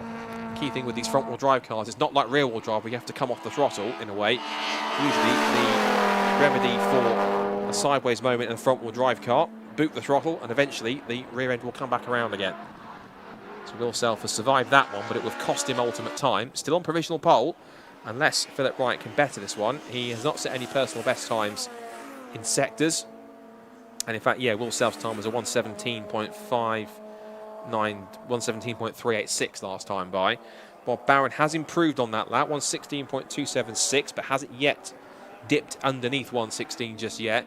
And Liam Collins, I should mention, has gone to 5th fastest, but is still 2 seconds off his qualifying pace. Tommy Knight has gone to 4th fastest, just there in one of my genuinely favourite cars looking on the grid, the bright blue EK Civic. Looks like a proper little Civic touring car from the 1990s with the big diffuser. Just behind him is the defending overall Racing Honda's champion, Ryan Cunningham, in the Motion Motorsport Run Civic, which also has backing from Kent Models, one of the main sponsors for Time Attack and Racing Hondas this season. He's currently at the moment in 9th fastest. We should give some love to the other classes. Dan Thackeray is on Class B pole position. He's set a 1 minute 17.862, and that is putting him about roughly 4/10 ahead of Ryan Cunningham. Spencer Fortang is currently 3rd in class. Lewis Barker 4th. And then Sammy Milam in car number 9 for Kinetic Motorsport is rounding off the top 5 in class. For Class C, it's Matt Rowling who leads the way at the moment in that one, 22nd overall, but on Class C pole with a 121.973 in his EP3 Civic. And he's currently ahead of Andy Barnes, who's one of our 2 single round entries, so they don't score points on track this weekend. They might well get a trophy, but they won't get any points for the championship because they're only here as a guest effectively. And then it's Callum Houchin in 3rd in class, 24th overall. Just a few pit callers. Ryan Cunningham is one of them. Also is Phil Wright. He wants to try and find a bit more time to improve. He's at a 1:15.801 as his best time to be 2nd quickest. A few more personal bests coming in. Liam Collins now lowers his best time. He's now only 8/10 off pole in the DC2 Integra. 1:16.397 for Liam, so he's getting quicker out there. Again, still has to find another, at least what, 1.2 seconds to go better than his qualifying record. There is Liam. Not much quicker on this lap. What was his time? Possibly backed off, I think. Yeah, 1:31.785. I think he was winding up for a better lap. Here's someone we should probably talk about quite a bit. The man behind who looks after Time Attack with his brother Rob, Andy Barnes. With Kent Models emblazoned on the side in his FN2 Civic. Currently still in 2nd in Class C, but just under 2/10 off, and that's an off for Nicholas Allett in his Class A Civic EP3. That's the Revit Motorsport car. Just lost it, looks like, on the exit of the old hairpin and has come to rest sideways on the grass just at the kink at Starkeys. That might have disrupted Liam Collins' lap. Looking at his times, in terms of his actual speed through Sector 1, it's his best speed so far. 117.3 was his speed through that sector. Wasn't his best sector outright, personally. Someone who's going quickly is Kevin Talbot in the DC5 Integra. He's currently 6th fastest, but he is going quicker in the first sector than he's ever been. There's a 21.9. The tracker suggests that the 137 car is somewhere coming out of the flames towards Coppice. The bright green and blue Integra DC5 is just making its way up towards and through Coppice at this point. So we might possibly track him in a few moments' time as he comes onto the pit straight. Onto the pit straight comes Andy Barnes. Let's see if Andy can make his way a little bit quicker. He's done an okay first, second and third sector. Doesn't improve. His last time was a 1:28.5, so he obviously backed off on that lap to not be as quick. Will Self still fastest, for Phil Wright in 2nd, Bob Barron in 3rd. And Talbot, we said was lapping quickly, just flashed through the shot. And the Integra has gone to 2nd fastest, 1:15.791. bit of on-track play here between James Alford's Class A Civic and the Class B car Spencer Fortag. There's a little bit of debris that's on the exit of Coppice Corner just on the apex, and a slowing Rick O'Connell on the outside. Now, he's just appeared on the scene, so I don't think that's related, but whatever that is or used to be is across the track. I don't think it's causing too many problems. Now, hopefully that was just Rick moving out of the way, because that car is crawling along down the back straight at the moment. So I hope that's not an issue or a legacy from not just his Cabell Park accident, but also his car pulled off, if you remember, towards the end of the free practice session with issues. And there is Rick O'Connell. So hopefully this is not a legacy of his Cabell Park incident, but the EG Civic, not all is well, and that's not him finding track time. He is simply looked like about to pull off the road. That's got a feel of end of the session, prematurely feel about it for Rick. And there'll be yellow flags down the back straight.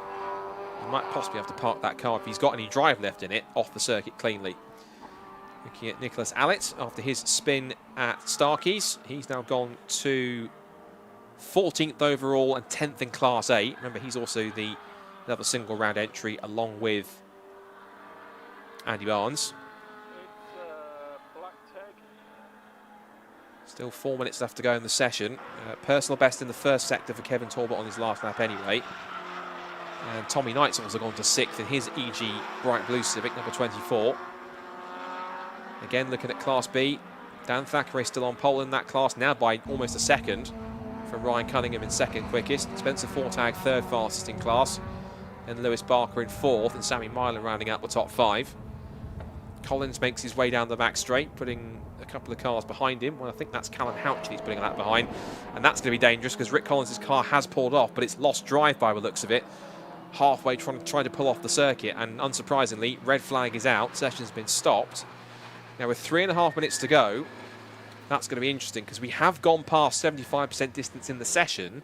So I wonder if potentially the clerk of the course and race control might possibly call that session, because you can get around here and get possibly a lap or two in on the out lap if you're quick enough.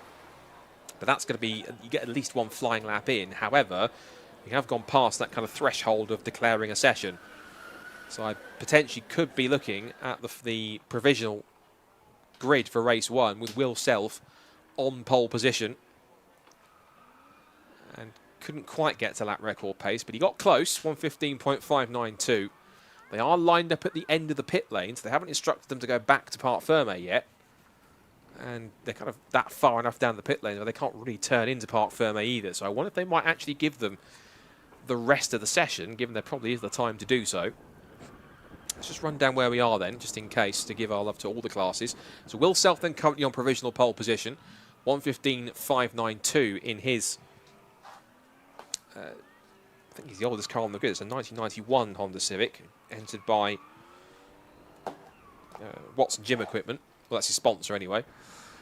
Kevin Talbot in the DC5 Honda Integra, second fastest, only 2/10 back. And he just ahead also of Phil Wright in his number 63 Phil Wright Racing EP3 Honda Civic, 2023 champion. Bob Barron, who looks like he'll line up, if it stays as it is, on the second row of the grid in the kilted K-Swaps Honda Civic EG. Remember, he was one of the stars of Cabell Park and his first ever car racing weekend.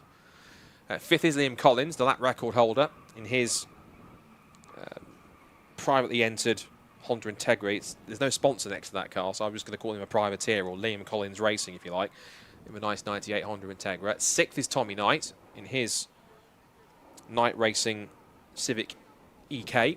And then we go down to Class B, which is Dan Thackeray on pole position, the former Civic Cup title contender back in 2023. He's currently 7th fastest, pole position in Class B. Dave Buki, who you just see off to the right in his white Honda EK, making his first appearance at the championship and that car's first appearance at the championship. 8th quickest. Ryan Cunningham, the defending champion, car number 1, now moving up to Class B this year after he was champion in Class C. 9th quickest. Spencer Fortag runs out the top 10, and then running down the rest we've got Rick O'Connell in 11th, who stopped. He's the reason why the red flag's out.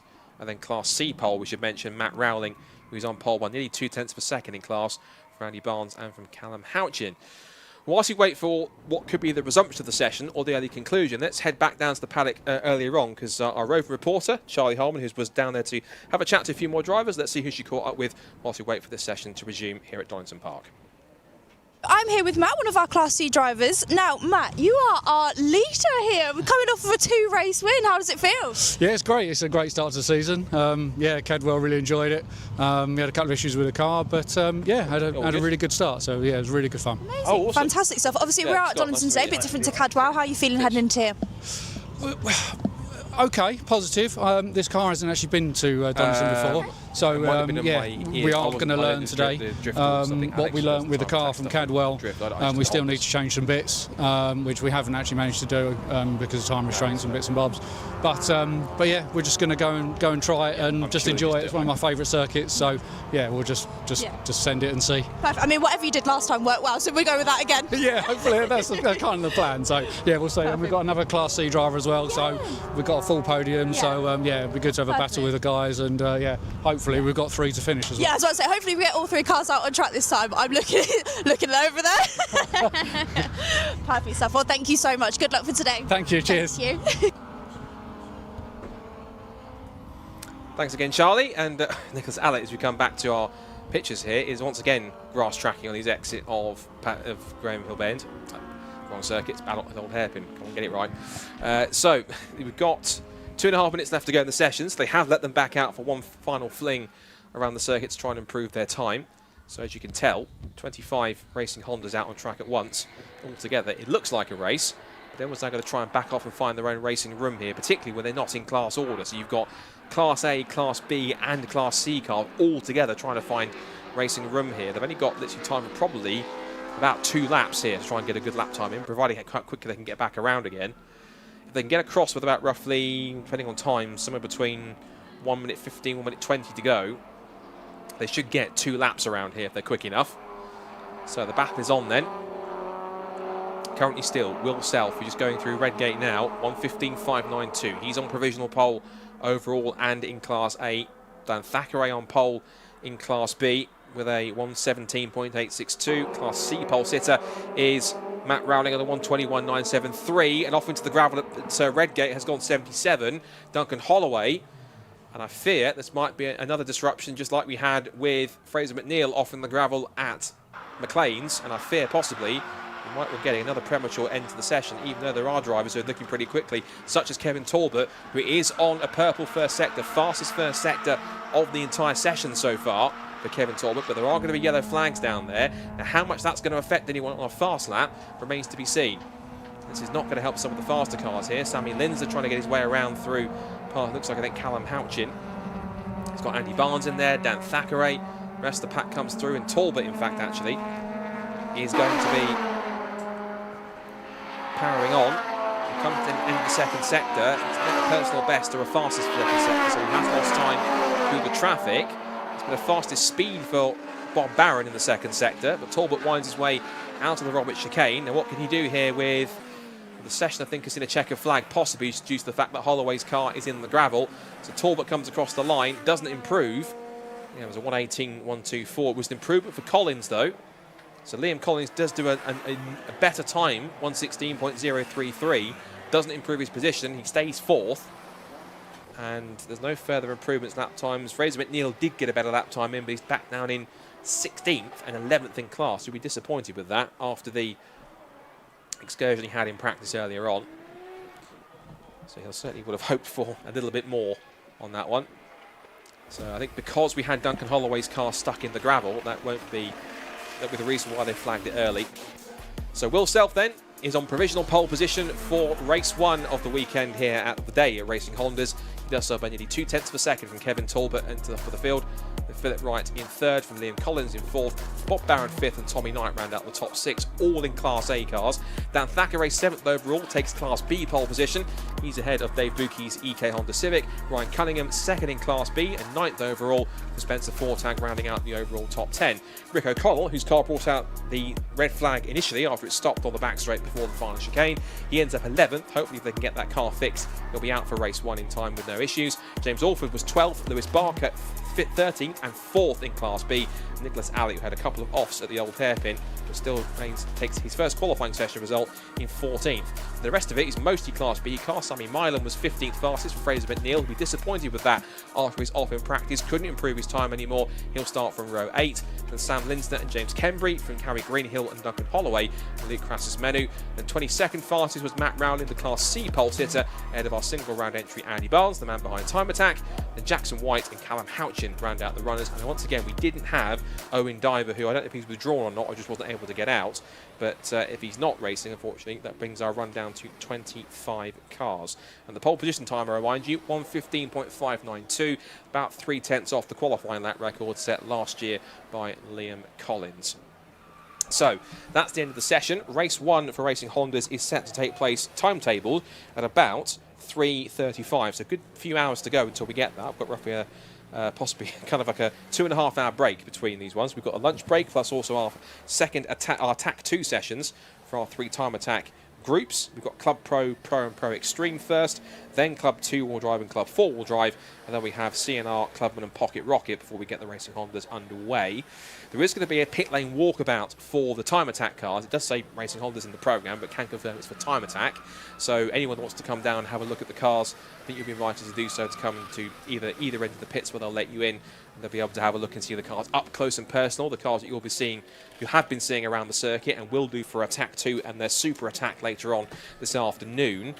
And of course the Racing Hondas paddock is down around in the area where the show is. If you're around the circuit also as well, mainly talking here to those who are at the circuit as well as those on live stream. If you're watching a live stream and you're also here, great to have you in both places at once.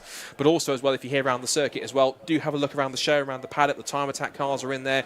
Racing Hondas are in the paddock. Some great stuff to see in the show as well. The Obsession stand's got plenty of great, beautiful JDM cars. Lots of JDM machines. You've got Skylines, Evos, Civics.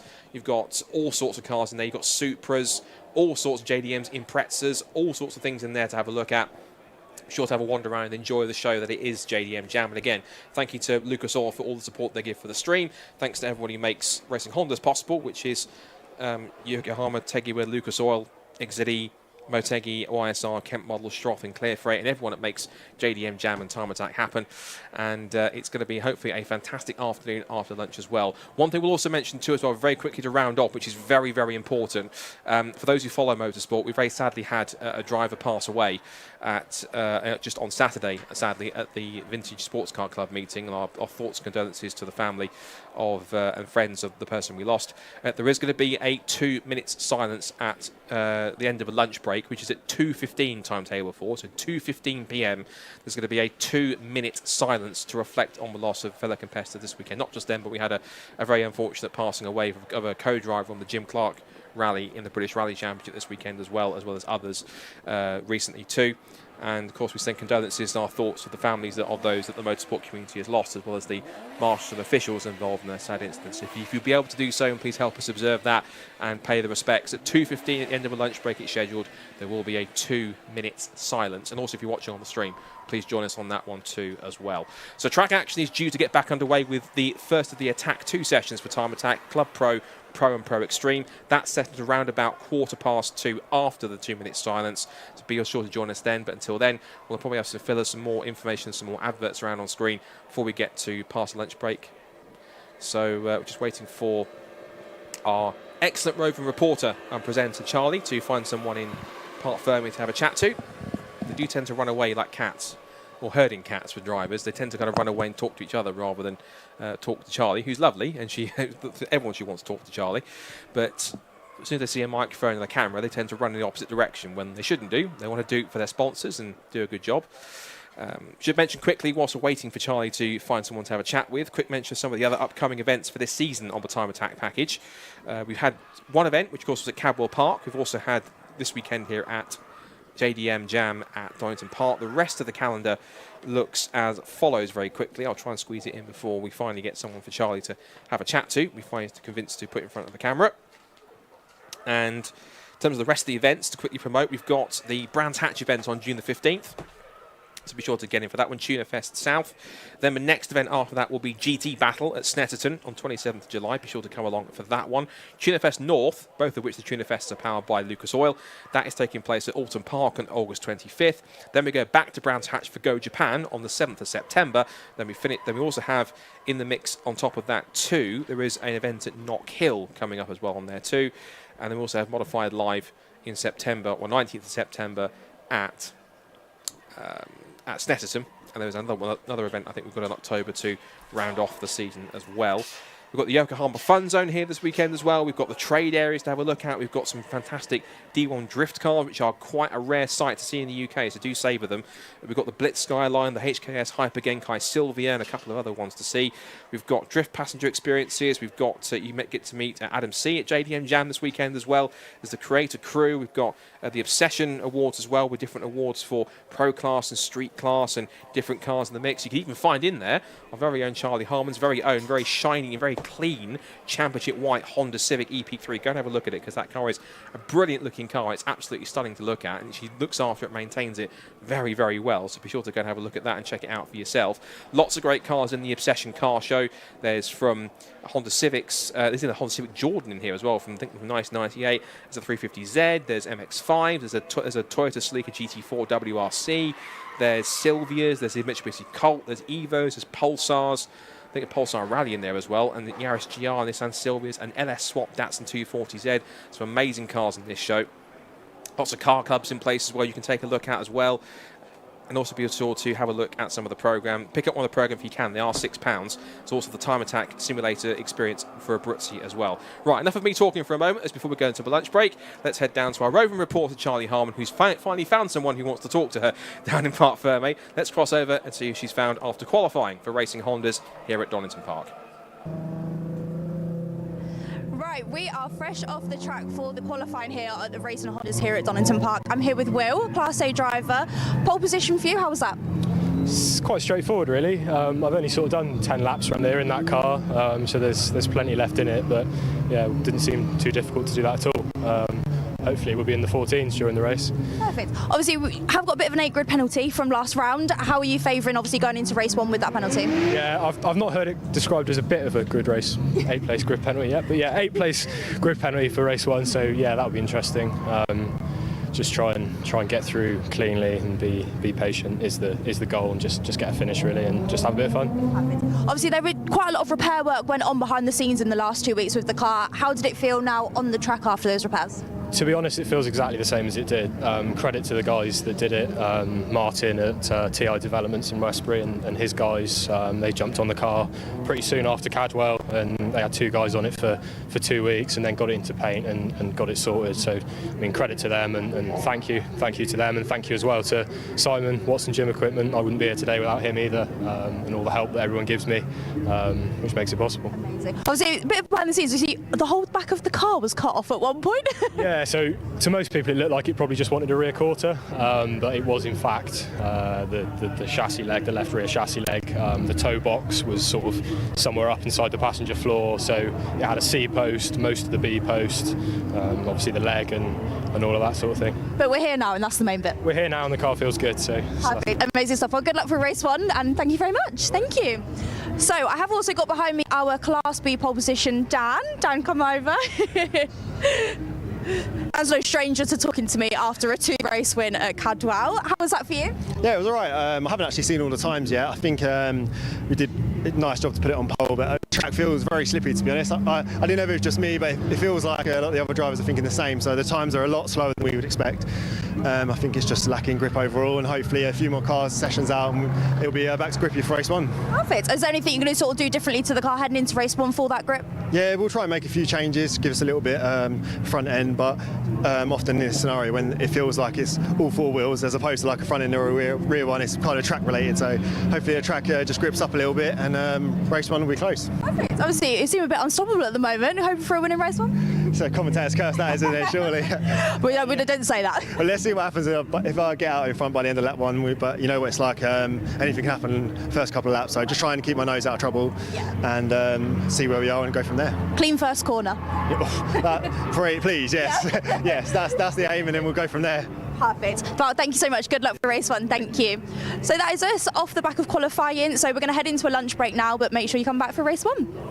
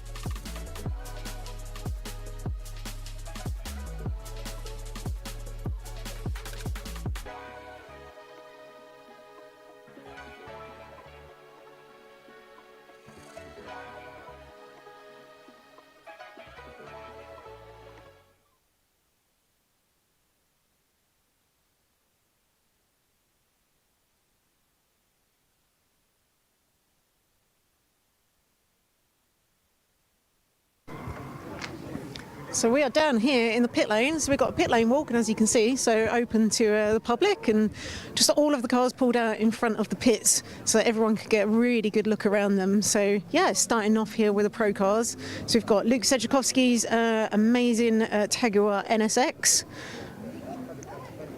You can see some serious aero on this machine. And as Luke was saying earlier, he's getting like this immense amount of downforce at high speeds, and actually so much so that it can actually push the car, push the splitter right into the ground. So I think we're talking, 1,500 kind of kilos at 150 miles an hour. So huge amounts of downforce on this car. I think designed by Andrew Brilliant as well. So a full aero package on this car here. And then just moving on. So yeah, you can see we've got Rob Boston's MX-5, and we were having a bit of a catch up with him earlier.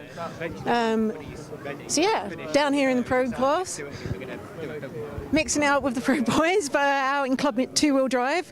So as Rob was saying earlier, so still just an MX-5 engine, but yeah, supercharged on that. And then we're moving up to. Got Bradley John here, so in this fantastic Evo 9. So yeah, I mean the noise that comes out of this thing is absolutely immense. Yeah, full kind of kit on that. I know Bradley had a not so great a time at Cadwell, but everything kind of going well today. Yeah, an absolute beast of a machine.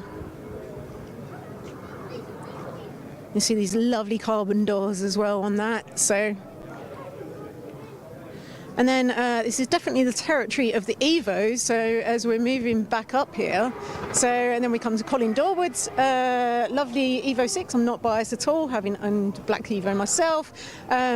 So yeah, fantastic car. So as we're speaking with Colin this morning, having some issues and rubbing on the cam belt, I think a bolt from the oil pump. So, but hopefully we're going to see that back out again this afternoon. And very, very mean looking front on this. We've got another Evo over here. So Mr. Andrew Barber, so we spoke to him at Cadwell. Another immaculate black Evo, always immaculately presented. Again, another one of our crew down from Scotland. And then we're moving on to, so we've got Martin Henry here. Out in the Astra VXR, so we're having a bit of a chat to him earlier, and so yeah, actually running out in pro class, so on full slicks, and I think one of the very few cars, I think he's the only car still to be running in pro class on a full H pattern, so not on a sequential, like most of the other cars in pro class are. Moving on, I think Martin Cowley today driving the Turbo Technics Focus RS. So yeah, and a full sequential box in that, it's again which puts it up into that class. But just in for a single round entry today. And then again, four-wheel drive land here. So one of our Nissan GTRs. So obviously huge horsepower on the GTRs. We've got a couple of machines here today. So Alexander Volkov, and I think this is Kastutis. So just in a single round entry. So yeah, awesome VR35 engine. Yeah, immense power. Very well suited for Donington because obviously a big power track. So yeah, absolutely superb machines.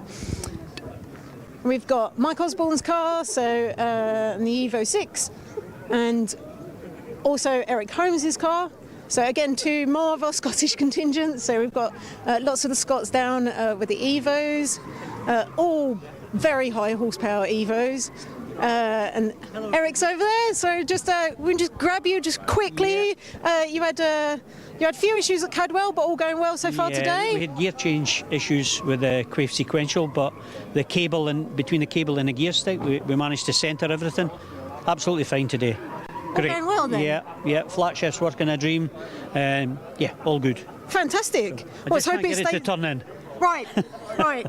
We just need to try a little bit harder. Just try it. Well, I just make some suspension changes and some tyre pressure changes and see if we can get it to turn in. But no, car's flying. Basically. Excellent. Well, so quite pleased with it. Hope it stays like that this afternoon. Fingers crossed. Yeah. No rain, Susie, please. Yeah. Well, fingers crossed, and see what we can do. Cheers, right, Eric. Cheers.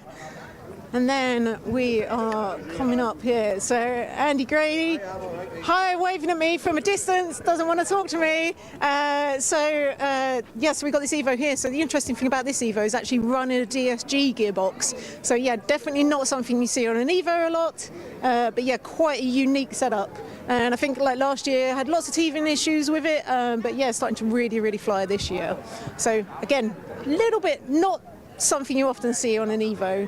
Again, getting back into the big horsepower GTRs here, so Alexander Volkov here. Yeah, huge horsepower, and I think, as I was saying, I think the circuit really play into the strengths of the GTR. Like, you know, you've got the fast flowing corners of Donington, it really can kind of unleash all of that power here. And so yeah, we've got the team of GTRs, obviously big cars to be chucking around the track as well, and so much more suited to these kind of like fast flowing circuits rather than the tight kind of like twisty ones. This is Laura's M4. So it's really great to see Laura back, single round entry, another woman competing in time attack, so it's great to see that. We've got Ilya's bonkers Clio. I'm not sure you really call it a Clio anymore. It used to be a Clio. Kind of isn't anything much Clio left, I don't really think. I think just a point to note, I know we chatted with him at Cadwell, but also this massive kind of like rear wing that he's got brand new for today. And then also coupled with Eden Young's Micra behind us. So again, we're talking cars that have not got much of the original left, so not a very standard Micra either. It's a spicy Micra. I think, who's about? Matt, do you know any of the stats? No, everyone's running away from me.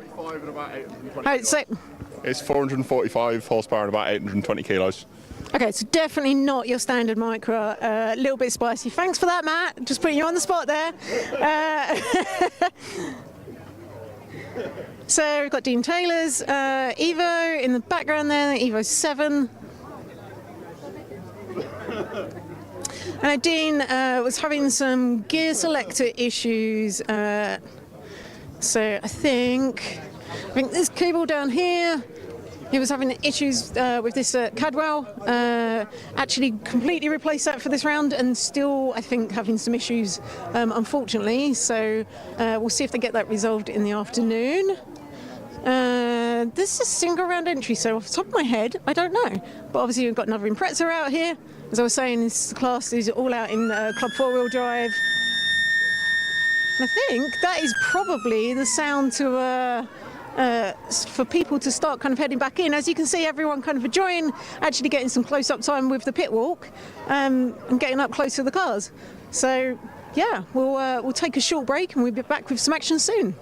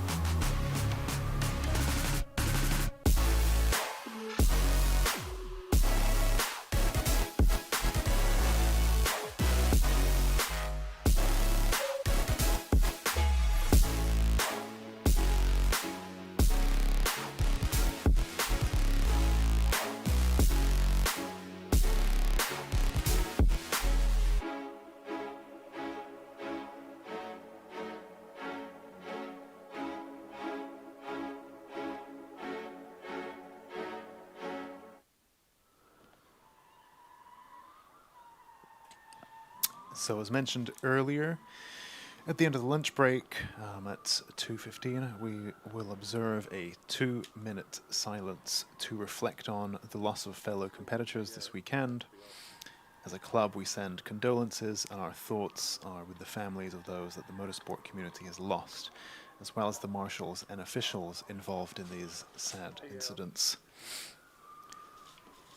So at 2:15, so we'll be starting the time attack session 2 minutes later than scheduled, because at 2:15 we will be taking a minute's silence. Those of you watching from the trackside will see that the marshals will go onto the track, and you will see that begin. And then we will get proceedings back underway after that. So it's currently 2:13 by my watch. And so we'll just be doing the 2-minute silence at 2:15 in just a couple of minutes, very shortly.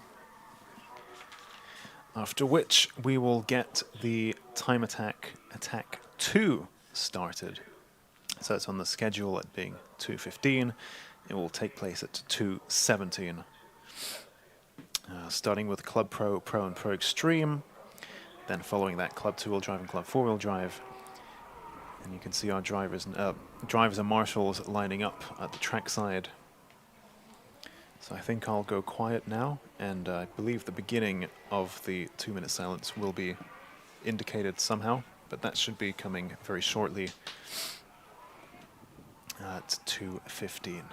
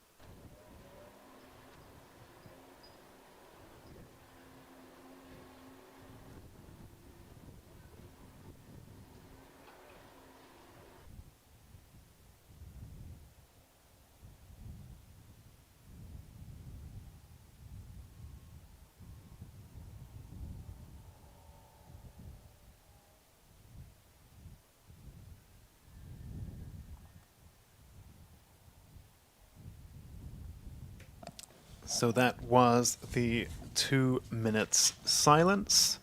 You heard the klaxon there at the end of that, so our marshals head back to their posts. Once that's all ready, then attack 2 will be green flagged. I think that's at the front of the queue. can't quite tell from the camera, actually. But we have a different order this year.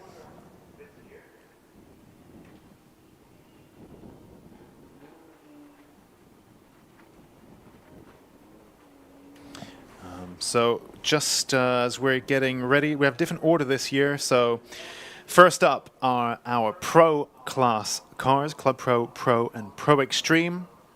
And in just a few moments, they will be getting their Attack 2 underway.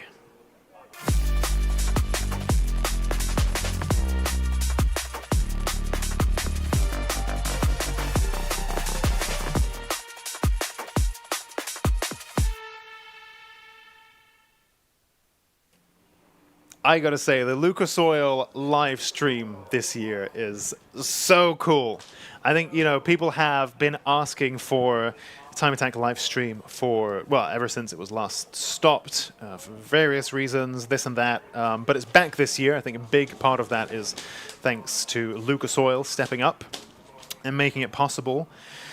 But it's so cool. And in fact, so one of my favorite parts have been the video interviews that we've had with the drivers, our driver builders who know so much about all of this stuff, what they've done, how they're driving, what they've built, and so on. And I think we might have another one of those interviews lined up in just a sec.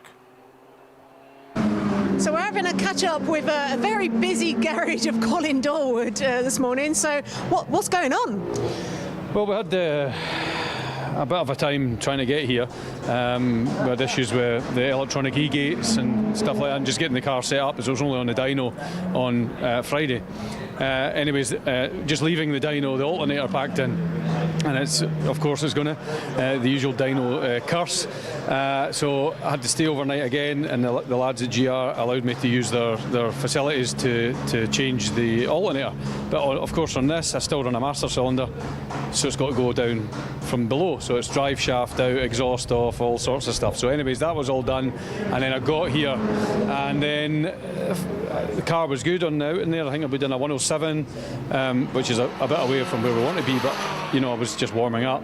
And then when I came back in, the lads suspected that there was maybe a bit of coolant pushed, so we've checked the retort the head studs, and upon that we found that the timing belt had taken some damage from a bolt that had come out of the oil pump. And as you can see, the timing belt is here. Yeah, could we just grab that quickly? Because it looks quite nasty. And you can see that it's definitely not usable. So yeah. So thankfully, the guys at GR and AKB are helping me out, getting the belt off, everything ready to go. The guys at GR have run away an hour, a 2-hour round trip to get another belt down, and yeah, we'll get it back together and see how it goes. But so you've rallied the troops, they're out to get the spare parts, and then hopefully you'll be back out this afternoon. Definitely will be, and we'll be pushing hard, like, to get, well, at least last year's time. I'd be happy with last year's time, if not quicker. So. And you've got to get back out there, right? Because obviously with the new format and the points are going on, and you're leading the championship at the moment. But so you've got to get back out there. Well, yeah, I mean, of course, that round there was a good 6 points there. I think by the time you get the 2 points and then the positions, so it's disappointing that I'm not going to have that. I like to get as many points as you can, of course, but I also like to be on top every session. So yeah, I've got a lot of family and friends, in other countries that are watching, and the live feed as well. So I like to perform for them, and plus it's good. 20 minutes of track time, a decent track. You just want to utilise every bit, and of course you don't get to drive the cars that fast all the time. The more time I can get driving fast is obviously better for me and the car. So yeah, hopefully I'd love to get a 104. That would be great. Well, that's what we'll keep an eye out for this afternoon. So I absolutely love this car. So yeah, good luck. Hopefully the troops make it back and everything gets fixed. Good luck out there. Yeah, thanks a lot. Cheers. And that's us down in the pits. Amazing. I love these video interviews so much because they bring this stuff to life, don't they? Big time. So that was number 151, Colin Dorwood there with the shredded timing belt Well, he's there on track now, so presumably all is well in that case. So as he mentioned, GR crew heading out to find a new timing belt somewhere for a Mitsubishi Evo, which I guess is no small task, but it seems like they've managed that, and the car is back out on track, and that's what we love to see. And like Susie said, I think this has very much been talk of the town this season, is we have a different format now. Whereas in the past, it was the final session of the day was the one that scored the big points. You won some in what was called qualifying, but you know, you could give or take. So you could break down in the morning, spend all day fixing stuff, and then come back for the final and get your points. Whereas now, given that we have Attack 1, Attack 2, and Attack 3, or Super Attack, all of which score points, if you lose some of the days running, then you're actually losing out on points big time. So this way we're encouraging not only that pace, not only that one lap pace, but also incentivizing drivers to be able to do that all day long. So very exciting change, and it's interesting to see the drivers so mindful of that. I think especially in the pro classes, I think some of the drivers are here to maybe challenge themselves, to challenge their own records. Especially I think in the Pro Extreme area, that kind of region, drivers are really here to push their build, and that's kind of it. They're just here to break records. But then we see people like Colin Dorward actually thinking about, you know, if we miss this session, that's points that we've lost out on towards the championship. So yeah, you know, missing one session can actually make a big dent in your championship standings, which is a whole new addition for this 20th anniversary season. Ilya Krylov there in the wild Haltech Clio, making its way around Martin Cowley's Turbo Technics Ford Focus. Colin Dorward currently faster than anyone on track so far with a 107.4. I wonder, I'm not sure that we saw him in Attack 1 on track. So I think that's what he was alluding to. So I think they spent Attack 1 fixing the car, and he's back out on track now for Attack 2. Martin Henry there in that Astra H VXR, previously in Club 2-wheel drive many years ago, now in which one is he in? He is in Pro, yeah, not even Club Pro, actual Pro class. So clearly something very serious. You can see the big lick of flame out of the side of that car. So something serious happening with that car over the past few seasons that Martin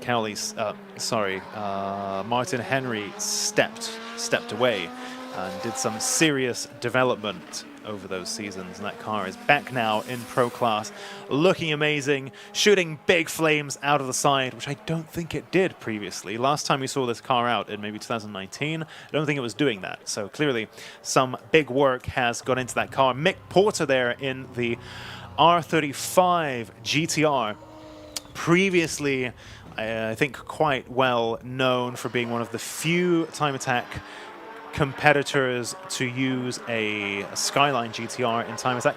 Back in the day when this was called, what was Time Attack called back in the day? We've actually, it's given that this is the 20th anniversary, we are hosting a special event.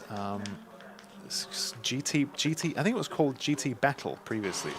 At its inception, when Time Attack was first born onto the world. And of course, at that point, Evos and Skylines and so on in 2005 were quite commonplace. GT Battle, yeah. So back in the day, a Skyline GTR, Evos, Supras, that was very much the flavor of the time. But nowadays, that's quite rare. And Mick Porter there used to compete in an R32 GTR. Now he's back in an R35 GTR, which R35 GTR is a bit more of a regular sight around UK circuits. We were just talking about Martin Henry there. He seems to have been sidelined by some kind of issue. He was parked a little bit off the track there. Marshall's trying to maneuver that car, perhaps some kind of issue with his steering there. Also, I believe there's rain, little raindrops appearing somewhere on the track. So perhaps if we look at Luke Sędziakowski as he comes around Donington National, you can see the raindrops on the camera there. So definitely that section of the track is getting a little bit soggy, and you can even see the color of the asphalt is that dark purpley gray that it gets when it's wet, the matte grayish purple color that it goes. So you can see, and initially this camera is only half wet, the one that you can see now. So you can see the rain's getting a bit lighter by that point. But at the previous camera post, the rain was falling a bit heavier. So I think we've got a red flag somewhere on the track. Perhaps that was brought out by Martin Henry's car. That's the only stoppage that I'm aware of. His current best was a 1:14.7, a personal best, in fact, for Martin Henry. And then he stopped on the very next lap. Whether that's been what brought out the red flag or not, I am not entirely sure yet as we cycle through the cameras. But yeah, we have rain in some parts of the track. And of course, the drivers in the Pro class are allowed to run Yokohama Racing slicks. And meanwhile, whilst it's a red flag on track, those of you watching on the live stream, a QR code has appeared in the bottom right of your screen to vote for your Lucas Oil top driver of the day. So perhaps with a red flag currently halting the action on track, maybe it's time to turn our attention to the action on the Lucas Oil top driver vote. And so if you scan that QR code with your device of choice, then you can go and vote for. In fact, I'm going to do that. I'm going to do that right now. I'm not actually going to vote because I think I need to be impartial and project that impartiality. That's what it's like being a commentator. I'm trying to get that on my phone. So my phone can tell there's a QR code, but I think it's not quite fully happy with that. But here we go. Right, let's open that up. Oh, there you can see Ilya Krylov's car. So you can see that front clamshell now is fully new. So the bonnet's a separate piece, but the front fenders and bumper are all one piece now, one clip-on piece that weighs a whole 4 kilos. Meanwhile, so taking a look at so I scanned the Lucas Oil QR code and it's put me onto the form. So by all means, it's there on the bottom right of your screen. Go and have a play with that. Vote for your driver of the day, Lucas Oil top driver. And meanwhile, our intrepid pit lane camera operator now looking at, here we go, Mike Osborne's machine, the number 93 Osborne Motorsport Mitsubishi Evo 6, and a whole host of other tasty machinery in the pits while we wait for this red flag causing incident to be cleared up, and we can get the session back underway. Wonder if there's any interesting commentary happening in the YouTube side of things. Are the numbers only on the left side of the cars? Asks 08_Apollo. Nope, the numbers are on the front and both sides of the car, so that they can be identified from wherever you are looking from. Additionally, new for this year in Time Attack, we also have a sticker on the back of the car that indicates what class that car is in. So those of you following from the track side with your program, you know, if you're watching on the stream, then you have the zoomed in camera and stuff. But if you're watching from the track side, I think sometimes you need little visual aids to help tell who is who. And so now, to help make the classing more obvious, the drivers have stickers on the back of their car. So they have numbers on the front and on the sides.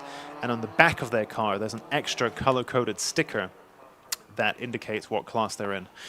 So now you would see CP Pro, I guess, PR or P, stickers, little squares on the back of each car, and that will tell you what class they're in. Especially, let's say, if we have Mitsubishi Evos, and there are in the Pro session, there are Evos in all the classes, in Club Pro, Pro, and Pro Extreme. And so, you know, sometimes those little visual aids can be quite helpful. You can see now that session has been green flagged again. And so some of the cars now making their way back on to the track. Pit lane camera there, looking at our Club 2-wheel drive and Club 4-wheel drive machines lining up. They'll be they'll be going on track in 6 or 7 minutes or so once this session is done. Our drivers need to head into Parc Fermé after each session this time. Given that each session is classified, each session awards points. That means each driver needs to go into Parc Fermé afterwards. If you're wondering what Parc Fermé is, which is a very valid question, so Time Attack has quite a flexible rule book, but it still has a rule book. And there are things, especially with regards to catalytic converters, minimum ride height, and so on, and also some rules, class-specific rules. These will all be checked during scrutineering in the morning. And then you think, well, if you pass scrutineering in the morning, you can make the car conform to scrutineering, and then go and add a bunch of illegal stuff to your car and just run the day in that spec. So that's why we have Parc Fermé after each session as well, so that we can also check the cars for compliance after the session to make sure that they didn't go and change something after scrutineering. So that's why we have Parc Fermé after each session now. Now that each session awards points, we need to check each car again after each session. It's usually not as thorough as scrutineering, just because we don't have time to check everything every single time on every car 4 times a day. But there will be just some things that will be focused on at random. So I remember in the past how minimum ride height was checked was, I think it was a roller, and the roller is, I don't know, 35 millimeters high. And so they roll the roller under the car. Bosch, you know, they pick that rule at random. That's the one that we're going to check here in Parc Fermé. Spot check this random rule. Bosch, done. There was a controversy a few years ago where people decided to check for catalytic converters after the fact in Parc Fermé, and some cars were found to be in breach of that. So a rule is kind of picked at random, or a few of them to be checked in Parc Fermé to make sure that nothing was changed during the day. That would put the car in breach of the regulations. So our car is now back on track. Oh, it looks like we've had some... okay. So previously during the day, I mentioned that the timer on the live stream can sometimes diverge from the timer on the TSL timing screen. And I had my suspicion that the two diverged when a red flag was thrown. And so the TSL clock would stop and the live stream clock would continue.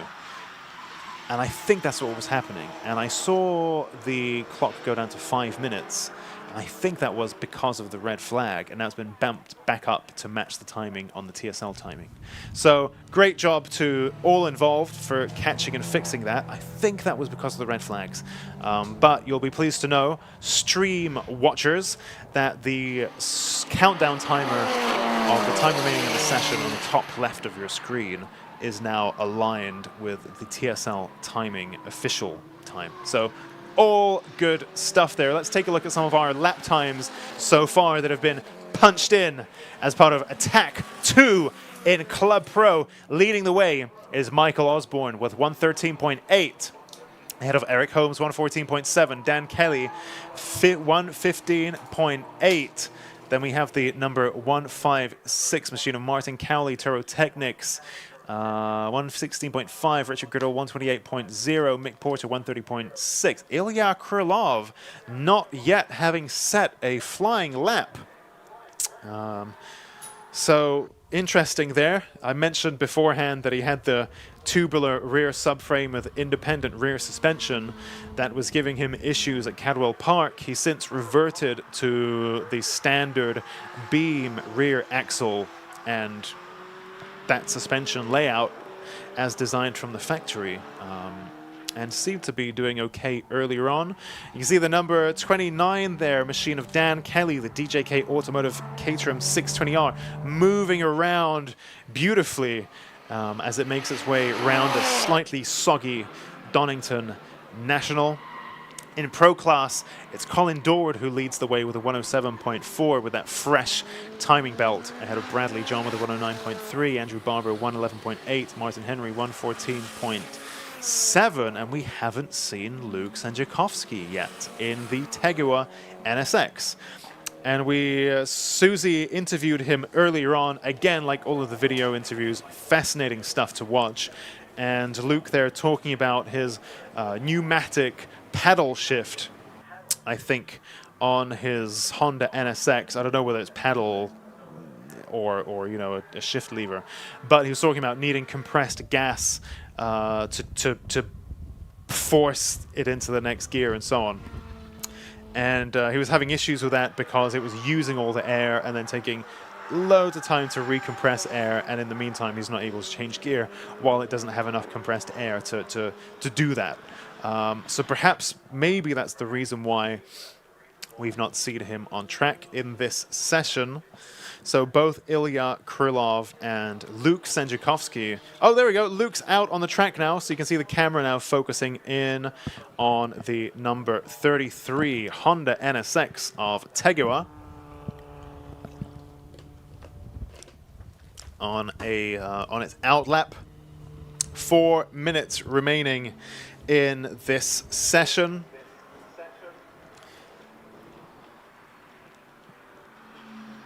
Very special machine indeed. I was just awestruck for a few moments there as I watched that NSX come past on the Lucas Oil live stream.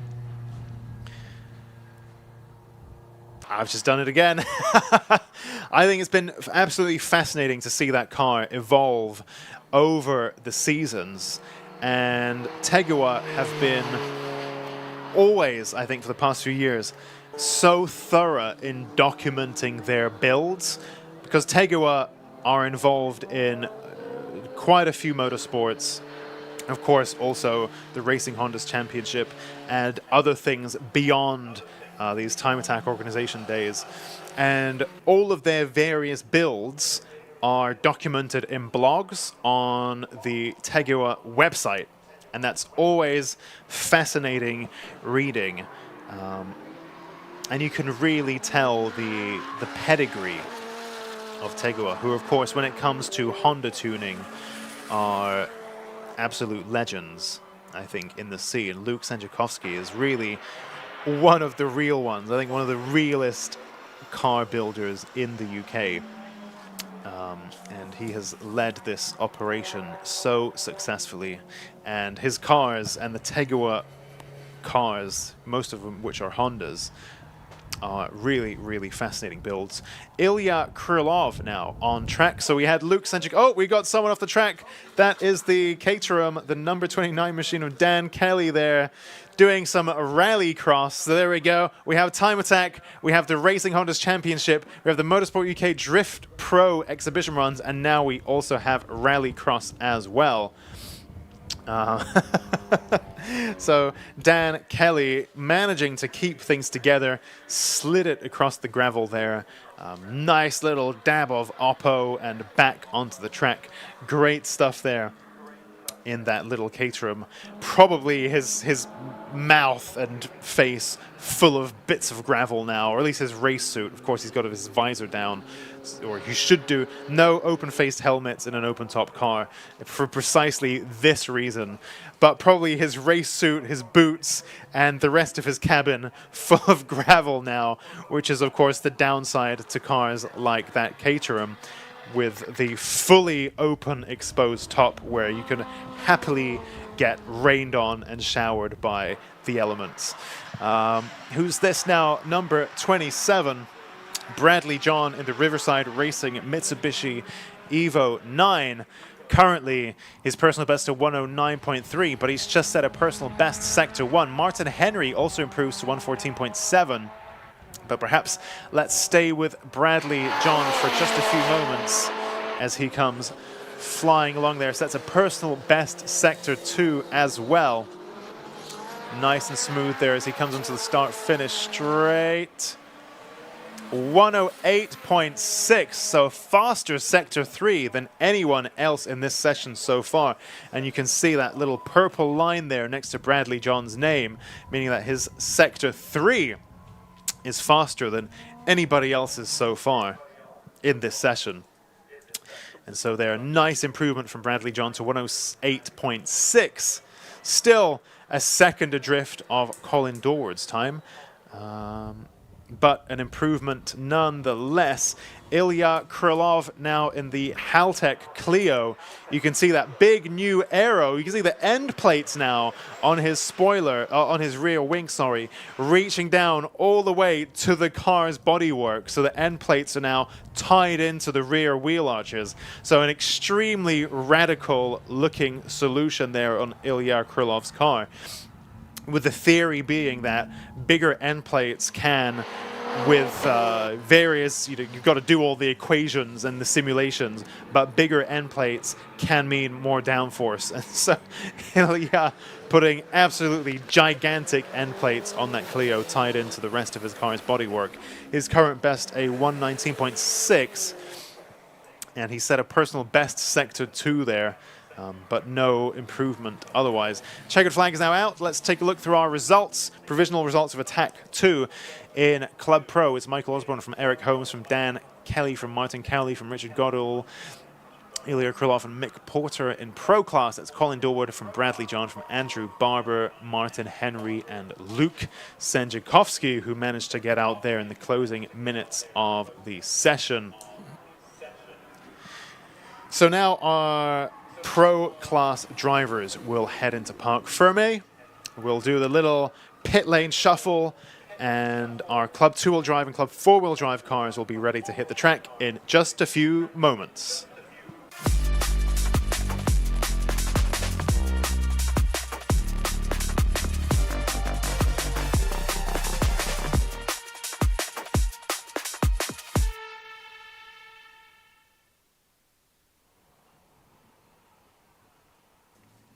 So we can see the recovery vehicle there going out for the stricken car somewhere.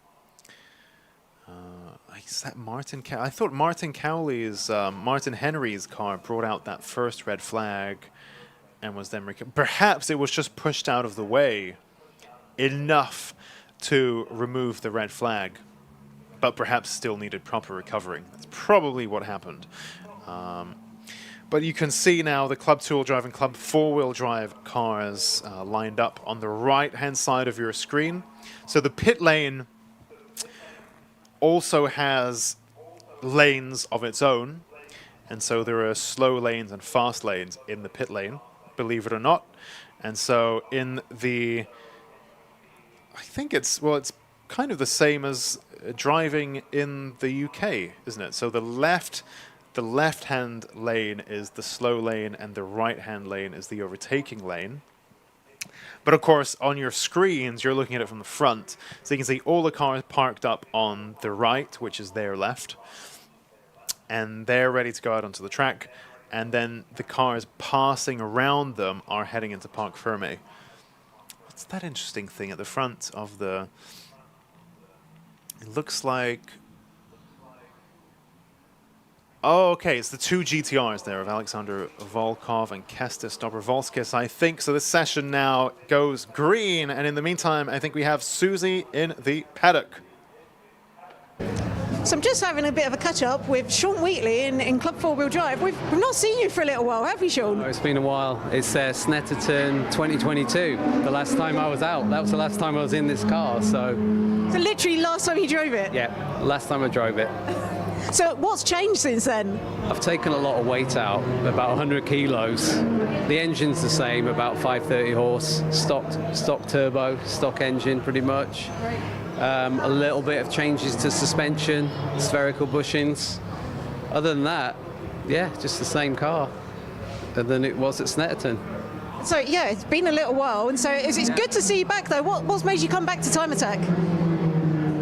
I missed it a lot. I missed it a lot. I was thinking about it a lot. So just with the build-up, really, we weren't actually planning on doing this one. We were going to do Alton, but we just couldn't wait. So we've come here. I love Donington Park, and so here we are. And how's your morning going? You've had a bit of an eventful morning, right? Very eventful. First session, I didn't know, but my bonnet apparently flew off.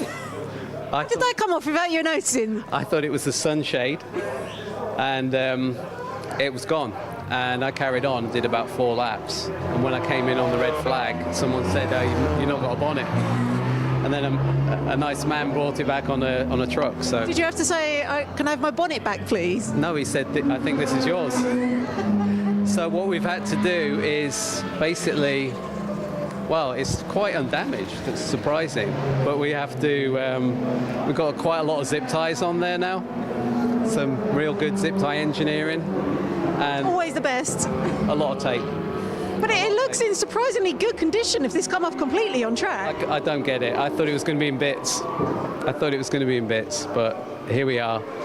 So I've just got to go out again. I was a little bit tentative on the first few laps, but it seemed to be holding. So, yeah. So some gaffer tape, some cable ties, all good again? All good. All good, happy. Excellent. Well, hopefully no more incidents this afternoon. No, I mean the car's got a few things we're going to have to do with it right now. We'll get a little bit of a fuel cut coming out some of the right-handers, so we're going to have to look at that. I'm losing power, but other than that, I'm happy. It's good to be here. Good to be out. Brilliant. Well, yeah, keep your bonnet on the car this time, and good luck for this afternoon. Thanks, Susie. Appreciate it. Thank you. And that's it from us back in the pits. Thanks, Susie. Thanks, Sean. Absolutely fascinating stuff. We've got Sean on the screen now, and there's a lot of black smoke out of the back of that car, isn't it? I even had to check my notes. Is this a diesel? No, it's not. It's the TTRS, which is petrol, and I think that may be some kind of injector-related trouble, perhaps, or other fueling issue. He was last here in 2022. Do you know, I recognize, of course, Sean and the car and so on. I can't believe that was 2022. It feels much more recent than that, but time absolutely flies, and the faster it flies, the older you get. I can't believe it's been 2022 was the last time he was here in Time Attack. Again, another absolutely fascinating interview, and especially where these bonnets are so light, the composite bonnets, especially carbon fiber. You know, I can fully imagine Sean checking his blind spot or checking, I don't know, his oil temp or something, literally glancing somewhere else at the exact moment when the bonnet comes off the car and flaps off somewhere. And just not really, you know, it happens so quickly. And you'll be checking over your shoulder or looking at, you know, your dials or something just for a second, and you might miss something like that. And interestingly, I mean, I on the stream did not see that happen myself. But yeah, very interesting. And of course, that's the thing with the carbon fiber panels or composite panels generally is they can delaminate and they can do these kinds of things that a steel bonnet would never do. But of course, a steel bonnet would arrive all crinkled and dented and horrible at the end of it. A fiberglass one would probably just explode. And a carbon fiber bonnet well, if it survives, which, you know, it might do because it's so light and so strong, it'll just, you know, it'll delaminate around the fixings, fly off into the distance, land on the grass, and, you know, just stick it back on and carry on. What a remarkable incident there from Sean Wheatley. Where is he running at the moment? It's his first time back driving this car. It's, well, he hasn't set 1:30.5, but he's not on the screen as having set a flying lap, so I think that might just be an out lap for him, as in an out and an in. Meanwhile, then, the dream automotive machine of Nicholas Good, that Honda FK8. 500 horsepower from that machine. Nicholas Good currently sitting 10th in Club 2-wheel drive, 14th overall with a 119.8. So Club 2-wheel drive very, very hotly subscribed to and very competitive. Lots of drivers in this class. We have 13 minutes left. Again, is a Luke Capehorn's car. That Astra H VXR looking, again, very stiff, very bouncy, remarkably bouncy, more so than a lot of the other cars. So stiff, almost like it's twerking at the rear as it makes its way round here over the curbs and such. Nope. Kestis Dobrovolskis there going pretty slowly in the GTR, so I wonder if he's got an issue there.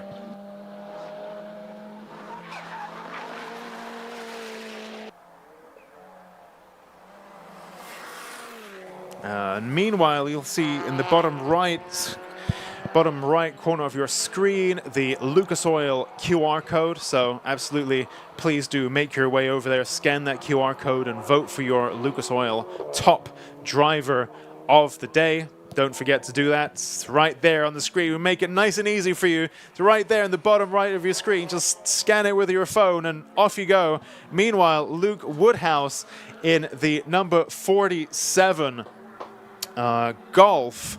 We had the battle of the two Lukes last year, Luke Woodhouse and Luke Capehorn in Club 2-wheel drive.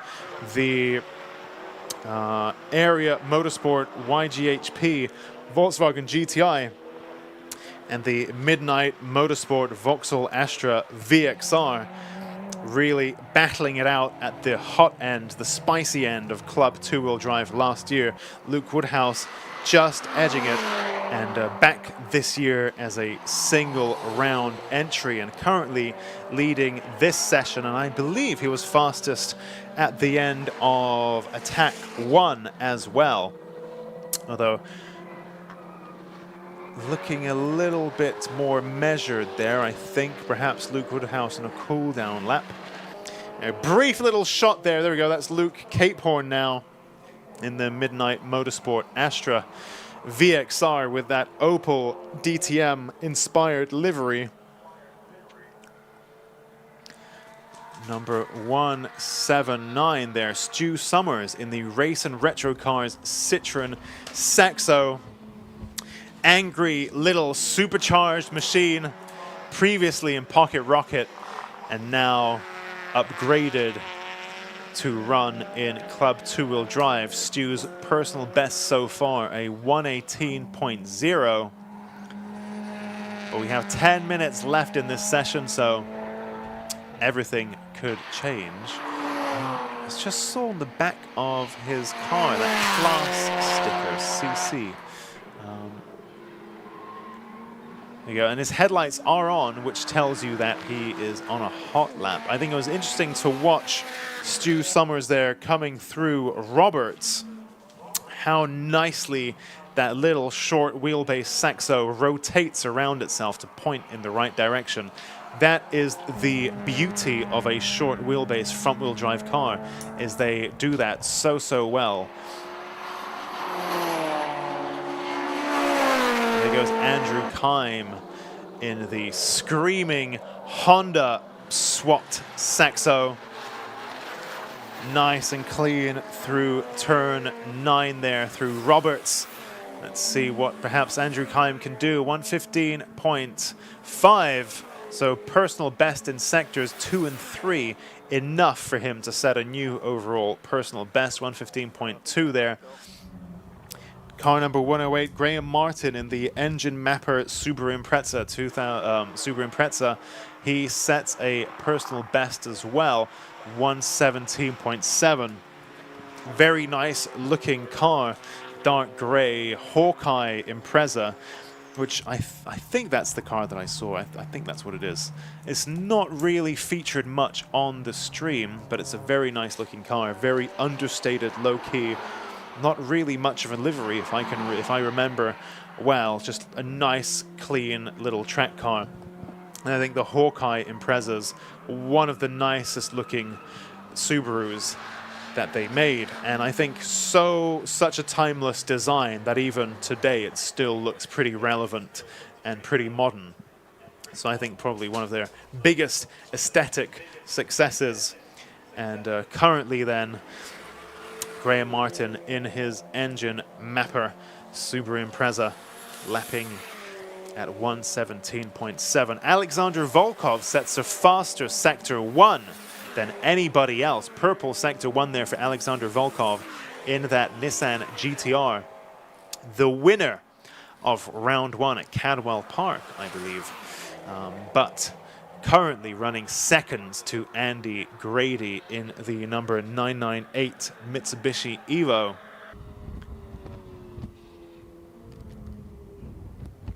I believe that's David Lawrence there. No, sorry, it's just the GTI and the Cupra having quite a similar silhouette. That is indeed Luke Woodhouse, who leads this session.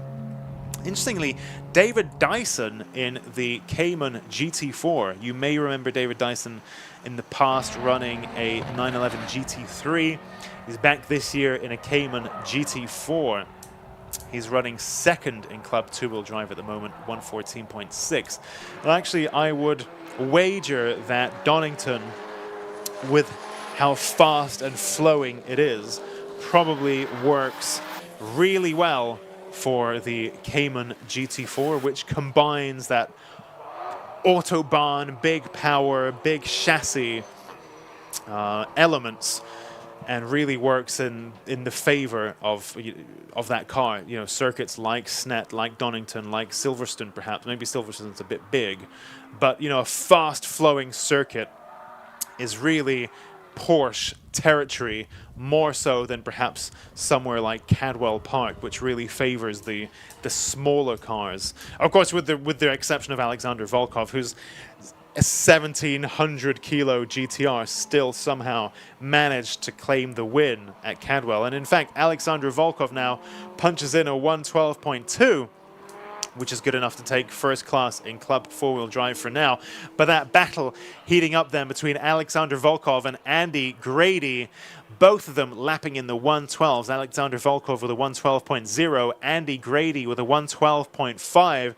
And of course, in 2025, every session counts, every lap counts, which you just could not say in the past about Time Attack. But this year, it's all changed, with points up for grabs here in Attack 2. Lots of drivers making their way into the pits, which made me think for a second there, do we have a red flag? But no, I can still see many out on track as well. But you can see for yourselves on your timing screens how many drivers have the little blue pit icon next to their names. So about half of them, it seems, are currently in the pits.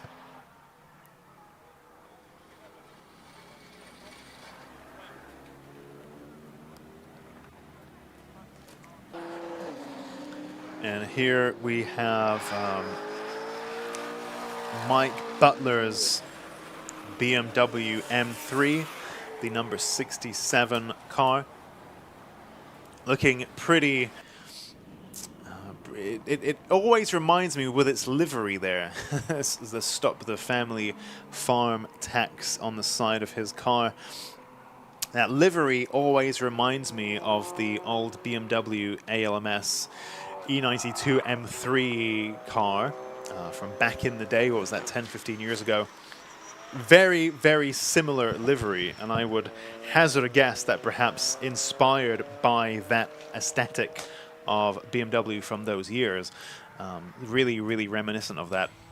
Rob Boston, who we haven't seen a great deal of on this stream from this session, in the NC MX-5, currently lapping in the 114s, 114.8, his current personal best. Rob Boston in that supercharged NC, And I think we know him from seasons gone by with... he had a K-swapped Ford Fusion, a K-swapped Lotus Elise, I think. I think that was K-swapped. And the K-swapped Ginetta. And of course, when he showed up with this new for 2025 NC, I assumed that would be K-swapped as well. But that is not the case, as he explained to Susie earlier on. In fact, it is supercharged, but with the engine that car came with, the Ford-derived Duratec type, I presume 2-liter, but now supercharged. A kit developed by Sam Reuter.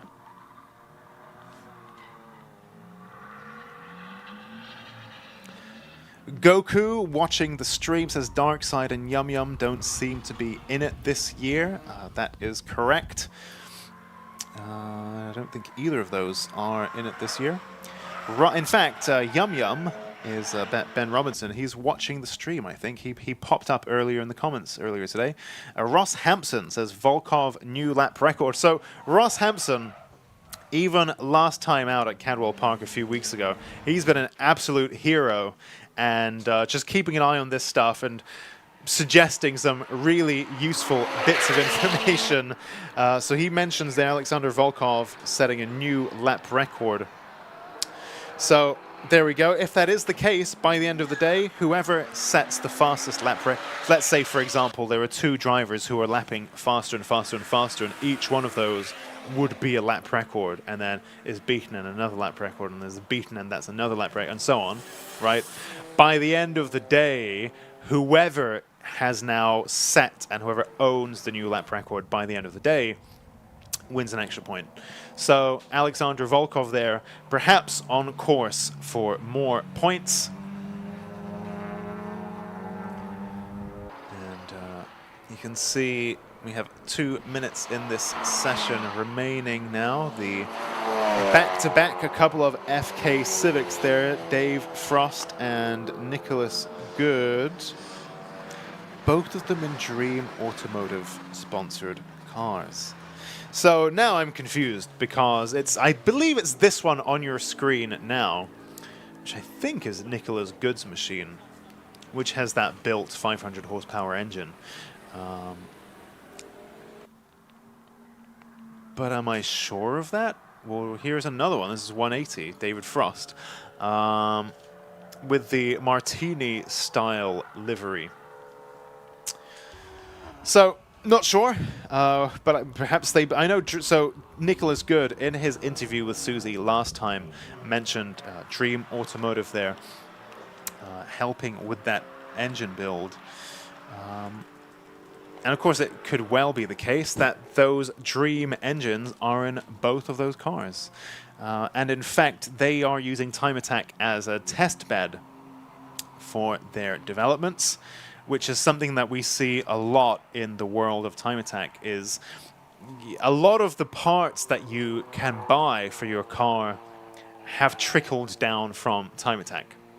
So much of the aftermarket leans on events like this to really stress test and refine what they're developing, the offering that they're developing. And then once that's ready, and that's got some wins under its belt, some good track time under its belt, some good test miles under its belt, then it gets, whoa, Philip Naidenov there. As mentioned earlier, one of the few drivers I think we have who is so comfortable with oversteer on that car. Again, you know, this isn't a drifting series. We know we have Motorsport UK Drift Pro Championship for that, and that's not what we're looking to do here in Time Attack. But there are some chassis that need that slip to help them point in the right direction. And so Philip Naidenov always driving his Sierra Cosworth with that very assertive style. And I think that's due to a few factors, including this particular chassis and the way it delivers its power, you know, the way it delivers its torque. It's just one of those cars where that tends to happen a little bit. And so you can see Philip there driving exceptionally well every single time. So entertaining to watch. Nothing crazy, nothing silly. nice and fast. It's that level of slip that you get in an under-gripped rear-wheel drive car when you're trying to hustle it around a track. You know, you're not getting the back end out, you're not initiating as you would do on a drift day, but you're carrying that momentum and you're carrying the scrub on all four wheels. And sometimes that's just what you have to do to hustle a rear-wheel drive car around. We see the K-trims do it a little bit, especially now that it's got greasy. That's just comes with the territory. Anyway, checkered flag is now out, so let's take a look at our Club 2-wheel drive provisional results. Our top Attack 2 finisher is Luke Woodhouse ahead of David Dyson, David Lawrence, Rob Boston, Bradley Burns, Andrew Kine, Johnny Fletcher, Luke Cape Horn, Mike Butler, Stu Summers, Nereus Kazitskas, Neil Robson, and Roman Grandel. In Club 4-wheel drive, our provisional winner is Alexander Volkov, Andy Grady, Kestis Dobrovolskis, Graham Martin, and Sean Wheatley, whose bonnet is still hopefully attached. And then in Club Sport, it's Ian Chambers. So these drivers now making their way to Parc Ferme. And we will get our Clubman classes Attack 2 underway in just a few moments.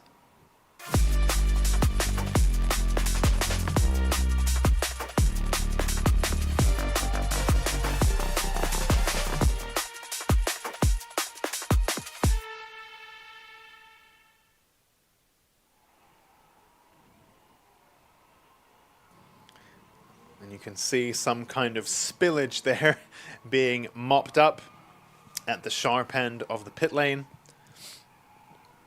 And likewise now you can see the Clubman, Pocket Rocket, and Classic and Retro machines lining up to begin their Attack 2 session.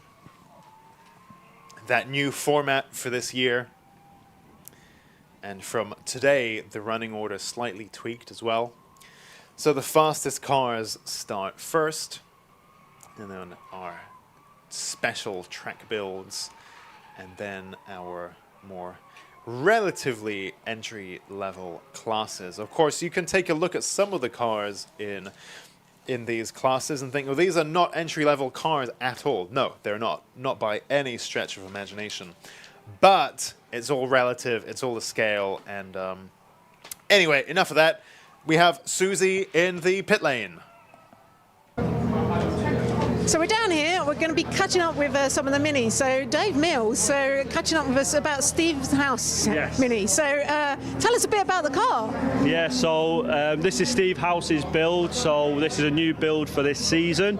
So Steve's taken part in a couple of single round entries over the last couple of years, finding his feet. Competed last year in his white turbo mini, but was moved class. So sadly wasn't able to compete at a competitive level, so borrowed my car for the remaining of last year. And this is his second time ever driving this car. So this is ground up build, bare shell, 100% nut and bolt build for this year for Time Attack forced induction class. That's what we're saying. There's quite a few minis in the class, but you're in mostly with supercharged minis, right? And this isn't supercharged anymore. No, so this is a Gen 1 mini, started life as a supercharged with an E45, but these max out circa 240 brake supercharged. So we've gone down the route. This has been a build by a company called 1320 Mini. So it's a turbo conversion by them, and this is making just over 350 wheel horsepower, which has been mapped by the legend Steve Monster Dog Dow down at PVE. So his dyno is known to be a heartbreaker. So to do 350 wheel horsepower is pretty damn good going. So yeah, that's quite a bit more than standard then. Yeah, so over standard are about 160, 170 fly wheel horsepower standard, and this is making just over 400 fly.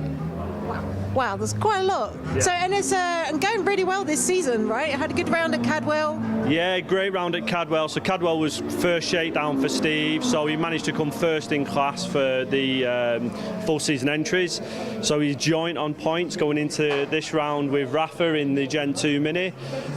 So today's all about getting the points and getting a bit more seat time and gelling with the car, and ultimately seeing where we can continue to develop the car throughout the season. And it really is battling the minis in the class, right? right? Definitely is battle of the minis. It's nice to see because normally it's the Clios. So it's normally been the Clio lot or the K swaps. Oh, no K swaps? No. Maybe later in the year we might have a mini K swap joining us.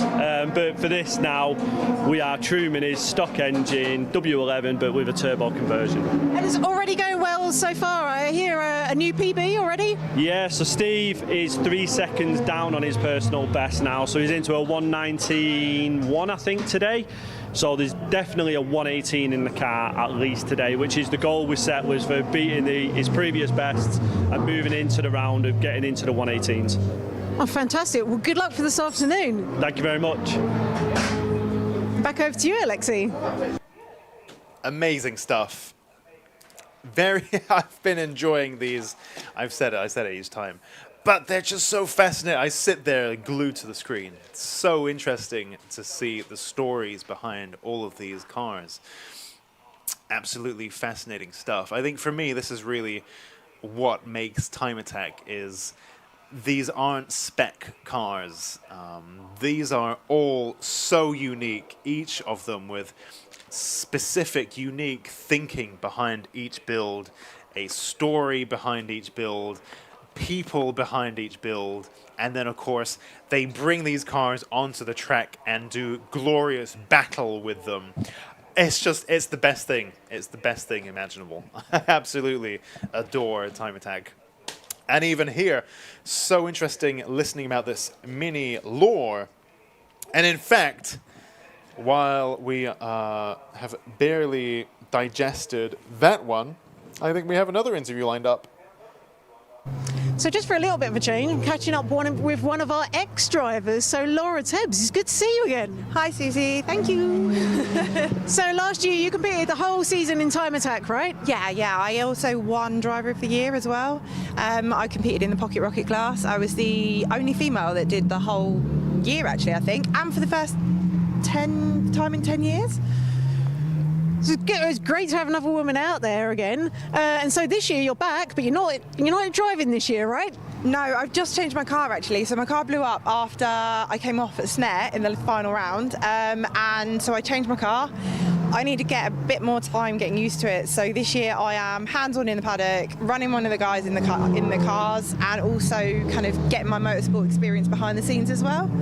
Oh, so what are you up to this year? So you get more involved, and I think you've been a lot more down in this area, right? So what's been going on? I have started training for my scrutineering license. So I will be learning how to check the cars, make sure they're safe, make sure all the rules and regulations are being followed, make sure that driver's equipment is working properly, all that kind of stuff. That's amazing, and so it's great to see more women in motorsport, and definitely behind the scenes. And how's it been being on the other side of the paddock, I guess? It's been amazing because all of the guys I know, all of the guys anyway, so they've all been really welcoming and really receptive, and they've all been really encouraging as well. It's just been such a nice change to come from being a driver to then working and supporting the drivers as well. It's been really nice. Well, it's fantastic to see you back, and I'm always happy to see you, Laura. It's lovely to see you again. Thank you so much, Susie. Thank you, and back to Alexi. How interesting. So Laura Tebbs there, previous Time Attack competitor in a, of course, Honda K-swapped Clio. So very interesting to see how that motorsport journey is progressing. Scrutineering license. Huh. I'd not really ever considered how that, I kind of thought scrutineers just appeared, but of course, and we have some real heroes in the Time Attack scrutineering bay who've been around for a long time. They've given me a hard time back in the day. We had to, check all kinds of things and do all the scrutineering stuff, and I might bodge something and nothing gets past them, so they're like, you shouldn't bodge that, mate, and then go back and fix it. And so it's such a big part of the Time Attack family. How interesting. Meanwhile, we are still, you see, formation on the top left of your screen. We don't do formation laps in Time Attack, but what we're getting at is that it is not yet a green flag because some kind of preparation is still underway. I can't remember what kind of stoppage we had on track, but you can see there some fluids having been spilt somewhere. Fluids being spilt on the track is exactly what ended my time attack journey when I picked up some oil and was spat out into a barrier at Cadwell, and that was that. So definitely fluids on the track is bad, and so sadly, as anticlimactic as it may be to hold this session, it's pretty important that we do that because fluids on the track can become a real nightmare. Some interesting input from the watchers of the YouTube stream, the Time Attack YouTube Lucas Oil live stream.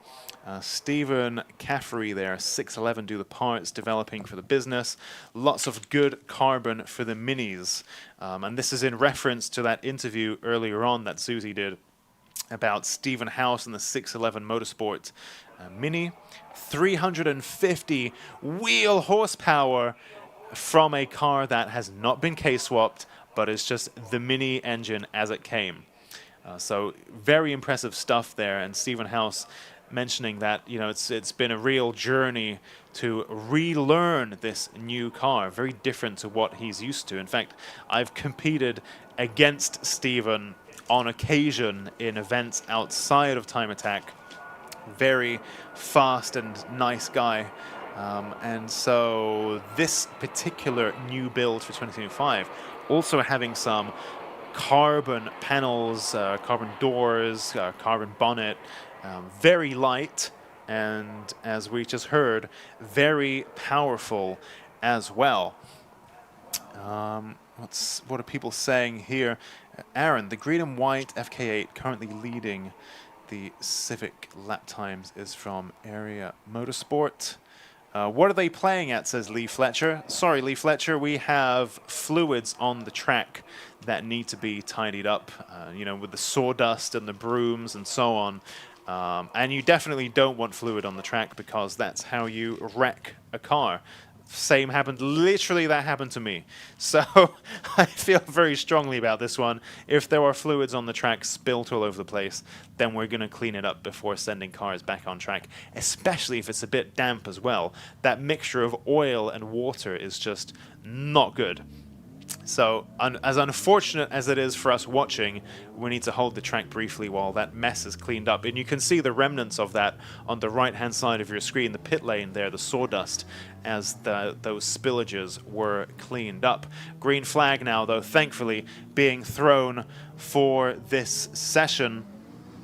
Looks like Ben, Goku says, looks like Ben's Noble lap records for Clubman and Club Pro could both go today. Annie and Osborne are so close. Maybe. And then Ben Robinson with the Noble, who is being talked about, also watching the stream, so welcome Ben, saying rain might help save them.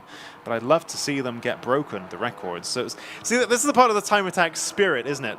Ben would love to see his lap records get broken, because that means that we're all being successful, we're all thriving, and of course it means that then Ben has to come back and retake his records next year.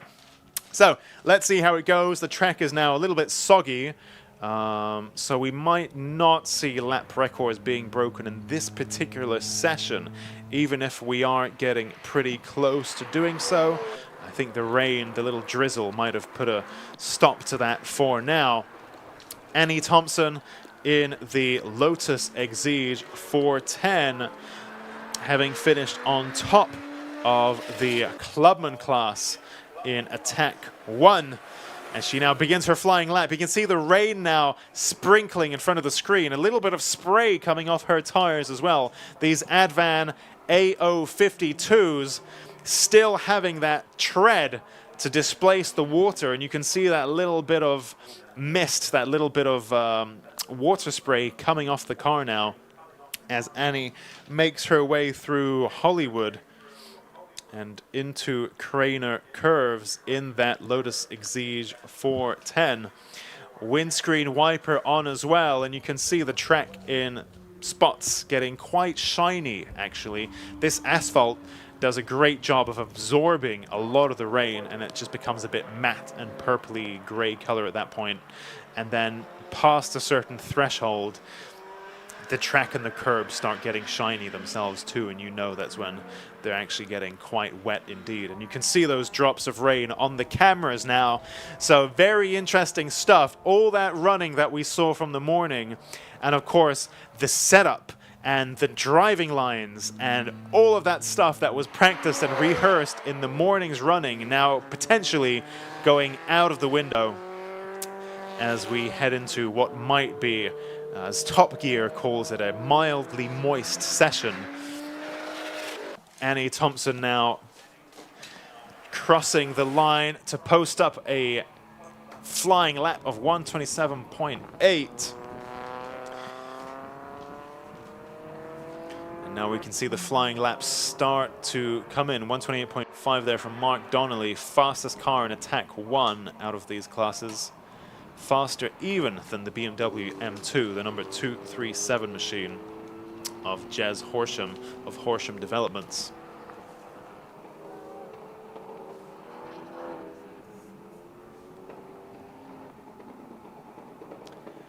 King there in the comments saying, I wish this rain would stop. I'm soaked. So he's watching from the trackside somewhere and also watching the stream.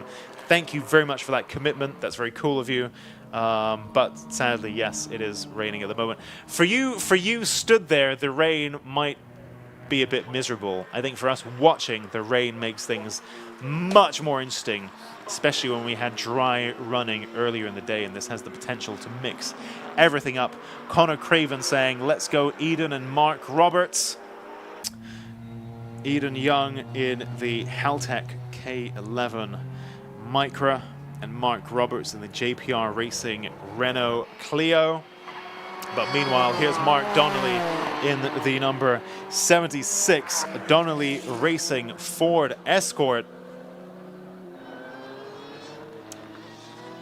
A car that started its life as a Ford Escort XR3i, but now swapped with a Mark I Focus RS engine and gearbox, and being driven by a real expert, I have to say. I think it's been really, really impressive. Impressive isn't the right word. I don't even know. I was going to say overwhelming. Overwhelmingly impressive how Mark Donnelly has put his 1983 Escort at the top of pretty much every session he's taken part in against much more modern machinery. Very, very cool indeed. Eden Young, looks like something's coming off his car there. Maybe off the front bumper, it looked like one of the, oh no, that's I think they're just meant to be upright and wobbly like that. That front aero on the K11 Micra.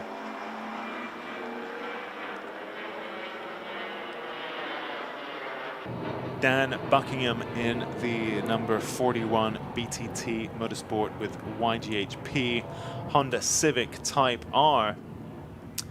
You see Eden Young in that 420 horsepower Haltech K11 Micra now makes its way. Oh, here we go. It's getting pretty soggy there. Mark Blackburn falls off the track in that two-tone Renault Clio.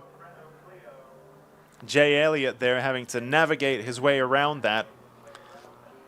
And I wonder if that's because of the track conditions. Eden there flashing his lights at something, I think for traffic to get out of his way actually.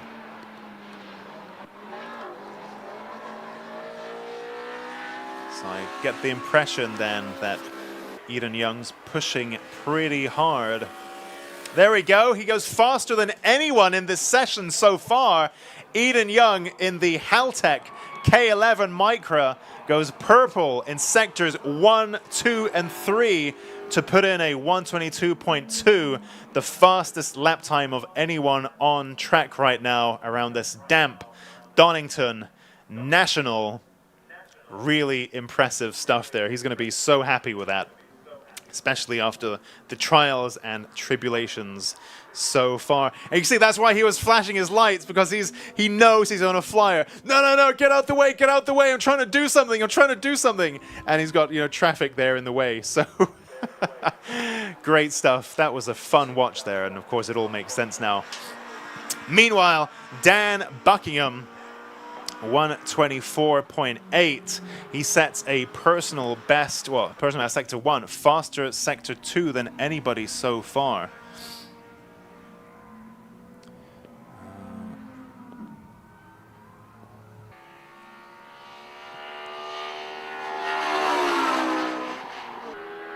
You can hear those Honda noises, I think, on your screens now. 3-3-4 there. That's Steve Wilkinson, indeed, in the Team W Racing. That car is indeed Honda K-Series swapped. I couldn't quite... I think the car looks a bit different. It's got some kind of very aftermarket-looking front bumper. And I couldn't see the number either.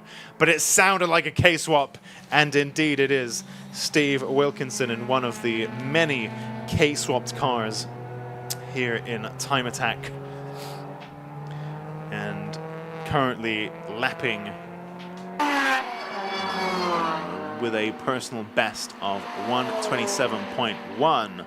It's good enough for second in Pocket Rocket, naturally aspirated. Dean Riley there in that VX220. You can see quite a few cars there with their headlights on, meaning that they're all on a hot lap, and really, in theory, none of them needing to yield to anybody else. If you're in a hot lap, you have priority. And I think if all the cars are on hot laps and all of them have their headlights on, then that's just one of those things, and you got to work it out yourself. If a car is on a cool down lap, they have to yield to someone on a hot lap. But if everyone's on a hot lap, then you guys just got to work it out and find yourself some track position. So Dean Riley's headlights there going off. I wonder whether perhaps he came across some traffic and thought, this is getting too busy for me now, let me try to find some track space and switch my headlights off for now and cool things until an opportune little space comes up. You see the cool down light flashing on the back of Dean Riley's VX220. Martin Bachkovich makes a nice improvement there in Pocket Rocket, naturally aspirated, a 124.3, putting him up to second in class. A podium finisher last time out at Cadwell Park as well. And always interesting to see an MX-5 in Time Attack. This number 183 machine of Tim Matthews of Matthews Motorsport in Pocket Rocket, naturally aspirated. That stance of its wheels, quite widely spaced or quite wide wheels, making it look very angry, like an angry little crab. I'm always it's so endearing to see MX-5s here in Time Attack. It's one of my favorite cars. And I feel very lucky that we have 3 of them here with us today. Because we have also Radu Stan with the BMW Straight 6 swapped NB. Not here today. Then we have Jay Elliott in the Honda S2000, which is basically an MX-5. Nah, I just said that to upset people. But Jay Elliott, very interesting build there in Clubman, despite the fact that it's been converted to forced induction. That car is actually supercharged. But if you take a look at the car, it is otherwise a Clubman car, full interior, standard body, and so on. And, you know, perhaps he even drives to the shops in that car. So Clubman it is, or Clubman Plus for this supercharged S2000. Hot on the heels of Annie Thompson's Exige. I'm curious to see how they compare, actually. Annie Thompson, 121.4 there in her supercharged Exige. And Jay Elliott, 124.1. So the numbers have swapped around. 124.1 in the supercharged S2000, 121.4 in the supercharged. Oh, we got some kind of damage there on Dan Buckingham's car. I can't tell if that's a tire rubbing on bodywork, or was that... I wonder if that's burning oil. He slowed down quite a lot there. The way it's coming from that wheel well makes it look like some kind of tire damage. But there's a lot of white smoke there as well. And of course, when I see turbocharged cars, I just think oil leak somewhere. So, interesting. I mean, I sure hope that wasn't a massive oil leak. But it's not really something that you can just see. There he goes, doing it again. It seems to do it round corners. Oh, in fact, you can see how cambered that front wheel is. The front near side wheel looks pretty extremely cambered, so maybe there's some damage there. It'll be interesting to see once Dan Buckingham comes into the pits what's going on there. We also have that little NB of Tim Matthews stopped on the outside of turn 1 at the end of the start-finish straight, the Wheatcroft straight heading into Redgate. And I'm not convinced that's a good place to have a car, but let's see how things pan out. Perhaps the camera hides the depth a little bit and it's actually quite far from the track. Oh, Jay Elliott's spun again. I think it's safe to say these track conditions are getting a bit tricky, a bit greasy, because we've had a few cars off the track now, and especially something snappy and rigid and rear-wheel drive like an S2000. You know, that's going to take some real finesse to get around a greasy circuit quickly in a car like that. You can see just how soggy this camera is as it follows round that 934 machine of Stuart Hyde in the Limit R Racing Honda Civic. Mark Donnelly coming out of the pits there. Go on the Micra, says Chris Morris. So where is that Micra? So Eden Young still at the top of this session. Wow. Of course, it has been Mark Donnelly who's led all of these sessions so far in that Escort. But of course, that was in the dry. And the wet changes everything. Even if it's mildly moist, as you can see, that's enough to really throw a lot of cars off balance. And usually, these kind of conditions work against rear-wheel drive cars the most, and really bring front-wheel drive cars back into the picture. So let's see how that goes. The number 980 machine here of Laura Jankoskaite in the Dream L Team Racing entry. That BMW M4 there. An entry that we've seen in the past on a few occasions. Back again as a single round entry here at Donington. The Micra be extra spicy today, says ALX. I think Eden's Haltech K11 Micra tends to be a real fan favorite year on year. Especially now that it's back with a K-swap and 420 horsepower. I think it might have even been, I think when it went to Rob Boston Racing, it might have been mapped to even more than that. So yeah, very spicy indeed, especially now that it seems like the flexing and handling issues have been solved.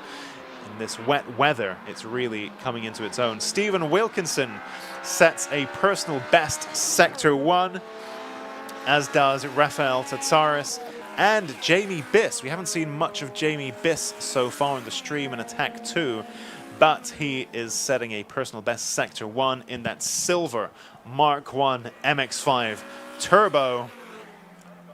Rafael Tatsaris with a personal best Sector 2 as well. Currently 2 seconds adrift from the Pocket Rocket forced induction lead. Rafael currently second in class. And now Rafael Tatsaris sets a personal best Sector 3. It's good enough for a 123.3, so he jumps into the Pocket Rocket forced induction lead.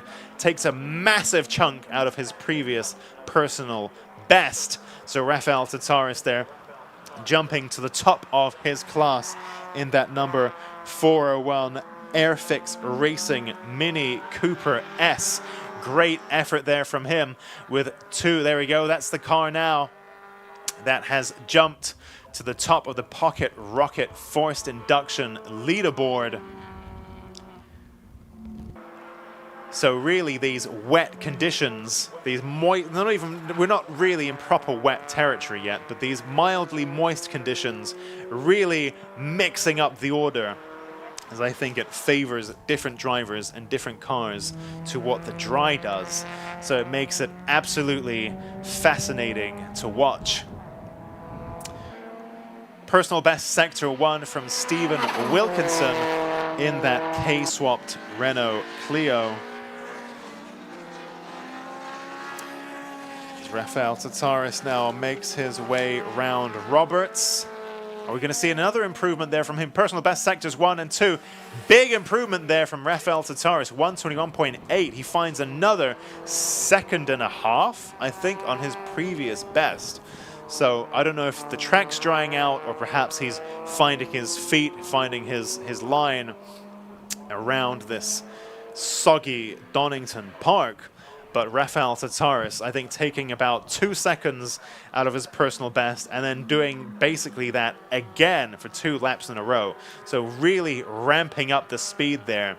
And now a 2.5 second lead over his nearest competition, Thomas Langley, in the... I think we've had some... Yeah, Thomas Langley, who was in Clubman Plus but is now in Pocket Rocket Force Induction in the Ford Fiesta. Annie Thompson there in the Midnight Motorsport Lotus Exige, still on top of the 119.7. Jamie Biss there looking very fast indeed in that turbocharged Mark 1 MX-5. I think the close crop of the camera really giving a sense of speed there as that little MX-5 moves around quite a lot. That wonderful light short wheelbase rear-wheel drive and now turbocharged platform. Probably quite a handful in the wet, as friendly as MX-5 chassis are, and they really are the warmest, most cuddliest sports car chassis you can think of. I would imagine once you throw boost into the mix and send them round a damp Donington Park, they probably do become quite a handful.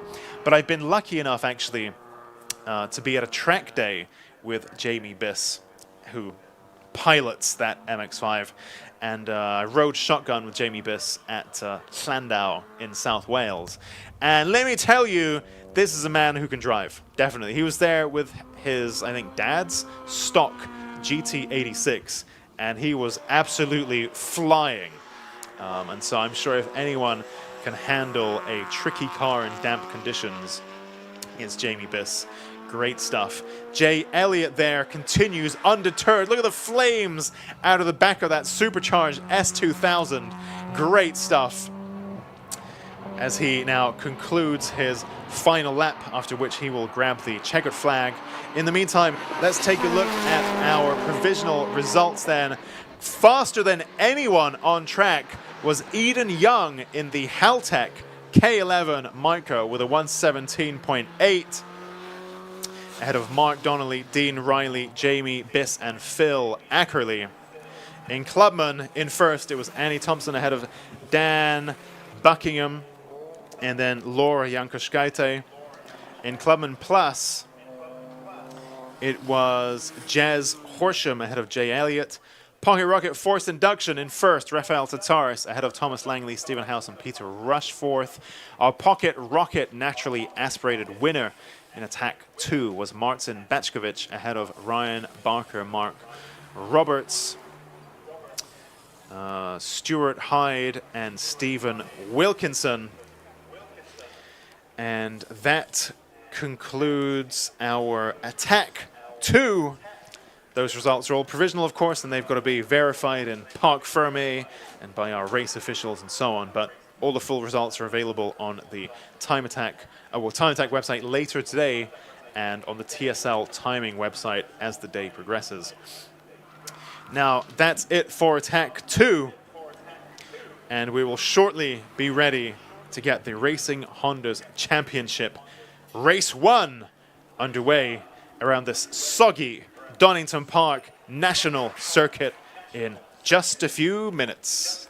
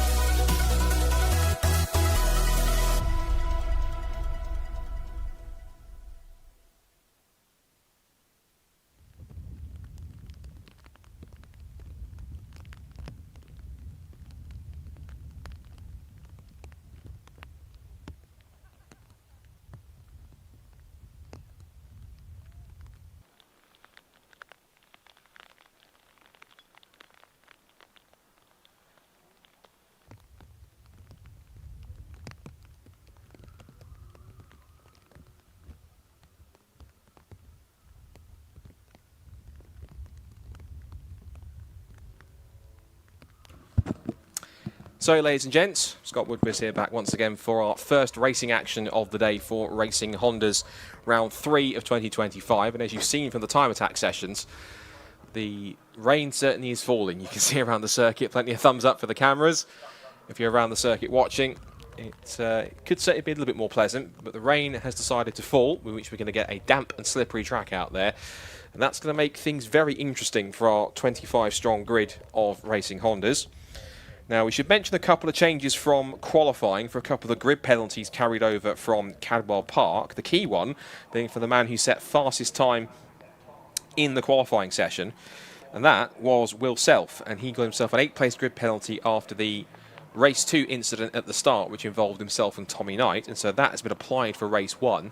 And that means that he goes from being on pole position for race number 1 all the way back to 9th position. As you can see on screen, watching on the stream, the cars making their way out, but already some of them do have wipers ablaze. It means that the track is going to be a little bit tricky out there. That might be a bit of an understatement.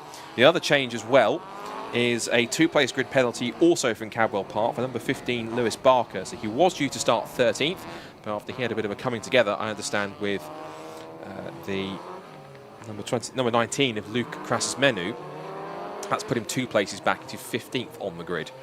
So he'll be looking to pick his way through, as will Will Self. He's going to have quite something in the mix.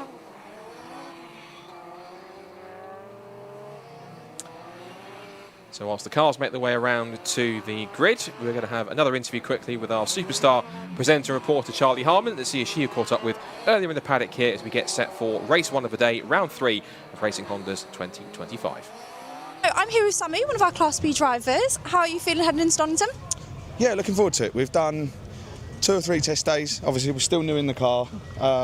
Every time we've taken it out, we've tried to find some time. And yeah, I hope we can put it on a podium again. It'd be nice. No, definitely. Obviously, you're a bit of a ex-racing karting whiz. How are you finding it in the Racing Hondas? Yeah, not too bad. First time circuit racing. I've got a decent history in oval racing. Started racing when I was 5. We've had a bit of a sabbatical from cars. So yeah, it's nice to be back in them and yeah. Dusting it off. Yeah, it's going well so far. Fantastic. How are you feeling setup-wise with the car as well, from obviously coming from Cadwell?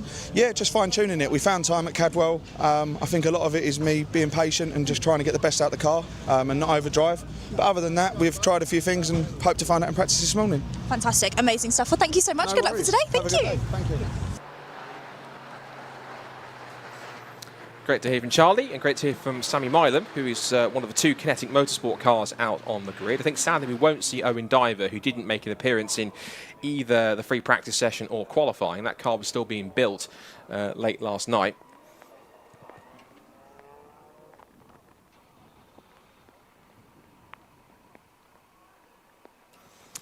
So as the cars make their way onto the grid now, we are getting set then to rumble on what is a damp and slippery track, wipers ablaze. Let's get set for race 1 of the weekend, round 3 of Racing Honda's 2025 this afternoon here at Donington Park.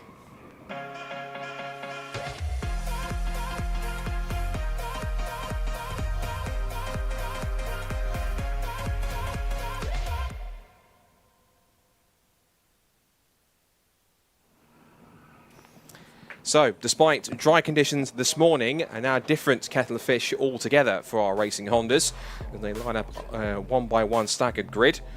And we'll go through the grid very shortly in a moment's time, but this is going to be quite a fascinating affair, given that we've got Will Self slightly out of position, starting back in 9th on the grid.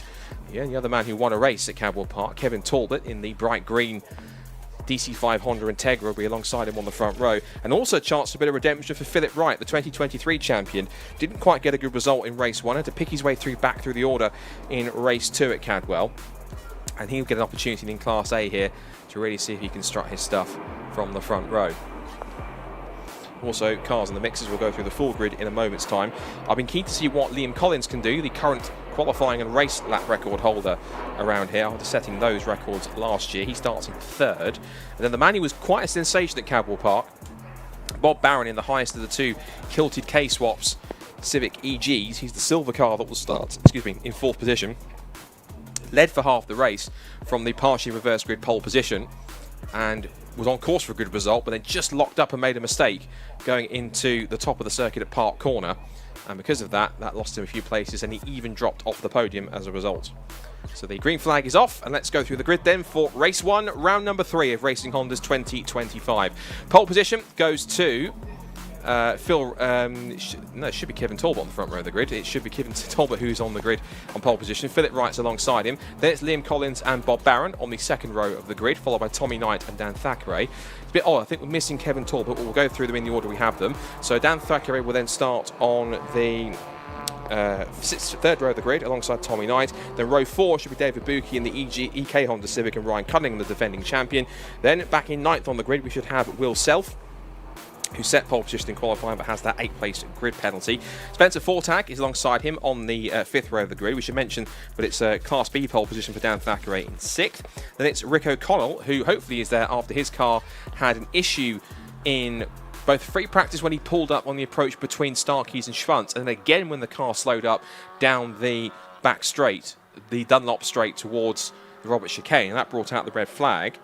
He will then, on the 6th row of the grid, if he's there, alongside James Alford in the number 11 EK Honda Civic. Row 12 is where we find our single race entry, our guest driver, Nicholas Allett, making his first ever start in a car. He will be in his EP3 Honda Civic in 13th. He's alongside Sammy Milam, who we just heard speaking to Charlie before the race start here. Next up on the 8th row of the grid, Lewis Barker. He has a 2-place grid penalty, following also an incident that he had at Cadwell. He's alongside on the 8th row, Fraser McNeil, who had a really nightmare session, ran off the road in the gravel at qualify in free practice that brought out the red flag midway through. He'll be back on the 8th row. Row 9 is Sam Linsner in car number 30, and James Kembry, one of the Otter Motorsport cars. New to the championship this year, that team. Followed then, behind them on the 10th row of the grid, Harry Greenhill and Duncan Holloway to round out the top 20, and then Luke Crashesmedu and Matt Rowley, who takes the Class C pole position. He's ahead of Andy Barnes, the man himself who runs Time Attack with his brother Rob. He's in car number 99, the Kent Models liveried Civic FN2. And then the last couple of positions at the back of the grid, we have alongside Andy on the 12th row of the grid, Jackson White, and Callum Houchin in car number 37 is on the grid too, in 25th and last. And as we said, no Owen Diver, sadly. His car is in the paddock, but it looks as though, I'm afraid, the Kinetic Motorsport squad either couldn't get him out on time, or he was due to come back after he had a back injury which kept him out of Cadwell Park. Maybe the back injury has tweaked once again, and maybe he's unable to get out. Either way, it's a shame we don't have him on the grid, but he will be looking to try and possibly come back for the next round at Brands Hatch in a few weeks' time. Now, they've gone on to a second formation lap because the conditions are different enough compared to qualifying earlier on this morning that they are have to going out there for an extra lap to try and get a different feel for the conditions, because of course if they go into it completely blind, having done one formation lap, it's not really going to work out for them. So a second formation lap to fully get adapted to these damp and slippery conditions out there is going to be absolutely key. So just coming through one by one, you'll see they're weaving from side to side to get some more heat and temperature into the tyres, keep the brake pressures up, the brake temperatures up as much as possible. That's going to be key, particularly getting off the line. The cars towards the front of the grid, of course, they're going to be trying to get as much temperature as possible because they know that the longer they stay on the grid, whilst everyone else is forming up behind, that the quicker those tyres and brakes are going to start cooling down, which means they could be a bit of a disadvantage by the time they head towards Redgate Corner for the first time. So, of course, this is a 1.9-mile national circuit. And Donington, of course, with a very rich history in motorsport. Of course, it's been running races most famously even back pre-war into the mid to late 1930s when it had the proper old-school pre-war Grand Prix cars of Mercedes and DK and Auto Union. And then it was really brought back into life, I think, in about the 1970s, late 1980s, early 1980s. And then since then, it's been a long-standing circuit, one of the driver's true favourite. It's fast, it's flowing, particularly on this national circuit, which is 1.9 miles. It certainly does put on quite a performance. The lap record in race here, both for qualifying and the race, is held by Liam Collins. His race lap record was a 1 minute 15.1, which was actually a tenth faster than his qualifying lap record set last year, 1:15.2. So whether or not he can repeat that, I think with the conditions he might not quite get to that lap time, unless it dries out pretty quickly. I think Liam Collins is just trying to get a little bit extra heat into those tyres as he pulls up into his grid spot in front of him. So the cars then make their way back onto the grid, and in terms of watching out for who's who, it's Kevin Talbot in the Jordan 191 inspired livery, the green Honda Integra DC5 with the little blue trim on it in honour of the late great Eddie Jordan. It's in silver and yellow. You can see Phil Wright, 2023 champion. And you've got the almost Batmobile looking all black Honda DC2. The silver EG9 Honda Civic is in fourth on the grid, and you can't also miss Tommy Knight's car. That's the bright blue EK Honda Civic in fifth position on the grid. And of course, further back on the fifth row, you are also going to have Will Self out of position after he started on pole. To watch him come through from ninth, that's going to be quite exciting. So the last couple of cars getting into position. Watch for the green flag at the back of the field. Once our final car is in position, there it is. It's all calm and quiet until the VTEC kicks in. Stand by for action then. Round 3 of Racing Honda's 2025. All set to get underway. Watch for the red lights. When they go out, it's going to be a sprint down towards Redgate Corner. Talbot on the left, Wright on the right. And we're underway in racing as they slither away from the grid down towards Redgate for the first time. It's a clean getaway from pole for Kevin Talbot. He'll lead the charge down towards Redgate, but it's also split in the middle between, looks like, Dan Thackeray and Phil Wright. Comes Bob Bannon in the centre. Phil Wright will turn in second place. Bannon's up to third, and a cracking start for Dan Thackeray in the Class B Honda Civic EP3. He's up to fourth. So an excellent start from what was, I think, the third or fourth row of the grid, but they now cascade their way down through the Craner curves for the first time.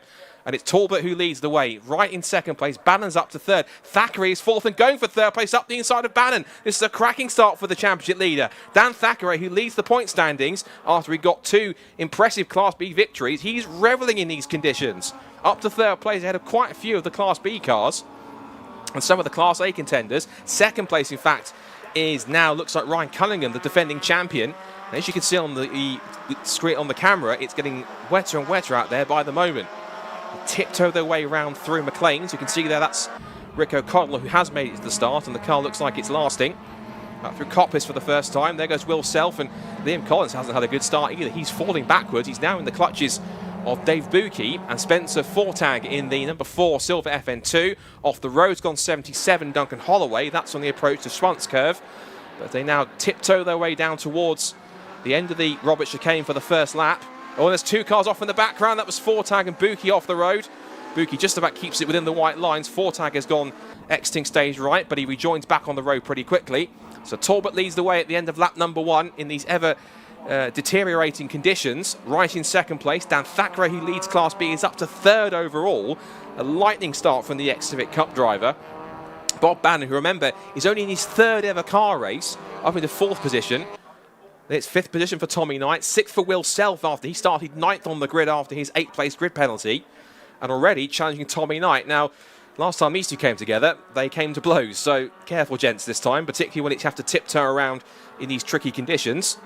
But I'm sure Will Self will have that on his mind. He looks to the outside to try and get a good run to power past Tommy here. Tommy gives him the room, and Will Self easily slots his way up into the top 5 once again. So his next target is going to be his fellow EG racer of Bob Bannon. Quick checking with the classes at the end of lap 1. So Talbot leads overall in Class A from Wright in 2nd place, Barron in 3rd, but it's 4th position in class for Tommy Knight, for Will Self now, who's just passed Tommy Knight in the top 5. For Class B, Dan Thackeray has quite a lead already of about 3 seconds over Ryan Cunningham in 2nd place. As off the road goes Nicholas Allett in his first ever car race. He's got the Revit Motorsport Honda Civic off the road exiting McLean's. 2nd in class is Ryan Cunningham, the defending overall Racing Honda's champion. 3rd is Sammy Milam, 4th is Lewis Barker, and 5th is Sam Linsner. And then it's Andy Barnes in the lead of Class C's. He's got the better of both Matt Rowling and Callum Houchian. A cracking start from Andy, up to 19th. And he's quite a way away. He's 4 places ahead on the road, ahead of the next best Class C car. But of course, Andy's a guest, so he won't score points. Even though Callum Houchian is in 2nd in the class, he's still 1st of the point-scoring car, so watch out for him. Just there you see Fraser McNeil in the bright yellow EG Civic. He's really further back. 15th is Fraser, not where he wants to be. And neither, I think, really is Rico Coddle. He's way back in 20th on the track. So this is going to be not great for him. Here comes Will Self, trying to pull off exactly the same move he did on Tommy Knight. And I don't think Barron was quite as welcoming to let him pass as Tommy Knight was. But another place gained. Will Self is now up into 4th place. 5 places up from where he started. Will Self, who came into the season determined that he was going to challenge for the championship, made that statement completely true off the line with victory in race 1 at Cadwell Park, then had the start line incident in race 2 which scuppered him. So it was a tale of 2 sides that day. Will Self again has had a weekend of 2 sides so far. Was quick in qualifying, took pole, then had that 8th place drift penalty, and now in these tricky conditions he's trying to wind his way back up through the order. Next target is going to be Dan Thackeray, who's driving like he's got a Class A car underneath him, but he's absolutely sailing away, no pun intended, in 3rd position. Self is now up to 4th, Barron down to 5th, Knight down to 6th, but Barron and Knight are still in the top 5 in class. There goes Ryan Cunningham in car number 1.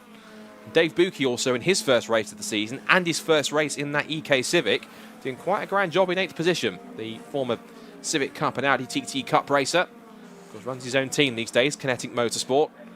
Of course, he had 2 other cars here set to race this weekend. That's Sammy Milam, who is in the race and is currently in 12th position and running 4th in Class B. And also set to have Owen Divert, but his car didn't even make it out for practice or qualifying earlier on. So sadly, his car is sat in the paddock with not much to do. It's his favourite passing spot, Will Self, as round the outside he goes. And that's another place gained, up the inside and past Dan Thackeray to pick up 1 more spot into 3rd. Let's look at lap times. His last lap time was a 1:25.637. Now that compared to Kevin Talbot, who has a 1.7 second lead up the road. As off the road has gone Luke Crassus Menu, and that was both, I think, Jackson White and Rico Coddle going past.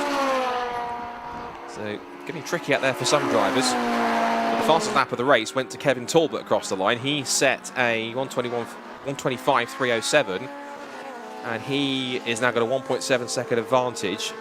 Another new fastest lap for Talbot. But I think that Wright's trying to go with him. In fact, new fast lap goes to Will Self, so it was a 1:23.842. Talk about flying along in these conditions. They're about, at the moment, compared to Self's pace, 8 or 9 seconds off, of course, lap record pace. They're not going to be the absolute fastest compared to where we were in qualifying. But Self has got a pretty good car underneath him here as he winds his way down the hill. 4 laps in the books. Onto lap 5. Wipers going... Wipers ablaze as he turns through the old hairpin. Little twitch as he managed to try and rotate the car on corner entry. And interesting enough, again, Dan Thackeray, this is pure pace from him in a Class B spec car. Credit to him, he was one of the front runners in the Civic Cup in 2023. Got so close to the title and had an engine failure in the final race of the season, which handed it to, instead, to, I forget the driver's name, I'm sure it'll come to me in a second.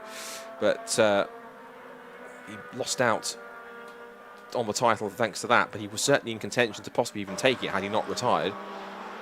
So good effort from Dan to put that car as high as he did, and I'm sure that Charlie and co are going to be quite impressed when they're going to interview him if he continues on this pace. There is Andy Barnes in Class C, and he might have to face Charlie's microphone if he stays where he is. He's got quite a good performance in so far. He's actually up now to 17th overall. And again, bear in mind, he's in a different class to James Kembury. He's revelling in these slightly damp conditions, and alongside the man who's also got a novice cross on the back. trying to draw himself alongside the Honda Motorsport EP3, but there's not enough pace in a straight line. And he might beat him under brakes though, squirming around a little bit. And look at that, he forced himself to the inside. There's a little bit of argy-bargy on the exit, and Cambry's not allowing the boss of Time Attack any route whatsoever. You might be the person who runs the championship, but I ain't letting you pass that easy. So now they're going to be side by side, and he might have a bit of backup in a minute, because right behind him here is Harry Greenhill. He's in the Class B car, in fact. Oh, as Andy Mars gets very sideways and runs wide on exit, and all the hard work trying to get past James Kembry is now gone to nothing for the moment. And Harry Greenhill says, "You're going to make it that easy, boss? I'll just get past you every single time." So there he goes. Now then, for the lead, it's now closed up because Phil Wright has brought the gap down last time by about half a second, of course. Did a 1:23.8. Now as he looks up the inside, he's really closed in on Kevin Talbot, putting the Integra under pressure. Now it's side by side for the lead. A drag race down the back straight towards Robert Chicane. Talbot goes defensive on the inside line, but he knows he'll be offline for the second part. You can compromise your entrance into the first part of Robert Chicane to get a better run off it. This is certainly helping Wright, who took the proper racing line. Now they sprint back down towards Redgate with now 7 laps in the books. Or 6, in fact. They're on to lap 7.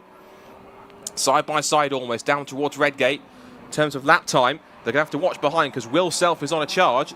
It was a 1:24.3 for Talbot, 1:23.8 for Wright, a 1:22.8 for Will Self, as Wright now tries to look up the inside and put himself level through the crane of curves just before at Hollywood. You're a brave man in these conditions if you want to go side by side, and Kevin Talbot's car wiggling around as he tries to get it stopped and turned in for the old hairpin. And Will Self is going to loom large in their mirrors here, and this is 3 very different cars, you can see. The DC5 Integra, the EP3 Civic, and the EG Civic, 3 different, I won't say generations. Of course, the Integra and the Civic EP3 are from essentially the same generation of car, if you like. Whereas the EG Civic is kind of 2 generations removed. It was kind of before the EK, back in the early to mid-1990s. About roughly, what, 91 to 94, 95, that car existed, maybe a little bit older. But Will Self is certainly pushing hard, and this is what we wanted to see. 3 of the fastest men in the championship battling over the race victory. They've only got 5 minutes to do it here. And Will Self, of course, at the moment, unless he can find his way through easily enough, will have to run at their pace. Right, looks so much better off the corner in the second part, but he finds this big green and blue Integra staring right in front of him, giving him no option whatsoever to try and get past. Down towards Redgate. They're coming up on lap traffic now. This could play a factor. That could get very nervy as Phil Wright looks to send it round the outside at Redgate corner. Has he got the grip to get around the outside? He just about gets it done. Yes, he has. Brilliant stuff from the 2023 champion. Phil Wright hits the front with a gutsy move right around the outside. In the wet, to be fair, that is the better line to take on the outside line. If you're on the racing line, he gets damp and slippery on the rubber. But Phil Wright absolutely sailed past the pole sitter Kevin Talbot. And now Talbot has a rear mirror full of Will Self right behind him as they get past Duncan Holloway's ailing number 77 Civic, which is in Class B. And Wright taking the wider approach to find the grip and find the traction through the outside of McLean's. Now it's Will Self's turn to put the pressure on, and Talbot again doesn't need to go to the inside this time. He doesn't think that Self's that close enough, but I'm just going to watch the traction here. How much grip has Self got to try and get past? But Talbot saw that coming. He parked the car right on the inside of the corner on the apex. Remember, you can vote for your Lucas Oil top driver if you want to by using the QR code. I think these 3 are certainly going to be contenders. In fact, Will Self, remember, coming from 9th on the grid, there's still a chance he could win this race, but he has to get past Kevin Talbot in order to make that happen. So 3.5 minutes to go or so on the clock. That's now 8 laps in the books. And here comes Will Self then to the outside to try and make Kevin Talbot. Talbot got done once round the outside. Is he going to get done twice? The answer is, well, maybe. Round the outside goes Will Self. And he might just get the traction here to get past him. Puts 2 wheels on the curb, but it's not going to stop him. And Kevin Talbot, once again, thinks not again. He tries to go side by side, but Self just slots in front. And that is second place for the man that started 9th on the grid. Richie starts on pole, and Talbot comes back at him up the inside into the old hairpin. But there's no room to get past. And through he goes. Whilst it's happening, I'll quickly mention the rest of the classes because, of course, they do exist. Dan Thackeray, currently in 5th position, leads Class B from Ryan Cunningham and Sam Linsner. I'll look at the rest of that one on top of that. It's then Sammy Milam in 4th, Lewis Barker in 5th, and Spencer Fortag in 6th. And the Class C battle, Andy Barnes still leads that one. That is Andy Barnes who leads the way with quite a lead on Matt Rowling in second place and Callum Houchin in third. So we can't forget the other classes in the mix. This is where the action is, though, because Will Self is starting to charge off after the race leader. He's put a couple of car lengths on Talbot. He's going to have 2 more laps to try and close him in here. So, the 2023 champion and the man who declared at the start of the season that he would fight for the championship are about to go toe-to-toe, I think for the first time in this championship. Across the line they go. 9 laps completed. I think 2 more to go at this rate. And Will Self looking at his time. His last lap was a 22.8 compared to a 23.3. Not even that being a personal best of Phil Wright is going to stop Will Self here. Down the Abbott, down through past Hollywood. Into the Craner curves. Wipers still going 10 to the dozen as they wind their way through right and then left. Bring the car back to the driver's left-hand side. Pitch it in through the old hairpin. So easy to run wide or go over the curbs here, as we've seen so many times before in so many different forms of motorsport. We've got a real battle on our hands brewing here. Will Self is just about closing in. This could be quite a fiery battle for the lead with a lap and a half to go. How much more grip and pace does Will Self have to put one over the 2023 champion? Under brakes, back towards Coppice, and there's no inside look for Will Self. He gets a little sideways as he tried to pitch the car in on the apex, but the wider line taken by Wright has given him more traction. Look at the punch he got off the corner. He's pulled another car length again on Will Self, and I wonder if that's possibly hampered him and put him in a bit more complicated position with now just under a minute to go and 1 more lap of the Donington Park National Circuit to go. I think Talbot's also closed in behind him too, not too far away. So across the line they go. Last lap of this first race of the day. And what does Will Self have? Anything left in the tank here to close in? The lap time was pretty even. They both did 123.2s. In fact, all 3 of the top 3 did a 123.2. The fastest of those 3 by a fraction was Will Self. Down Hollywood, through the Craner curves for the final time. And Will Self has got to keep edging closer and closer, corner by corner. Just following straight in Wright's wheel tracks as he turns out of the old hairpin. Now back on the power. There's some back markers here. I think that's Callum Houchin in the way. So how will these two negotiate it? Callum stays out of the way. It's a good driver from Callum. Well done. And again, wider approach for Will Self, trying for that undercut and the tighter line off the corner. Gets a good punch off it. Gets good traction off of McLean's. He's getting close. He's good through Coppice as well, and if he can stay close here, there's got to be a chance he could try and look up the inside. I think he tried to go up the inside through Coppice, didn't make it work, and again, Wright's car works a little bit better off the corner through Coppice, down towards the Robert chicane for the final time, unless there's one banzai bingo send down the inside from Will Self. I can't see it happening. And as the skies start to brighten a little bit more here at Donington Park National, despite Will Self's great efforts from 9th, it's not going to deter the 2023 champion. Up towards the checkered flag will come Phil Wright, and he will take victory in race 1 of the day. He is delighted, slaps the roof of the EP3 Civic. He takes victory in race 1 of the day at Donington Park for Racing Hondas. Will Self only 0.4 of a second behind him in second place, and the pole man Kevin Talbot will come home in third. Bob Barron takes 4th position. Good effort from him. I think that matches his result, was close to his result from Cadwell Park in race 2. Dan Thackeray, what a dominant drive that was. He takes a commanding Class B victory. He is 5th overall, just only 17-18 seconds off the lead, only just ahead of Tommy Nice in the EG Civic. David Buki takes 7th place. Ryan Cunningham will come through to take 8th overall and 2nd in Class B. Good drive from Ryan. It's 9th for James Alford, and 3rd in Class B goes to Sam Linsner, so good effort from him. He'll be delighted with that. Good effort from Sam to get through. It's then 11th for Lewis Barker, 12th for Fraser McNeil, 13th for Spencer Fortag. That gives him a top 5 finish in Class B. And in Class C, flash of the headlights, Boss has done it. Andy Vance takes victory in Class C. So that will certainly be good for him. He's single round entry, so remember he doesn't score points. So the actual maximum points for the class will go to Matt Rowling when he comes across the line shortly. Here's Rick O'Connell, who seems to have made it throughout the race without any mechanical issues for his car after problems in pre-practice and qualifying. And across the line behind Luke Crassus-Menu will come the man who will score the points victory, if you like, for Class C. That is Matt Rowling, and Jackson White will come through, I think, as our last runner to take the flag. So, who knew a bit of rain and a bit of damp condition could spice things up a little bit. Great battles up and down the order. Lots of action for everyone to digest. And Charlie will be down there in Parc Fermé as the leaders already making their way down to pit lane. That's how quickly they got round. So, the results from race number 1. The 2023 champion on top of the podium. Phil Wright gets back to winning ways, and he wins by 0.4 of a second from Will Self, who drove superbly in the damp conditions to go from 9th to 2nd and just missed out on a victory. Kevin Talbot, the pole man, started on P1, comes home in 3rd. Bob Barron in his only 3rd ever car race finishes in 4th, and Dan Thackeray with a commanding Class B victory gets 5th place overall. A brilliant effort in the EP3, only 18 seconds off the lead. Tommy Knight finishes 6th. Dave Bucchi in his first race in the EK Civic comes home in 7th place and 6th in class. But it's Ryan Cunningham, the defending champion. He is 8th and 2nd in Class B. And James Alford and Sam Linsner, who's on the podium in Class B, finishing in 10th. Lewis Barker is 11th. Fraser McNeil will be a bit disappointed with 12th compared to his teammate up in the top 5.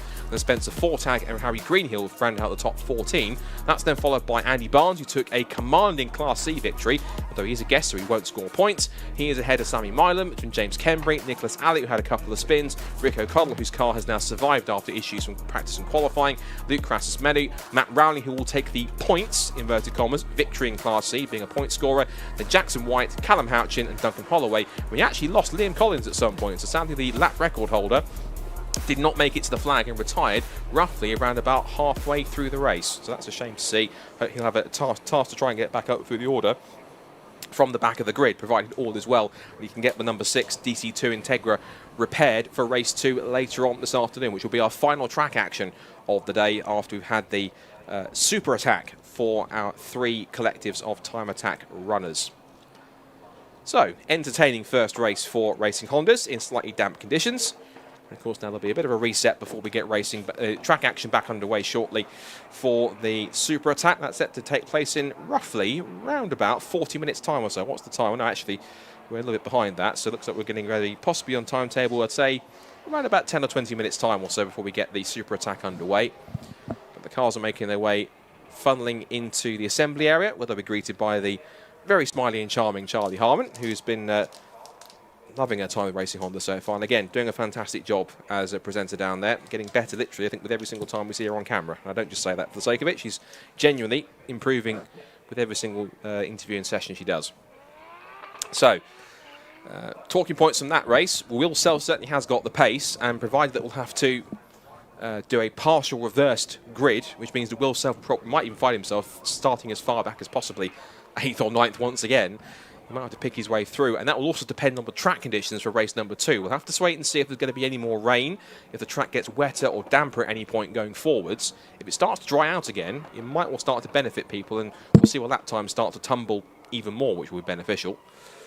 So we're just waiting, hopefully, to get a signal for an option to throw down to Charlie very shortly. And of course, once that's completed, we'll hand you back to Alexi, who will guide you through the super attacks for the 3 groups. Of course, we've got the fastest of the cars out first of all for their... Oh, no, it's in reverse order. I think. No, it is. It's a bit of misprint on the times on the programme. It'll be Club Pro, Pro and Pro Extreme for their super attack. Then Club 2-wheel drive and Club 4-wheel drive. And then CNR, Clubman and Pocket Rocket. That's where the big points are going to be scored alongside how they performed in Attack 1 and Attack 2. And then on the timetable, it's scheduled for Racing Hondas to take place at around about 10 to 6. That's when you'll see them. And we'll see if Phil Wright can possibly repeat the victory from race 1 just now. I think they're going to send the drift cars out just for a bit of a demonstration whilst we get our time attack drivers ready for their super attack. You can see the drift cars lining up at the end of the pit lane, and they're using mostly the, if not completely, the Grand Prix loop as they come out of what will be the Goddard's hairpin and back around onto the Grand Prix loop, where they'll start to do all sorts of stuff. They've been pretty much out there driving and performing all day today, so if you've been around the circuit watching the drifters, then you'll certainly be enjoying the sideways action they've been treating you to. And it's good to see the variety in these time attack events. Of course, you have the time attack, you have Racing Hondas for the circuit racing action, the drifting from our demonstrations from our MSUK Drift Pro Championship drivers. And of course, this first ever JDM JAM show has had plenty out there as well. They've had show cars, they've had lots of different retail stands out there for model cars and all sorts of merchandise, and great to see so many cars turning out and lots of MG specials. I've seen like a Suzuki Cappuccino out there. I've seen lots of different CRXs and GT86s and all sorts of cars. Supras, Evos, Civics, you name it, Skylines, all sorts of cars have been out there. So if you're around the circuit and haven't actually wandered around through the paddock, where you can see the Time Attack cars in the back of the garages, you can see the Racing Honda's cars in the paddock, which they'll be going to shortly after they're released back out of Parc Fermé, which is where they're currently cooling off right now. And you'll be able to see kind of the full experience of what JDM JAM has to offer. And of course, we've got more events coming up throughout the course of the season where you'll be able to see Time Attack and Racing Hondas and the Drift Pros. And we can detail those in the programme. For now, though, let's head over to Charlie Harman in the paddock and in Parc Fermé, where you can have a chat to our top threes from race 1 of the day of Racing Hondas. We are here off of race 1, a very wet race 1 out of nowhere. I am here with our Class A winner, Phil. How was that race for you? Yeah, it was great. It's the conditions that we like. It's just obviously when you're in the holding area, it's not great for everybody, but I enjoy the wet zone. Fantastic. Obviously, Kevin out in front of you and Will right behind you there. How did you find that? It was all right until Will started catching us, and then it was kind of, we've got to do something here. I was trying to hold on to the last couple of laps before we started really pushing, but as soon as Will got on to back of us, there was no choice, so we've got to go for it or wait until he comes past. Obviously, that's racing, isn't it? You just got to hold on through. We might obviously come right up in behind you. How did you find, obviously, overtaking Kevin, getting that sort of position? So Kevin was braking a lot later than us, but wasn't carrying as much corner, so it was a case of just try and latch onto the back of him and then see what you can do mid-corner. With Will, it's apparent how different the cars are. He could brake so much later than us, but coming off the corners we could get the drive where he couldn't, so it was nice to show the difference between the older cars and the newer cars. Absolutely. And obviously play into that skill set as well, obviously confident going into the corners and stuff. Yeah, most definitely. You've got a car under you that's doing what it's supposed to be doing instead of doing silly things. It makes it a lot easier. Yeah, no, absolutely. Confident in the wet as well. Obviously the rain literally poured just at the last minute. Yeah, if we could actually have a full wet race and we can get a wet setup on it, then yeah, it's my favourite. So. Fantastic. Well, congratulations again. Thank you so much. Cheers. Right, so I'm going to grab Dan next up. If we could grab Dan over. So Dan was our Class B winner. So obviously off the back of Cadwell last week as well. He's off on back of a 2-race win. Dan. You're ready. Congratulations. Well done. How was that? Yeah, good fun. I've got to admit, I love the rain. I haven't driven those tyres before in the rain, so it was a bit of a lottery on the start, and I got a really good start. I was in P3 of the main race, and I was curious to see if I could stick with the faster cars. I think I held my own for a few laps, and when they started getting it up their tyre temps, they could catch me up, and I had a few very hairy moments, should we say, and I thought, come on, this is a bit stupid. I'm not in the same race, really, and backed off a little bit, went home. Fantastic. Obviously, commentators' curse didn't quite go there. Above the three-race win, Dan. Yeah, don't try it. No, yeah. I hung on to that one, especially in the rain. I thought it was anything could happen, you know. How do you feel out in the rain as well? Yeah, I love the rain, to be honest. I feel like it's a bit of a leveler with the cars as well. You can see, and I think as a racing driver, when it's like that, and you can just play around finding grip, it's kind of one of the best bits about it. So it played into my hands the weather a bit as well. So.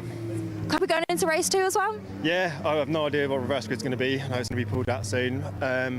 Interesting, it looks like it's going to be rubbish weather still, and it doesn't look like it's going to dry, so probably same again, so it'll be fun regardless. Right, wow, thank you so much. Congratulations. Thank you. Right, I'm now going to grab over our Class C winner, Andy. Andy's going to pop over. Hello. Dusting off the cobwebs went well? Yeah, it did.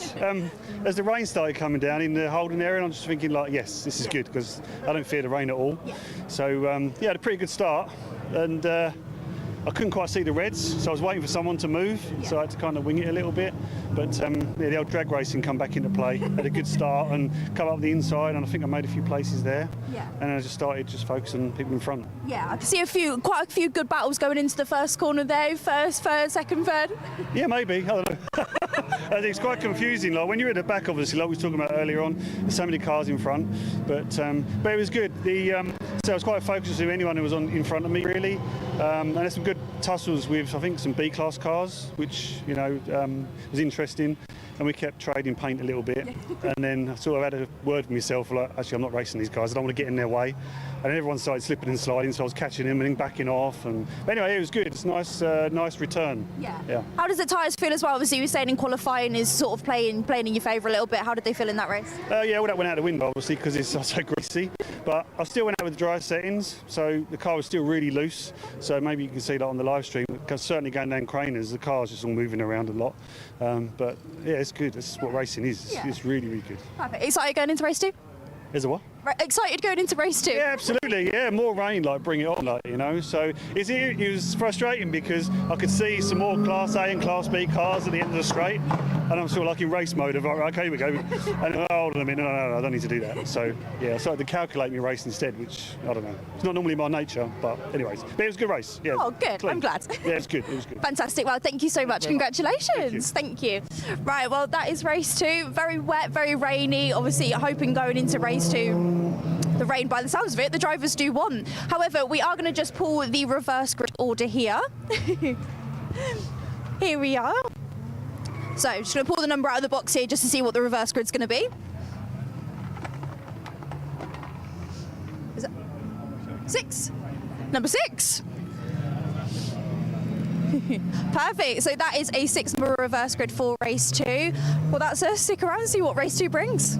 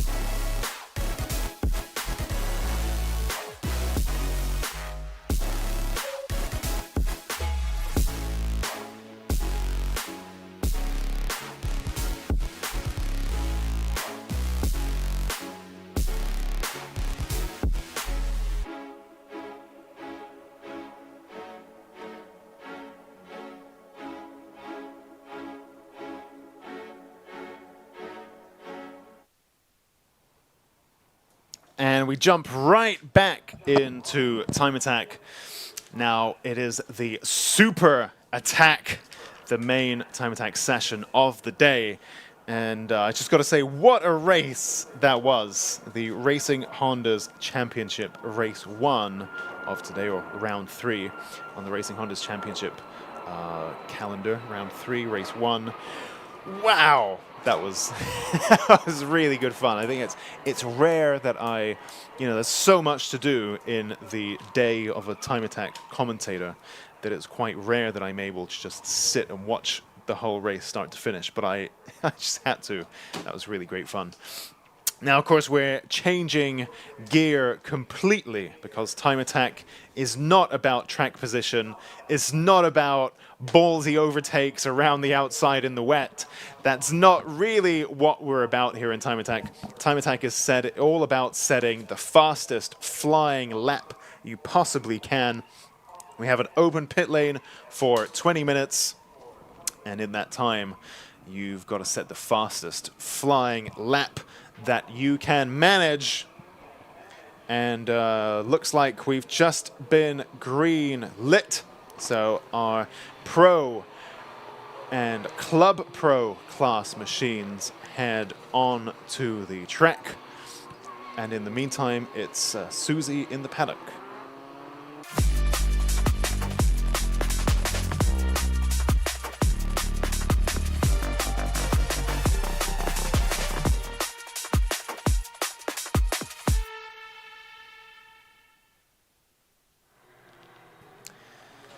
There we go. Right, so we have our Pro and Club Pro machines now beginning to warm themselves up. These brakes, these tires operating within quite a specific temperature window. And so our driver is now needing to weave around and put some energy into those tires, really scrub and mash them into the asphalt to get them nice and toasty. Same thing with the brakes.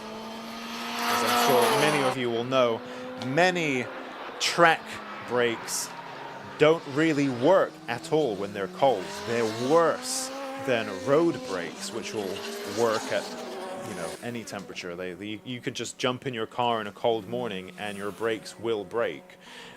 On cars like this, that's not necessarily the case. You need to warm them up first. You need to put some energy through them.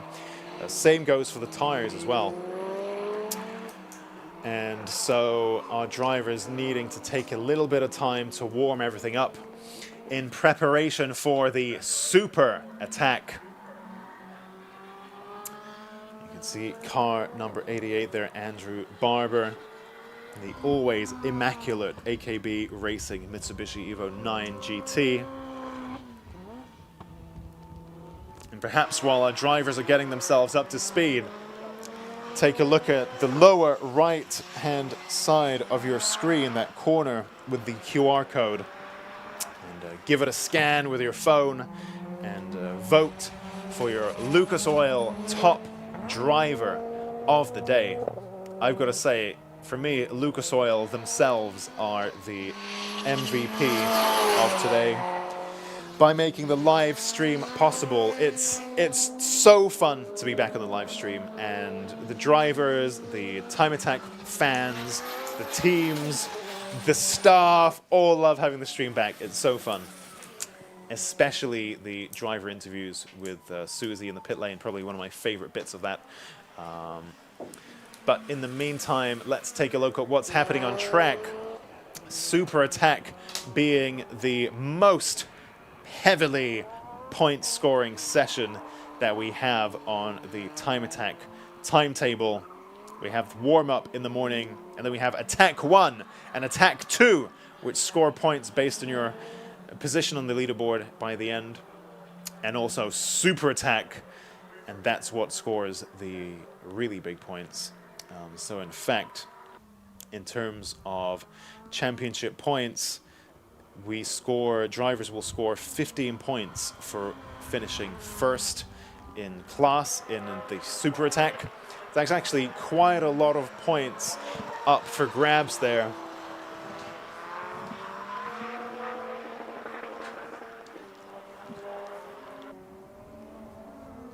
And we can see now, I think we're seeing some flying laps get punched in, as we actually can see the track drying out as well. You can see quite clearly, and even on this shot here, but elsewhere around the track, you can quite clearly see a drying line begin to emerge in some sectors more than others.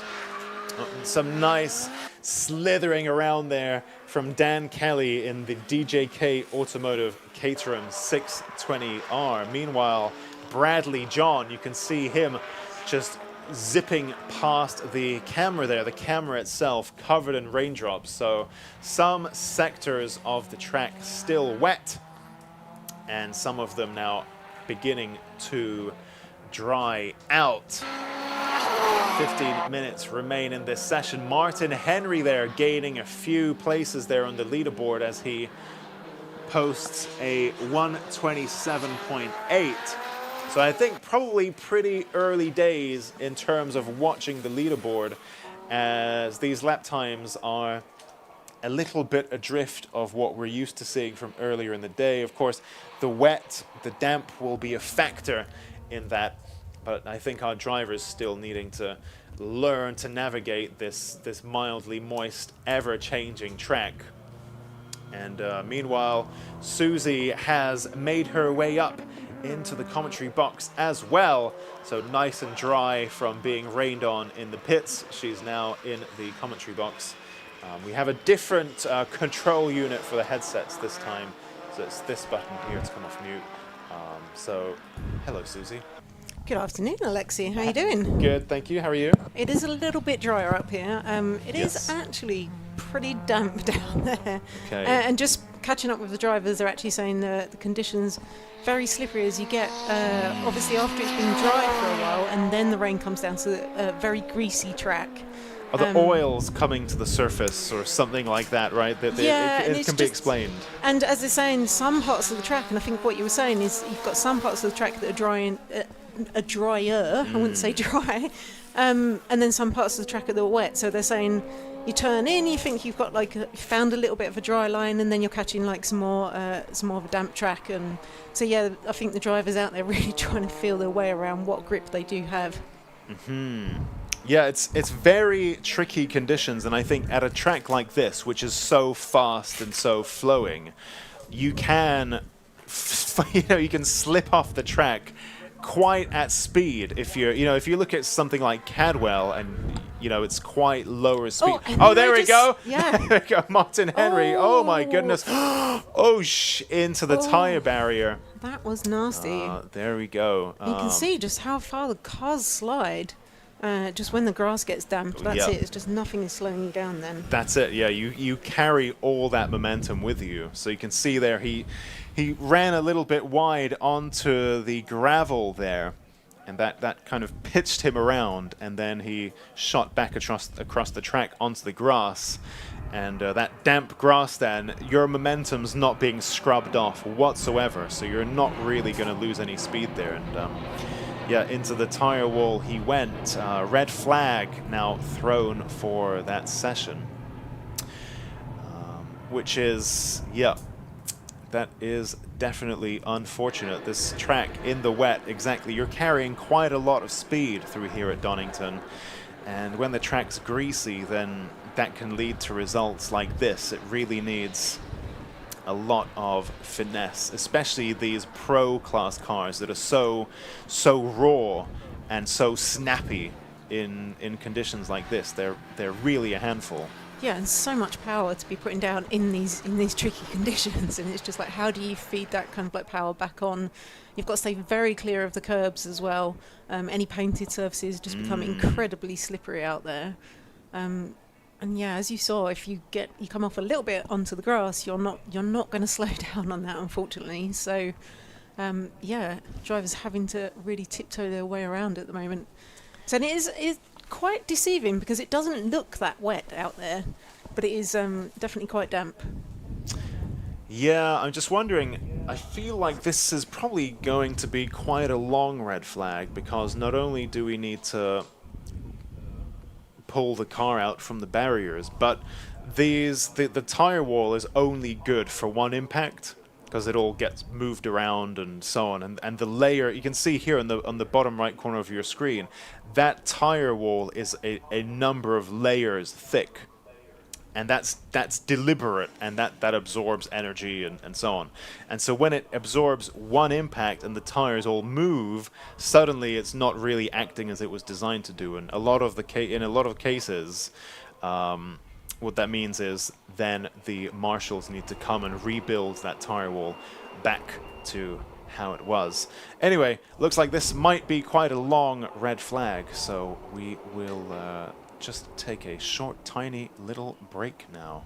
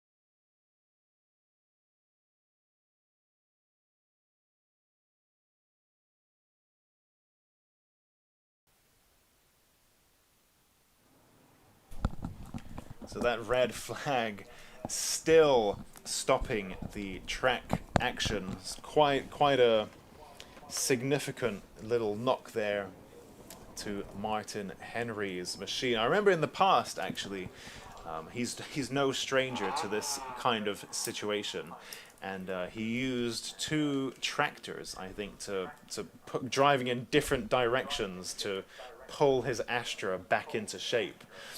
So I'm sure he'll manage to fix all of this stuff pretty easily, no doubt. But for now, that does mean a bit of a cleanup operation needed. And you can see those marshals now rebuilding that tire wall, because by the book, it won't be able to take a second impact as well. So that's quite important that we get that fixed.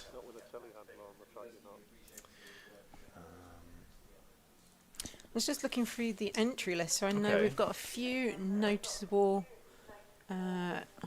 exceptions. Well, just looking through if everybody actually turned a lap in that lap. So we are without Luke Sedgwickowski. Oh, what happened to him? So I do believe the turbo has gone. Mm-hmm. So unfortunately we'll not see him back out in the final session. Okay. Who else looking through this list? I know obviously Colin Dorwood had lots of drama earlier on. I was speaking with him with his cam belt. Yep. And then I believe he's probably lifted the head as well. So, oh wow! But I think looking at the time at the moment, he's still set the fastest time in that session. Obviously, you know, there's only like a handful of laps turned by all of them, so it's good to see him back out on the track. But yeah, obviously his day has not gone very according to plan as well. I think Andrew Barber was also having some issues. Mike Osborne was having some issues. I'm just looking through the entry list. Basically, pretty much everyone I spoke to is having some kind of like form of niggles. And then I think obviously, and then you've got the weather to contend with. And as we were saying, really, really tricky conditions, almost worse than when it's properly raining because it's greasy. You're like, this bit feels dry, I'm going to go for it. And then all of a sudden you get back into like a more damp part of the track. So really slippery conditions, although lots of positive things being said about the tyres, of everyone having lots of grip on those. But yeah, like I say, the trickiest kind of like conditions to drive in, I think. So yeah, when it's greasy like this, you just don't really know what you're dealing with. Because if it's fully wet and you're splashing around all over the place and there's loads of standing water everywhere, you know that's how it's going to be all the time, lap after lap. Yeah. And here you're having to constantly relearn because something's just dried out a little bit and then some rain's fallen somewhere else and then you think you've got the hang of that and then it's all changed again and now it's all dried out. So you think, okay. And then by the next lap, some more drizzle's fallen and it's all now wet again. And every lap you're having to relearn. So it's a very specific skill set to be able to set a flying lap in those conditions. And of course, because Donington is such a fast and flowing circuit as well, you're approaching these corners at such high speeds. So it's like, you know, at the time when you find out when you've not got enough grip, that could be a real issue. And we've got these huge straights down here with these massive kind of like braking zones. So people saying they're having issues under braking, like enough grip under braking, then when they're turning in and it's like, and then car kind of like understeering, and then you get like a little bit of oversteer. So yeah, coming down to Redgate, and obviously, you know, some of the cars going down here, I'm not sure what the if we've got any of the trap speeds down here. It's a good point. I haven't really looked, but I mean they're on the timing screen, I think. Yeah. Pretty fast. I think we're kind of like seeing, especially in some of these pro cars, probably like 145, 150 miles an hour before they're kind of like back on the brakes. Wow. And obviously doing that in the damp, and obviously kind of elongates that braking distance like hugely. So yeah, you have to be very brave in order to get the amount of time, but then also, yeah, again, just playing with the limits of grip out there. Yeah, I remember, I don't know if this is like an urban legend or not, but apparently because of East Midlands Airport and how we're right on the approach path or something, the jets passing overhead missed out jet fuel or like misty kerosene or something, whatever it is, and it then settles on the track. And that makes this track more greasy than other tracks, which to me superficially sounds like maybe that is the case. I'm no expert on jets, but hey, at least we have a green flag, so enough of that silliness. I think this is a great shot to illustrate the difference on the different parts of the track. And so you can see is that quite on the dry line? So there is a little bit of a line starting to dry out, but then of course you dip two wheels off that and you're just you just completely lose that grip very suddenly. And obviously what you don't want to do is do that mid corner when you're really leaning on the tyres. You can even see the Caterham there just moving around a little bit, and they'll obviously just be out there like getting the tyres, trying to get the tyres back up to temperature. And that's also part of the problem, right? When it's wet, is you want to push on and get a bit of warmth into the tyres to get them working, but you know it's quite slippery out there, so it's just trying to push enough to get the tyres up to temperature, but not too much that you go past grip limit. And sometimes it looks worse than it is. And sometimes it looks better than it is. Yep. So even when you think you have a visual of the track and you think, well, that bit looks kind of dry, I'm going to try to use that as part of my line, then it turns out that's not necessarily the case. Very, very tricky indeed. Of course, this is the super attack, which awards the most points to our drivers today. So let's take a look at our lap times. So far, so at the top of Club Pro then is Michael Osborne. In fact, I think we had a little switch around between two drivers that haven't set a flying lap yet, so I'm not quite sure what happened just there. It looked like Ilya Krylov gained a place, I think. Anyway, Michael Osborne at the top of the Club Pro leaderboard so far with a 117.7 ahead of Eric Holmes with 121.5, Dan Kelly 123.6, Mick Porter 133.5, and then Ilya and Richard Goodall yet to set a lap time, but I can see Ilya Krylov at least on the track now. Colin Dorward currently leads pro class with 113.5 ahead of Andrew Barber 117.6, Bradley John 118.5, Martin Henry 127.3. So he did manage to post a flying lap before that incident which brought out the red flag just a few minutes ago. So we have 9 minutes remaining in this session. Let's see how things go.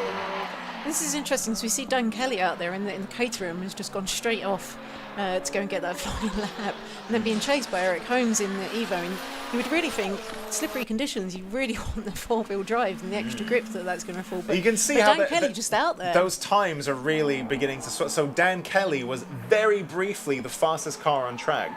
Well, in Club Pro at least, he took the lead there with a 116.8, and then Eric Holmes took that lead off him with a 114.9, and now Michael Osborne jumps to the top of Club Pro with a 112.5. And that's the fastest time of any car out on track at the moment. So yeah, Mike Osborne obviously finding some time out there in these conditions. You can see Andrew Barber's windscreen wipers on there. So okay, that's a clue.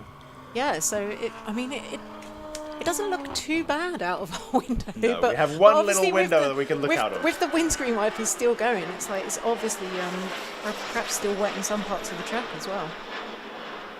Yeah, it's interesting how exactly what you said had just played out, right? So Dan Kelly in the cater room very quickly jumped up to the top of the leaderboard for a few moments before all the Evos happened. And just bumped watching, him down to third. And as you say, and then Andrew Barber just going past Dan Kelly there, and he has set the fastest Sector 1 and Sector 2. So as we're watching him go across the line, see what Andrew Barber does. Yep, and he comes into, and takes first place with a 111.4. Wow. So I wonder if this is an example of the track drying up a little bit. I don't want to jinx it by saying it out loud. I know lots of drivers will shout at me if it rains again. But yeah, it does seem like there is I don't want to say it, Alexi. Yeah, that's what I'll say Hopefully it. there is a line drying out. Maybe there's a drying line, and I'll say it in the hopes that causes it to rain again. Because I think the rain makes it much more interesting. And as a driver, I prefer the rain as well. I think if you're in a lower powered car, then the rain just makes it a lot more interesting. It definitely is an equaliser, and as we know Donington is such a power circuit, right? And so exactly. I think for the cars with the high horsepower, let's make them spin it all, or spin all that horsepower away. Yeah, if you've got more than 300 horsepower, it doesn't matter. But just putting that down becomes like a bit of a problem. So exactly. Well, I think there's still tricky conditions to kind of be playing with out there. I'm very glad to see Ilya back out though. So what happened to him? So I think because it was very smoky earlier, right? So I think they had the crankcase breather was blocked, so the engine was not breathing. But it does seem to be much clearer now. So fingers crossed they've managed to resolve that out today. And obviously he's got this massive rear wing. Absolutely huge thing that kind of spans the back of the car and then comes down onto the back of the rear wheel arches. Hopefully lots more downfalls from that. So Matt Beardmore, a buddy of that team, but also a buddy of lots of people in Time Attack, messaged me earlier to say the oil breather on the Clio blocked, smoking badly, bodging a fix as we speak to get it out. And I thought, okay, what Clio are we talking about? And then I said, there's quite a few. There's quite a few. And then I said, don't say a K-swapped Clio, because that's not really going to narrow it down. And so it was a K-swapped Clio. It was Ilya's K-swap. Now it all makes sense, because that car was smoking. So actually, I had that information much earlier on, but I didn't really know what to make of it. So, okay, that clears it up. Yeah. Oh, and again, I'm just looking at the timing screen. So Andrew Barber's turned the fastest Sector 1 time again. Okay. Although not followed that up with a Sector 2. There we go. The little coloured lines have now appeared on the screen as well, so you can see the sector times too. See the little purple line there, meaning that Andrew Barber set a faster Sector 1 and 3. Fastest, and so fastest lap. Yeah, so that is fastest lap then with 110.535. which is, I think, maybe 3-4 seconds adrift of the times that our pro cars were putting in the dry. So we're seeing them edge towards that slowly but surely towards a dry lap. I mean, we're still well off that, actually. That tells us that we're still well off a dry lap. But we're creeping there ever so slowly. Meanwhile, Michael Osborne sets a personal best Sector 1, as does Richard Goodall and Mick Porter. So perhaps Sector 1 then getting a little bit more dry. I think a lot of our drivers doing well in Sector 1 right now. Colin Dorward sets a faster Sector 1 than anybody. Currently second in the pro class is Colin Dorward. Andrew Barber sets a fastest Sector 2. So I'm really taking that as an indication that the track is beginning to dry out, because we're starting to see these kind of times improving, and we're starting to see fastest sector times all across the board now. So we'll see what that actually translates into. I think for Andrew Barber he didn't quite pip his best time, so he had a 1:10.6 again in the 1:10s. But Colin Dorward on the time sheet has just turned fastest Sector 2 to match his fastest Sector 1 as well. So we'll see when he comes across the line what he's going to be doing. Oh, look at the massive flames going out the back of Mick Porter's car there. I was like, is that on fire, or is that actually going to stop? I thought that for a sec. I just... oh, then we see. So Colin Dorward going across the lines with 1:07.962. So taking like 10 seconds, 3 seconds out of the 1:10. Okay. So yeah, I think we're definitely starting to see a drying line out there, and we'll see. We'll see who can take advantage of that. Mick Porter's car is pretty flamey, smoky. I'm not quite sure what to make of that. Initially, I thought that's really cool, and then I thought, hang on, is this bad? And then we thought, no, wait, that's cool. But like, that's quite a lot of flames out the back of Mick Porter's car, so I'm not fully sure what to make of that right now. Colin Dorward, though, look, he goes faster still in Sector 1. So purple there, those of you watching the stream will see it in the top left corner of your screen. Richard Goodall there. Wow. But I think it's a good indication if you see how much of the curbs they're starting to take again now, because you don't want to be anywhere near the curbs when it's slippery. Yep. Because they will throw you all over the place, and I think we're actually starting to see the drivers take quite a lot of curbs. So again, I think we are seeing the track come back in. And Colin Dorward going across with a 1:06.729. So yeah, absolutely better in his time. Fastest car out there on track at the moment. Yep. Michael Osborne improves to 1:10.8 as well. Dan Kelly sets a personal best Sector 1. Bradley John with a... Actually, I don't think Bradley John has done... I think he might have been in the pits. 1:18.5 was his best. And that was... I think maybe a while ago. So let's see what he can do. Mick Porter again looking pretty smoky out of the back of that car. I don't know. I don't remember it doing that in the past. Yeah, and it seems to sometimes it's white smoke, sometimes it's black smoke, sometimes it's flame. Not sure what's going on there. So I think that's going to be one to watch. So I know Bradley John, so after he had a pretty disastrous Cadwell at the end, right? So he had to end up with a small fire, and I think the handbelt went, so they are on a different engine, and so he normally has a billet engine, and he's on his spare engine today, so I know he was really down on power, because otherwise normally, I'm just looking at what time... Oh, Bradley John was just going to say down on power, but still turning in a 1:09.1. So, and that put him into second place. So, but down on power from what he normally has. So yeah, but still doing an amazing job with that power. That Caterham there of Dan Kelly really moving around. He sets a personal best Sector 1. So currently lapping in the 1:16s, 1:16.1 his personal best so far. But it seems like he's improved in Sector 1, and you can really see how that little Caterham's moving around. Although confusingly, his cooldown light is flashed. There you go. I think he's backed off quite considerably there. So I think once the timing screen updates, I think perhaps that's going to be not terribly fast there from him. There you go. In fact, a yellow Sector 2 indicating that he's backed off quite a lot there. as he makes his way through Roberts and onto the Wheatcroft Straight. Ilya Krylov here, nice licks of flame out of his side exit exhaust. There's something dangling on the back of that car.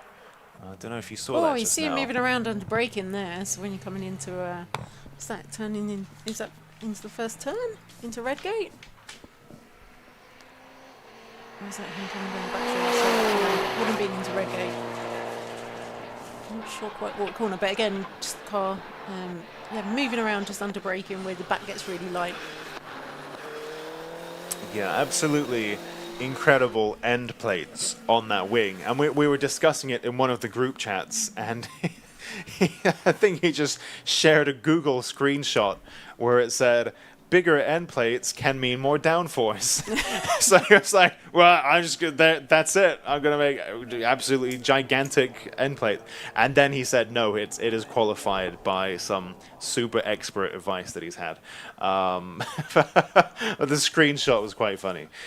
Checkered flag then. Yeah, checkered flag already. Being, yeah, that really flew. I think when it that's when it rains or when it's changeable, it makes things so much more interesting. Let's take a look at our provisional super attack results then in Club Pro. At the very top, it's Michael Osborne, who leads from Eric Holmes, Dan Kelly, Ilya Krylov, Richard Goodall, and Mick Porter. And in the pro class, our provisional super attack winner is Colin Dorward, ahead of Bradley John, Andrew Barber, and Martin Henry. Those cars will now head into Parc Ferme, and on the right-hand side of your screen, you can see the Club 2-wheel drive and Club 4-wheel drive cars getting ready to hit the track for their super attack, and that will happen in just a few moments.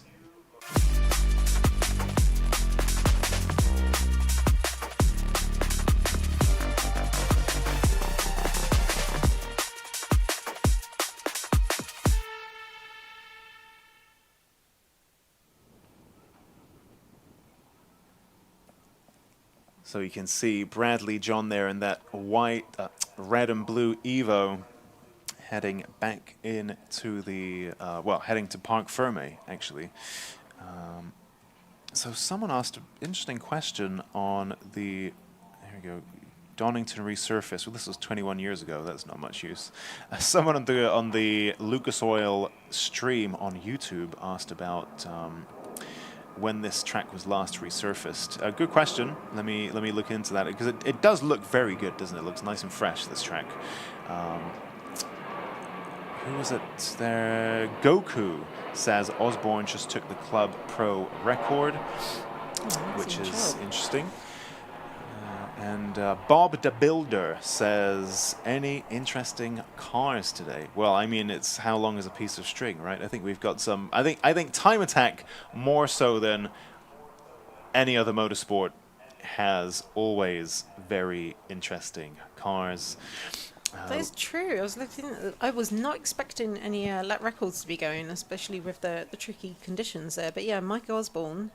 Yeah, setting a new lap record, which is taken from himself. Oh no. Actually, he's not in Club 4-wheel drive, is he, anymore? He's moved up. Yeah. So he is... Oh, the time has just disappeared off my screen. Okay. So it was Ben Robinson, which was 110.7. He did have a 110, but I didn't catch the bit after the decimal point before it disappeared from my screen. But anyway, I will double check that. Now we're on to the club classes out there. Club 2-wheel drive and Club 4-wheel drive cars joining the track. I keep seeing Rob Buston's NC MX-5. I keep thinking that's Ginetta. But of course it's not. But it's, you know, it's got the compact shape, the long bonnet. Rob Boston in my head is like association Ginetta. But of course no, he's an MX-5 guy now, the best kind. So really, really interesting to see him pedal that little supercharged machine here around Donington Park. Usually when Rob Boston's done Time Attack in the past, it has been in some flavor of K-swapped chassis. Oh, look at this amazing shot with that flight taking off on the in the background. I think that's one of the things that makes the vibe at Donington Park and the visuals at Donington Park so unique. is having those flights in the background. Yum Yum Racing, Ben Robinson there in the background saying, guess I've got to try to come back next year then. 0.05 seconds he beat it by. We need you back then, Ben. So Soylent Green New Deal Timeshare is asking some really tricky questions. Firstly, when was Donington last resurfaced? I'm not sure on that. And then he says, are golds and firestones allowed? Is that a brand of tire? Is that a type of car? I want to answer that one. But I will leave you to Google that. good question. Yes, sorry. Meanwhile. I'm just watching that must be Alexander Volkov, out there to make the most, I think, of these drying track conditions. And obviously, as we were saying earlier, the GTRs with their huge horsepower, I think Donington really kind of like plays up to them, really suits them. They're able, obviously really heavy cars, but huge horsepower, and we've got fast-flowing circuits. So obviously, if the conditions are dry enough, this is the ideal track for a GTR, I think. Yeah, I think so. We have Cadwell, which suits things like your Saxos and MX-5s, and of course the Pro Extreme stuff is always going to do well, but that's very much a little short wheelbase car.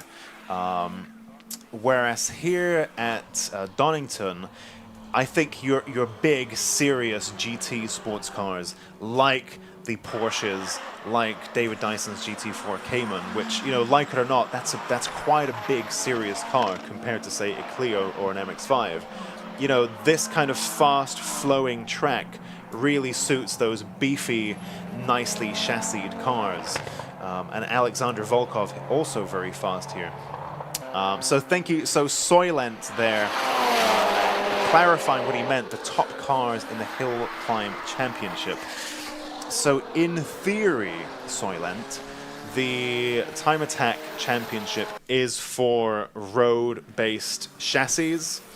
And so if we're thinking about the open wheel type cars that we see in hill climbing, then that would not be allowed, is my understanding. I don't think we've ever had single-seater open-wheeler types in Time Attack. What we have had is the GT3 sports car and prototype class in a few different guises, which is for factory-built race cars, but ultimately those are still all closed-wheel cars. So I don't think we can mix on track. My understanding is we can't mix open wheel cars with tin tops like these. So if the cars that you're mentioning are the super rapid open wheel single seater type cars, which are so quick up the hill climbs, and I know why you'd want to see that here in Time Attack as well, because they're so rapid, I don't think we can have that type of car run on track with tin tops like these. But that's a really good question, so thank you for asking that. MTB Scotland, big shout out to the commentators today. And Lucas Oil, love the stream. It's so good. Absolutely. I love the stream. Andrew Kime then in that 611 branded on the side there, Citroen Saxo. Same branding as on Stephen House's Mini R53 Cupra. Up on three wheels. That's so cute. That's all the way around the corner. Such a classic hot hatch thing to do, especially in these, more so in these short wheelbase cars, perhaps less so in something like an FK8 Civic, but in a Saxo or a Clio or maybe a 106, that's like the classic thing to see. Absolutely love it. I think we're quite lucky to have two Citroen Saxos here in Time Attack. I think back in the day, you think this is the 20th anniversary season of Time Attack. Back in the day, back in 2005, when it was known as GT Battle briefly, these kind of cars and the bigger things as well, the Skylines, the Evos, the Imprezas, but also, the Saxos, probably the Fords, the Vauxhalls, that was all very much alive and well, and plenty of them. And these days, that's quite a rare gem, and we have two fast Saxos. See Susie's right. Right. She had her finger primed as if she was going to say something about this car. No, this is my thinking position. Oh, Andrew Kime facing the wrong way, and bits of barrier are flapping around. So I think he might have collected something there. But anyway, you can see how tiny the turning circle is for that Saxo. It's like such a short little car that he just basically turned it around on the spot and carried on. There you go. But yeah, it looked like there was like a brake marker or something that he hit there. You know, the brake distance board. Yeah, I assumed that was back up at Roberts after this, the first straight, but it's not, because then he didn't turn around the second corner, so I'm not quite sure where that was on the circuit. But I was just looking at, again, the times. So Alexander Volkov has gone out there and set a 1:10.9. So, I mean, already some blistering times out there. So I really do think the track is coming back to them. So fingers crossed it stays dry out there. Nah, fingers crossed we get more rain. No. And then imagine how we got the Racing Hondas Championship Race 2 as well. And if that's going to be wet, we're going to have another incredible race. No, more rain, please. Give me more rain. So you see here, Luke Woodhouse is back, and I think just for he's a single today, round, so single round entry, and we also have David Lawrence. So I think they're having a good little battle out there. So keep an eye on that Golf GTI, and I think David Lawrence is back in the Seat. He's back in the Leon. And I believe there's another area motorsport car out there as well. I've got quite a big entry list in Club 2-wheel drive. There's a lot of cars out there today.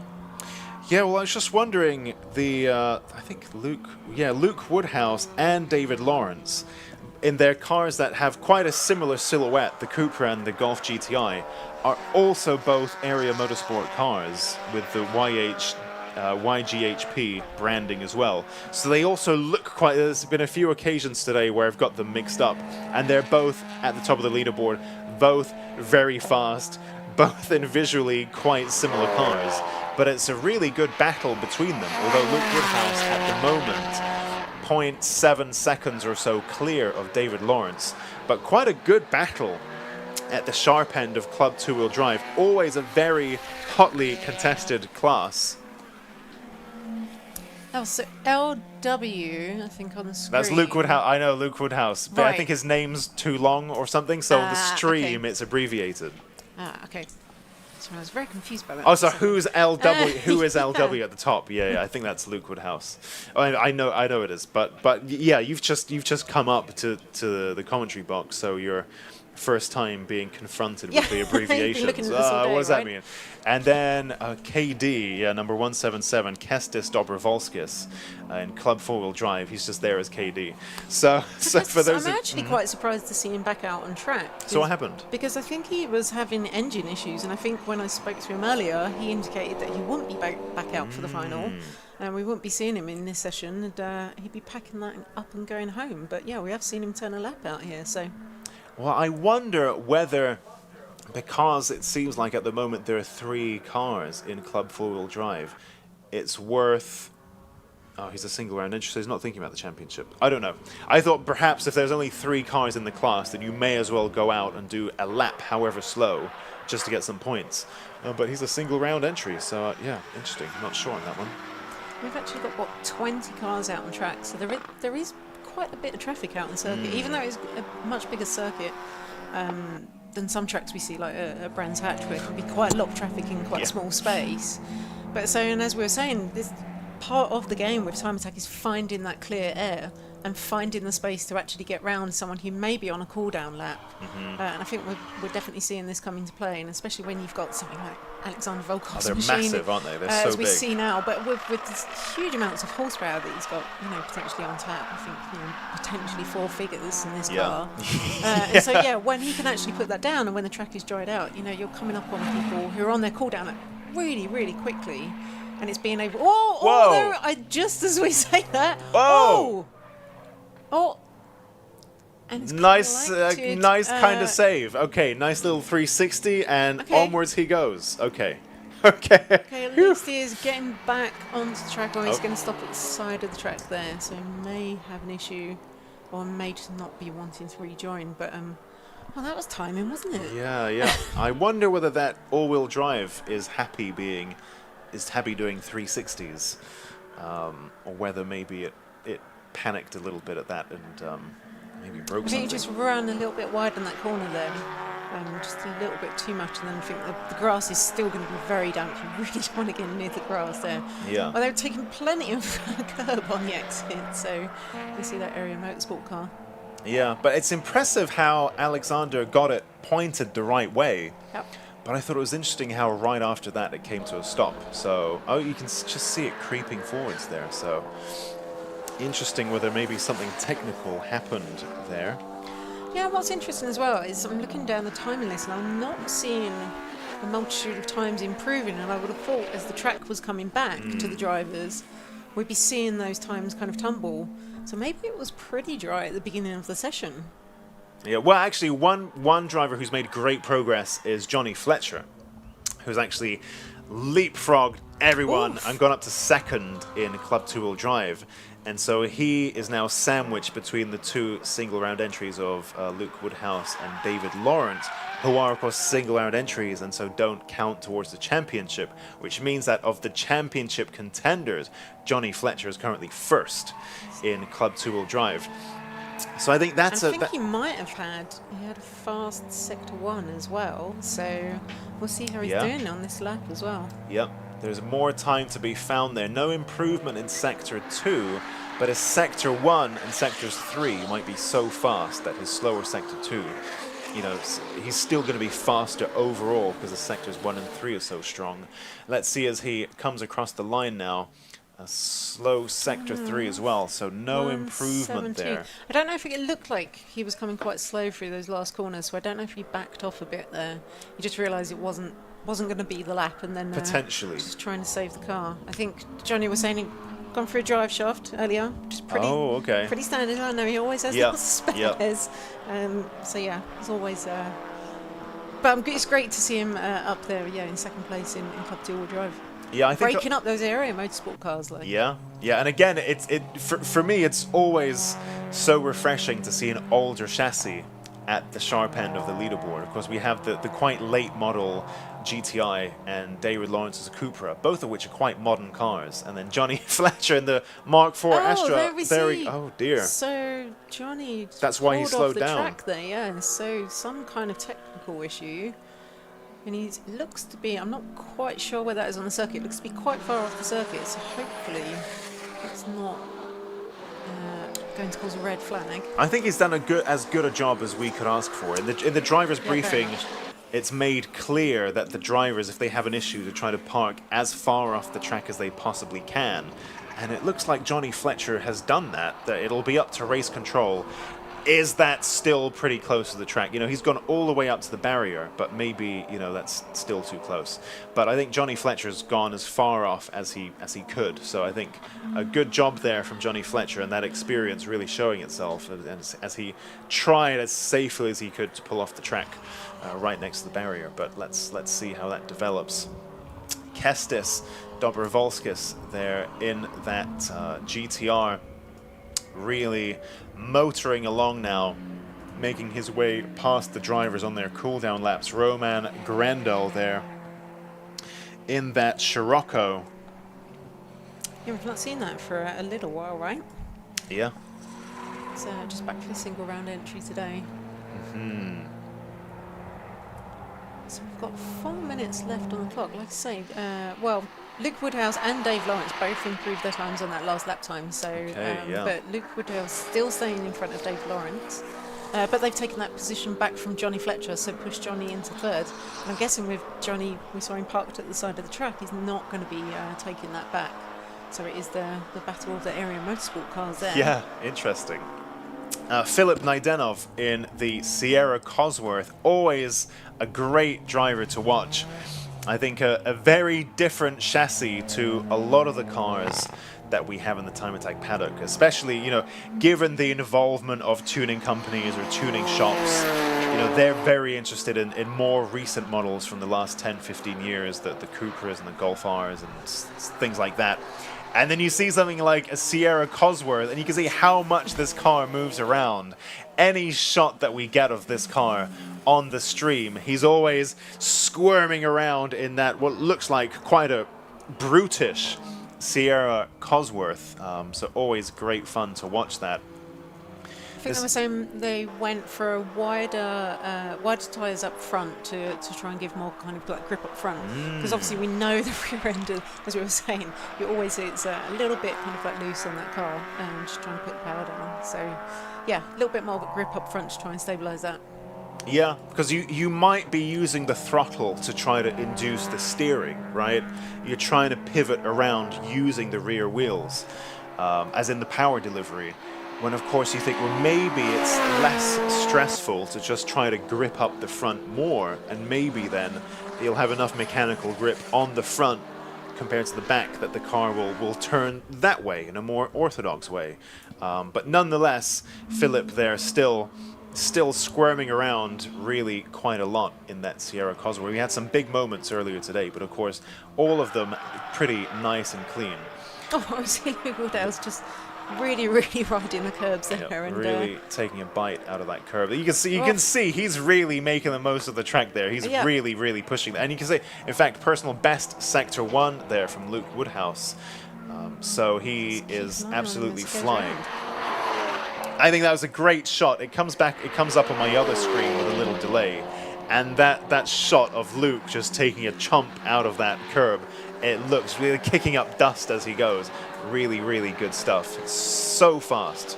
Let's see what he can do then. Do we get an improvement? 12.8. So close. Oh, not quite?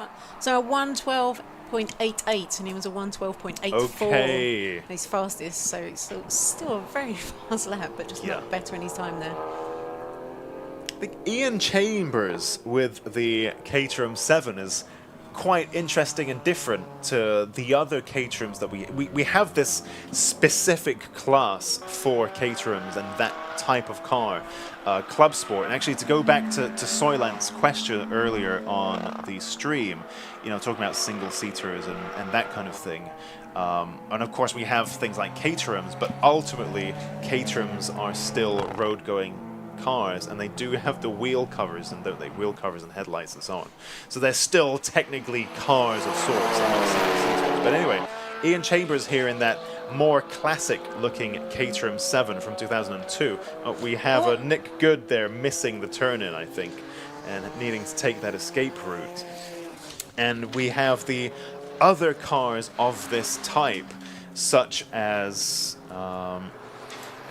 Alfie Threlfall, Josh Barrett in the Ariel Atom and the Caterham 620R. Yeah, although sadly we've not got Josh Barrett today. We don't know. So or apparently Alfie he has Threlfall. issues with, or Alfie, I don't think, yeah. And probably the conditions for most of the day, perhaps not being quite ideal, but maybe getting a little bit better now. But those are very modified and caged up and boosted and aeroed and so on.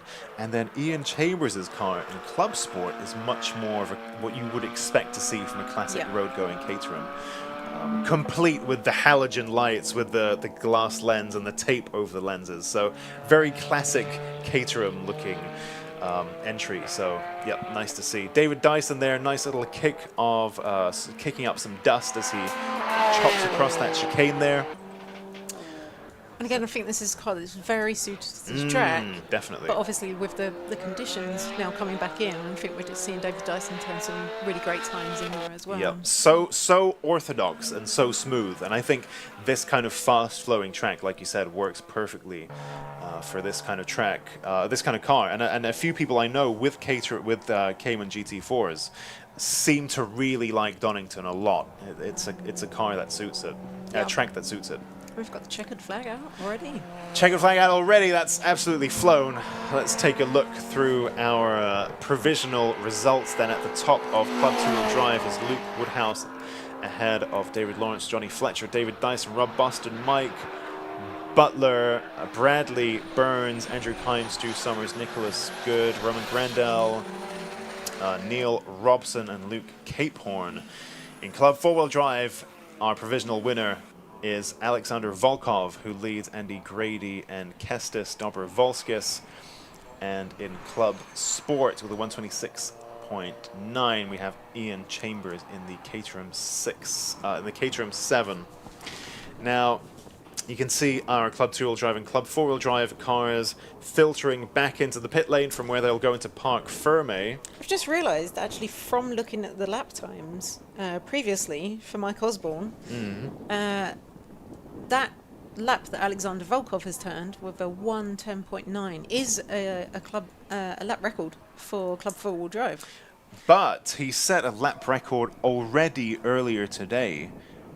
So it may So have let's been see faster if in the this. fastest So session. that Yeah. might have been faster than this one. So I'm sure our race officials will look into all of that, as that does factor into the championship points as well. Meanwhile, our Clubman Pocket Rocket and Classic and Retro machines are lined up on the right-hand side of the pit lane, ready to join the track for their super attack in just a few moments.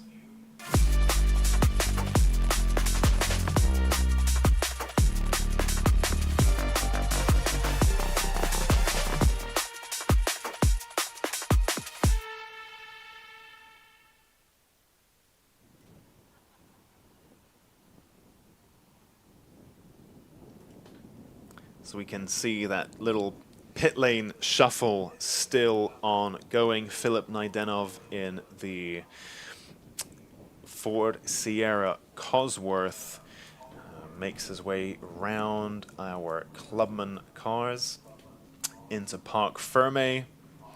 How much power did Rob Boston say we were running on the MX-5?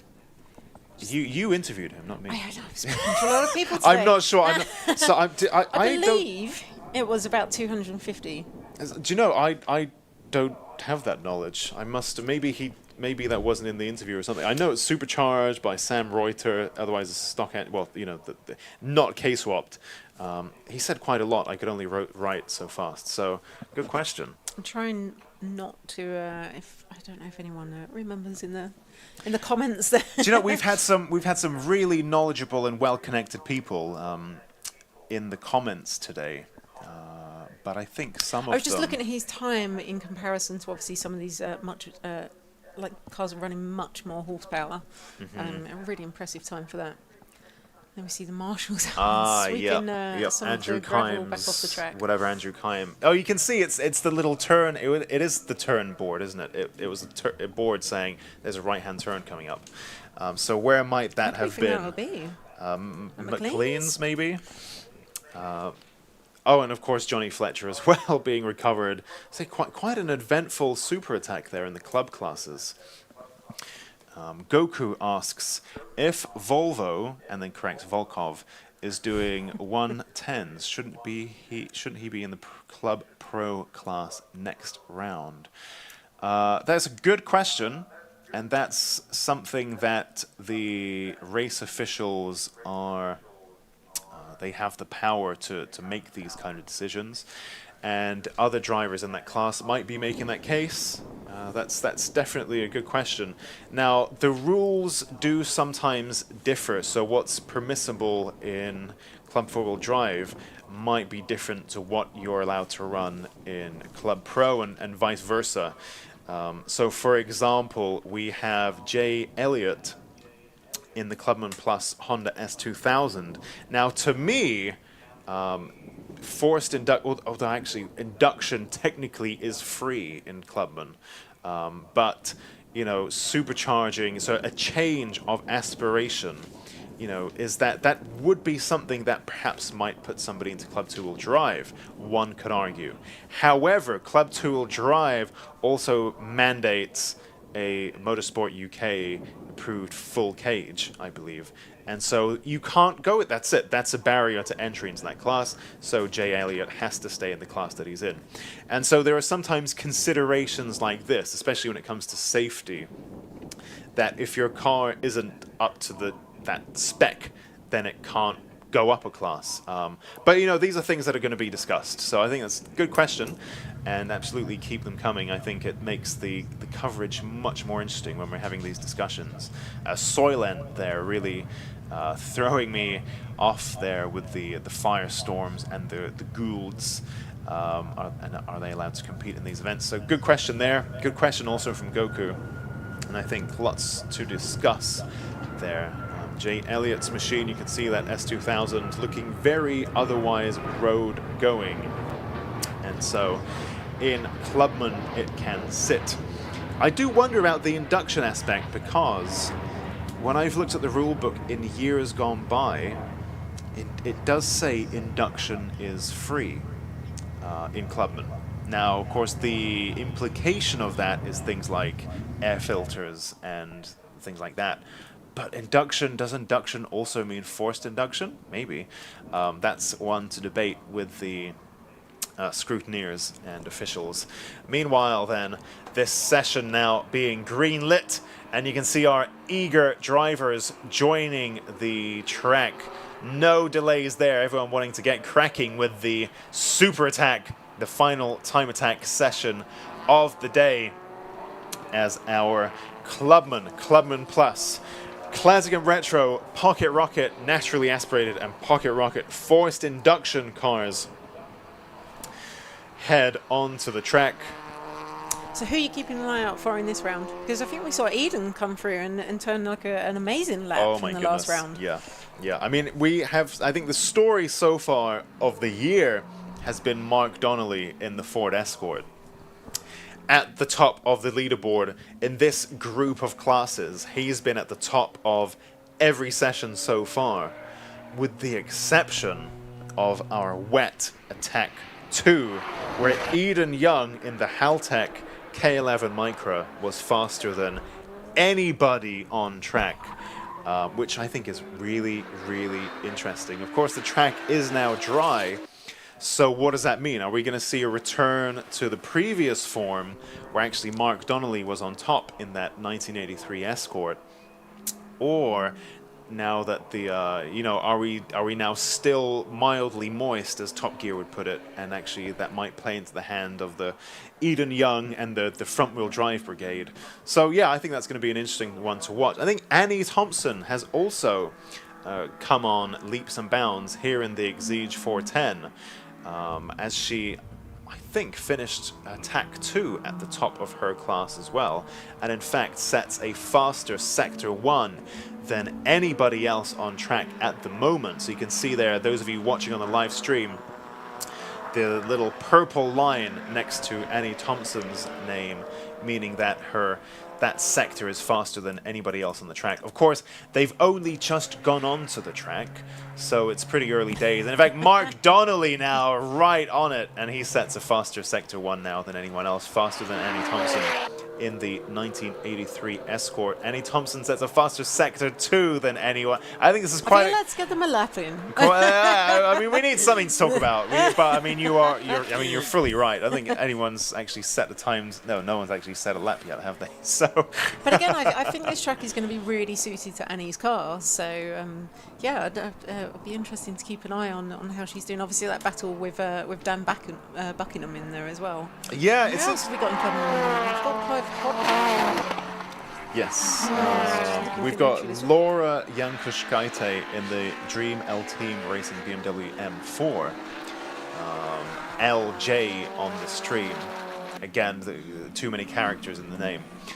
Mark Donnelly there goes right back up to the top. A lot of cars on the track. I think they were all so keen to get out one after another that they've all kind of come out in the same spot.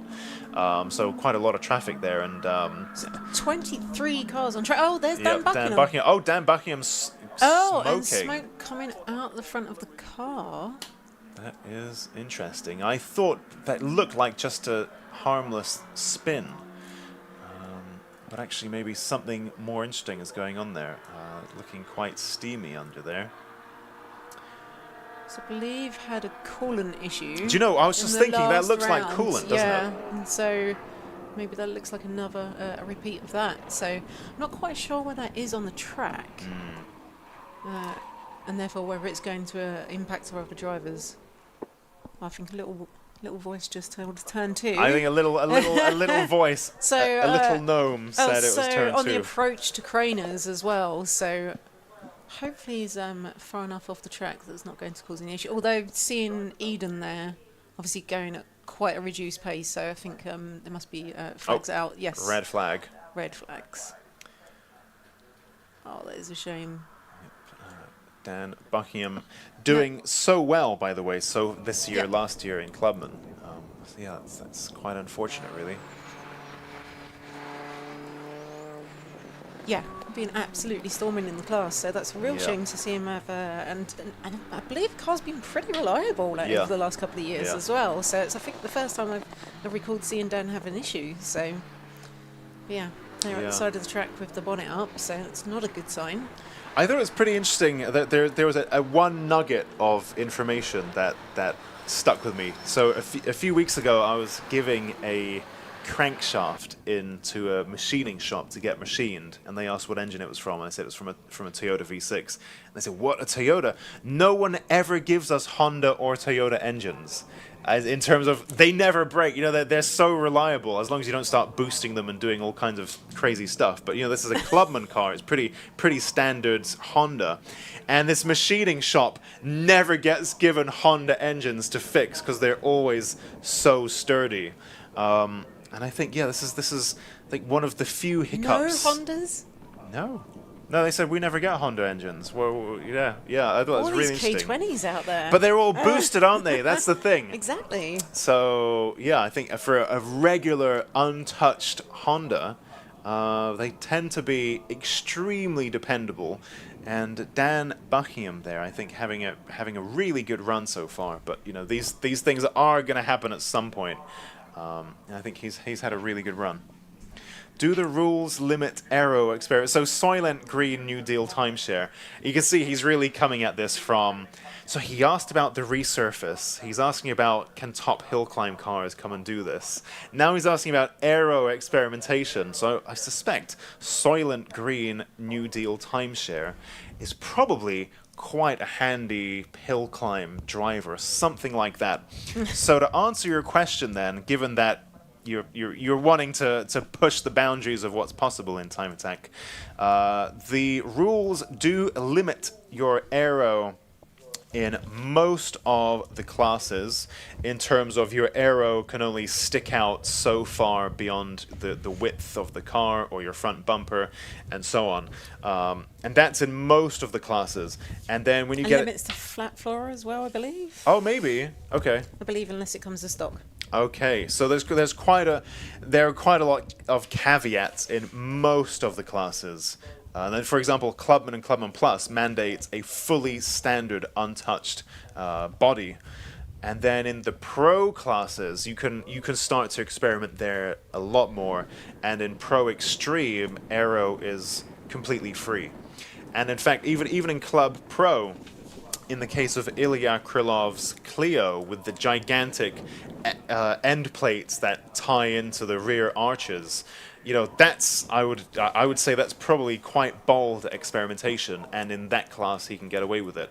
So as you look to the pro classes, there's quite a lot you can do, but in the club and the Clubman classes, there are quite a lot of restrictions in terms of what you can do with your aero. But another great question, so thank you. Keep them coming. I mean, that's what we're seeing in the real kind of like top end cars as well. It's like some real serious aero experimentation and some completely bespoke kits that are being designed to provide these huge amounts of downforce. They're saying, I think some of the cars, and I mean some of the Pro Extreme cars, and unfortunately we don't have any with us today.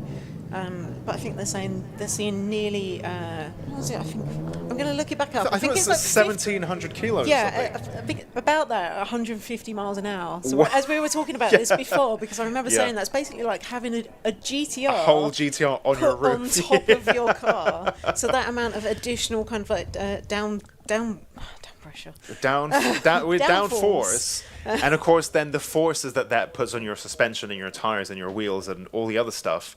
And so then we see that they have to run such stiff suspension and such a high big arch gap because it gets squashed down by 1,700 kilos of downforce. They have the rally look when you see them. When they're stationary, they look like rally cars, and when they're at pace, then that's when they're sitting how they should.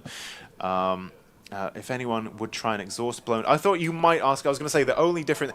So active aero. There's no active aero allowed in Time Attack, but that isn't a Time Attack thing. As Motorsport UK. As a Motorsport UK championship, we have to defer to the Motorsport UK Blue Book. And so even though the Time Attack Championship doesn't mandate any aero restrictions in the pro classes, for example, in Pro Extreme class, the MSA Blue Book overrides that where applicable. And so if the MSA Motorsport UK Blue Book says no active aero, we can't override that. So even though we say aero is free in Pro Extreme, there is still some restrictions that are applicable from the Blue Book saying, for example, no active aero. I see. I was wondering if anyone would try an exhaust blown diffuser. Yes, and I feel like we've had that. I've heard of this. I think maybe in the Pro Extreme classes. I mean, there's nothing to stop you from doing that. I don't think. Is that? I mean, that's not technically active aero. The aero elements aren't moving. The airflow is. So I think that probably could be something that you could play with. Especially in the higher up classes. Yeah, as long as it's not active aero, I think you might be onto something there. That might be something you can play. The question is, are these cars aero sensitive enough? Are you making enough exhaust flow? Yeah, these are things for you to consider. Perhaps you might magic something up in your workshop and bring it to Time Attack. I think the questions you've been asking have been so interesting that I'm sure that there's a very interesting Time Attack build hiding there in the midst of all that questioning. So, green flag anyway. One of the cars spotted out, I don't know if you've talked too much about it so far, so we've actually got an E30 BMW out Yeah, there. oh, I don't know very much about it, but I mentioned it a lot. So Go on. Very, very quick chat. Okay. He said it's good for an old shed or something. He said something. I was like, wow, that's amazing. And he said it's not bad for an old shed or something like that. I don't think it's still got an old shed's engine. I think it looks like an M3 now. But I think got the M3 kit on it. I think he said originally it was like a 316, but I think it's actually running the engine from the 135. So I think is that the M55? M50, yeah, so the M55. So I think it's saying about 400 horsepower in that. Wow. So pretty tasty in that. And also, just one of the best looking cars. E30. Oh my goodness, E30, incredible. Absolutely stunning looking car. Yep. I just had to give that a shout out because if anybody's not seen that, there's a lot of cars out on track as well. 23 cars we've got out there in total. So again, we're talking, drivers having to find that amount of clear air, but can't not shout out an E30 when I say it. Definitely. I think Jamie Biss in that MX-5, you can see how he's really on the attack straight away. He was having some issues earlier. I'm going to try and see if I actually made any notes. So he's having some issues with a gasket. So one of his gaskets is going, and that means he's losing boost. So he's down on power. I think in your terms, still looking pretty racy. Okay. Is that a me thing? That's definitely a Lexi. Right. Well, yeah, he is definitely looking pretty racy. He is, again, it was really cool to share some seat time with him last year, and he is so fast. And in a little car like that, how it's moving and dancing around, and he's really throwing it around here.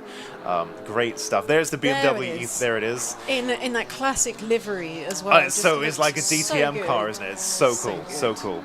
Arco Nowhere asks on the comments which race license is needed to enter. Good question. We only need a racing license in the top classes where they're on slicks. In the other classes where we are on the Yokohama Advan AO52, we don't need a race license. We need the Motorsport UK. The name of this license changes every so often, but it's the one that you just apply for. Basically, you apply for it, you pay a fee. I think maybe I don't want to call a number, but I think it's double digits. You pay the fee and you get your license in the post. It used to be called RS Clubman license. I think it's called something different these days, but you just apply for it basically, and you don't need to pass an exam or anything like that. So if you want to do time attack, that is definitely not a barrier to entry. You go on the Motorsport UK website, you apply for that. I think it might even be included in some kind of, maybe in the past it was included in your time attack entry fee or something. I don't want to commit to that now, but it's a very easy, simple license to get. So don't let that put you off joining us in time attack, and hopefully we'll see you soon. Oh, what's going on? Is that Steve Wilco? Yep. What happened there? So, not quite sure. I think we just. Oh, that is Roberts. So between the two straights in the little chicane there. So, we see Eden coming through on 3 wheels as well. So again, so we're going to see what times Eden manages to turn in here. Just looking on the timing screens, we'll keep an eye out for Eden. Yeah, he's not. Oh yeah, he's not put a time in yet. No, he's not. But I've seen just turned the fastest sector 1.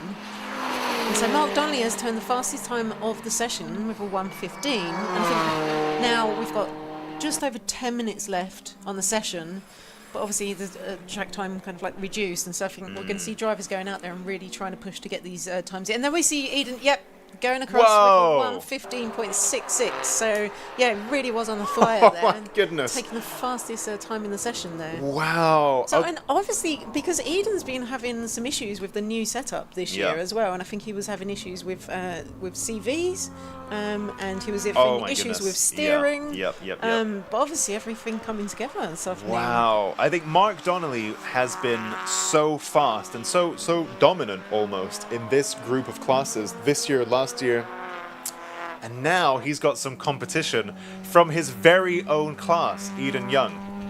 I think this is going to be a real battle to watch this year, now that Eden's got everything working as it should.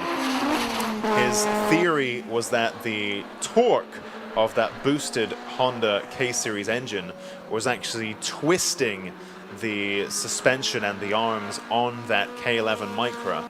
And as they were twisting, that was introducing loads of tow and doing all kinds of strange things, pulling it around.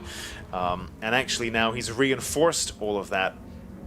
And I see Mark Donnelly, which is looking it up there, going into McLean's. He's having to work for it now a little bit. Yeah, so I mean he's only 0.1 of a second behind, so really not a lot of time at all. Looks like he's out there on a phone. I'm just looking at the sector times. He's not up on Eden though, so, but yeah, he really is kind fastest of like sector 2 though, from Mark Donnelly. Oh, okay, so we'll just keep an eye on him as he goes through this last chicane and down onto the start-finish straight. Wow. And he was looking up under braking, so he's really going for it in the braking zones there. And was he? Oh, he has just pipped him. 1:15.11. Okay, so the battle is on. So he's taken half a second out of Eden's time. Okay, so this is good. Okay, but Mark Donnelly is having to fight for this one now. This is really interesting. Eden Young finally has got that car to work. And this is very interesting indeed. Does he have an answer to what Mark Donnelly can do in that 1983 Escort? The K11 Micra and the Ford Escort. Who thought that these would be the two giants to overthrow here in Time Attack? Oof. That is the air. That's Rafael Tataris looking very black and smoky from the underside of that Mini. Yeah, and currently leading Pocket Rocket forced induction, so I wonder what's happening there. That did not look good at all. Oh, no, and that, who are we seeing Mark that? Roberts, and that's I think. Mark Roberts off into the gravel there. So is that, I'm guessing, maybe at Redgate? Phil Ackerley, we haven't seen a great deal of Phil Ackerley on the stream in the red BMW E36, a single round entry for today, but a household name in Time Attack by this point. He said he'd be very happy if it stays wet. There you go, exactly. So he's one of my people. He's one of my people. But unfortunately, he's I think it is reasonably dry. He's just gone off the track. Too dry. Was that 2 cars that have just gone off there? I wonder whether we saw that. And another car, we got oil there. Oh, there must be something on the circuit. That's Rafael Tataris' car. That's Rafael Tataris' car. Another one. Oh, dear. That mess, that smoke from the underside of Rafael Tataris' car, I think was spilling fluid right there. And everyone's hitting that now. Yeah, and then wow, red flag. This is big red flag. This is why we have red flags, right? Because as you can see, one car, something has happened that has caused one car to come off there. What's to say more aren't going to do the same and hit each other? Luckily, these drivers weren't expecting that. They don't necessarily have radios or anything like that. They're coming over, they're flying over there and going off one after the other, thinking, what the heck is going on? I think we saw that horrible smoky mess coming out from under Rafael's car. Not to say it was necessarily that, but I wonder if the two are connected. Coppice, actually? That might be just before Coppice. That goodness. long kind of like right-hander, then before you come onto the back straight. Wow. I mean, luckily, quite a big gravel trap there. Yeah, so, you know, no, just a lot of gravel being collected. Yeah, they're going to be cleaning that out for weeks, aren't they? Yeah. I mean, they're never going to get. They're going to keep finding little bits of gravel in there for the next few years. That's how it is when you fall off into the gravel trap. It gets absolutely everywhere. I say this as a driver who crashes quite a lot, so I've munched lots of gravel in my time, and you can never quite get rid of the taste. It's always I keep finding so sometimes I'm in the shower and I keep finding bits of gravel in my hair. It gets stuck everywhere. Yeah, that was I've not seen that before in Time Attack. No, wow, it's definitely a first for me. Wow, what an eventful day we've had. We really have, and I think there's been a lot of issues up and down the pits. But yeah, I mean, maybe we should. How much time have we got? 5 minutes left on the session. Obviously, we've got quite a few different, TSL's adjusted it to 0, so I think we might see a checkered flag now because we're going to need to clean all of that up and then run a Honda race. Okay. So I suspect that might be the end of this. That will be called then. Martin C saying blown engine, dumped oil everywhere by the looks of it. That is indeed what it looks like. Yeah, and everyone falling off the track in that same. It was first Mark Roberts came off, and then someone else, and it looked like that was the exact same spot. Mark Blackburn. The first person to come off. Oh, is that who it was? Yeah. Okay, and then everyone else started coming off in that same spot. Yeah. Yeah, and then just join the dots. Fluid all down the final straight too. That's going to be fun. Thank you, commenters. Thanks, Martin. I think yeah, you've really helped make the coverage what it is. Thank you, of course, to Lucas Oil as well for powering this incredible stream and making that possible. I think it's been a real pleasure. Last time at Cadwell, today as well at JDM JAM. It's been an absolute joy working on the live stream powered by Lucas Oil. But I see the time. I heard something on the circuit radio. I couldn't quite make it out, but I suspect that might be the end of the session because that's going to need a lot of cleaning up. Let's try to run through the times then. Can I filter them by class? Is that a thing? No. Well, looks like then our provisional winner in Classic and Retro, after all that, was still Mark Donnelly, just ahead of Eden Young as the red flag came out. And then we have Jamie Biss. Oh, Dean Riley in there. Oh, Dean Riley in there as well. Sorry, yep. This timing screen's a bit trickier to work with. Sorry about that. So Donnelly from Young, from Riley. Then Fitzpatrick, Ackerley, and Greenhue. In Clubman, it's Thompson from Jankaskaite from Buckingham. In Clubman Plus, our provisional winner is Horsham, ahead of J. Elliott. Boggle Rocket Force Induction then, our provisional winner, Rafael Tataris there, moments before disaster. And then we have House, Langley, and Rushforth. And in Pocket Rocket, naturally aspirated. Our provisional winner there is the number 714 car. think might have been bumped around classes and stuff like that. Quite this, yeah, this screen's quite small actually. Pocket Rocket NA. Ryan Barker, the 714 machine there at the top of Pocket Rocket Naturally Aspirated, ahead of Hyde, Batchkovich, Roberts, Wilkinson, Blackburn, and Emmett. And I think that's it for our provisional leaderboard. Let me just... Right. So I think that concludes our Time Attack Super Attack for all of our classes. And that's it from Time Attack. Although, of course, don't go anywhere because we have the Racing Hondas Championship Race 2 coming up. But before then, we need to do quite a lot of work to clean up that pretty messy incident. So thank you for watching Time Attack. Don't go anywhere. Thank you, Susie. I'll see you back at Brands Hatch. See you at Brands Hatch in 3 weeks. Don't go anywhere. We're going to have a short little break, and then we're going to jump right into the Racing Hondas action. But first, a little break. Thank you.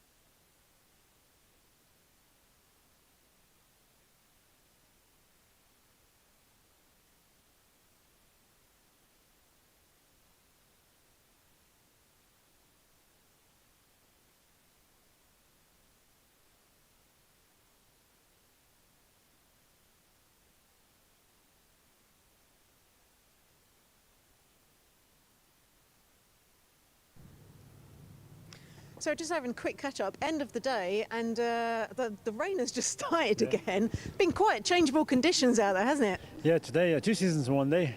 It Beautiful. really has. But you had a really great finals, that's why we're catching up with you. So I think a lap record in that last session out there? Yeah, correct. Yes, really pleased, with the outcome. But yeah, what a way to test new Yokohama tire in the wet. So that was brilliant. And we actually saw, I think, coming around onto Coppice, we saw you a little bit cutting the grass there. Yeah, I was trying to carry a little bit more speed, in fifth instead of fourth that I usually take, and wet grass caught me. Yeah, very slippery conditions out there today. It's very changeable. Yeah, grass is, once you hit the wet grass, you're out, pretty much, But no, it's good. We're back together, car's untouched, so sorry for the sign. And so car all good, and no changes to make for next round? No, we will. Geometry settings for sure, because obviously we now had to soften the car quite a bit to get through the damp conditions, if you like, for the last, which worked. Worked really well, and then the track conditions changed, so I was sitting in the car and doubting now whether I should need to go back onto the harder settings, but no, it's all good. Really pleased. And was it completely dry in the last round, or? It wasn't too bad, actually. It wasn't too bad. The racing line was definitely dryish, I would say. Yeah, grass wasn't. Yeah. And so in the end, Coppice 4th or 5th? Fifth. Yeah, fifth. And I was on it. Without the grass? Yeah, I was on it. I carried a little bit more. I carried minus 3/10, and I was off.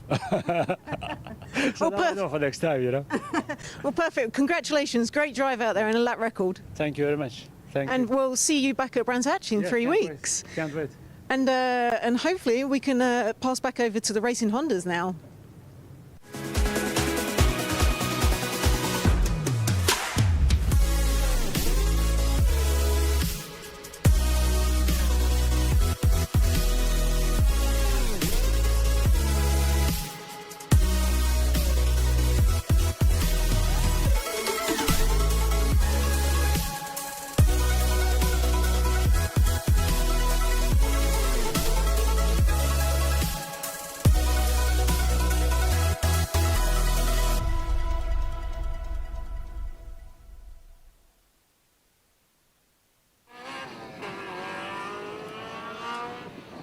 Thank you very much, Susie. And we are now moving into our second race of the day for the Racing Hondas.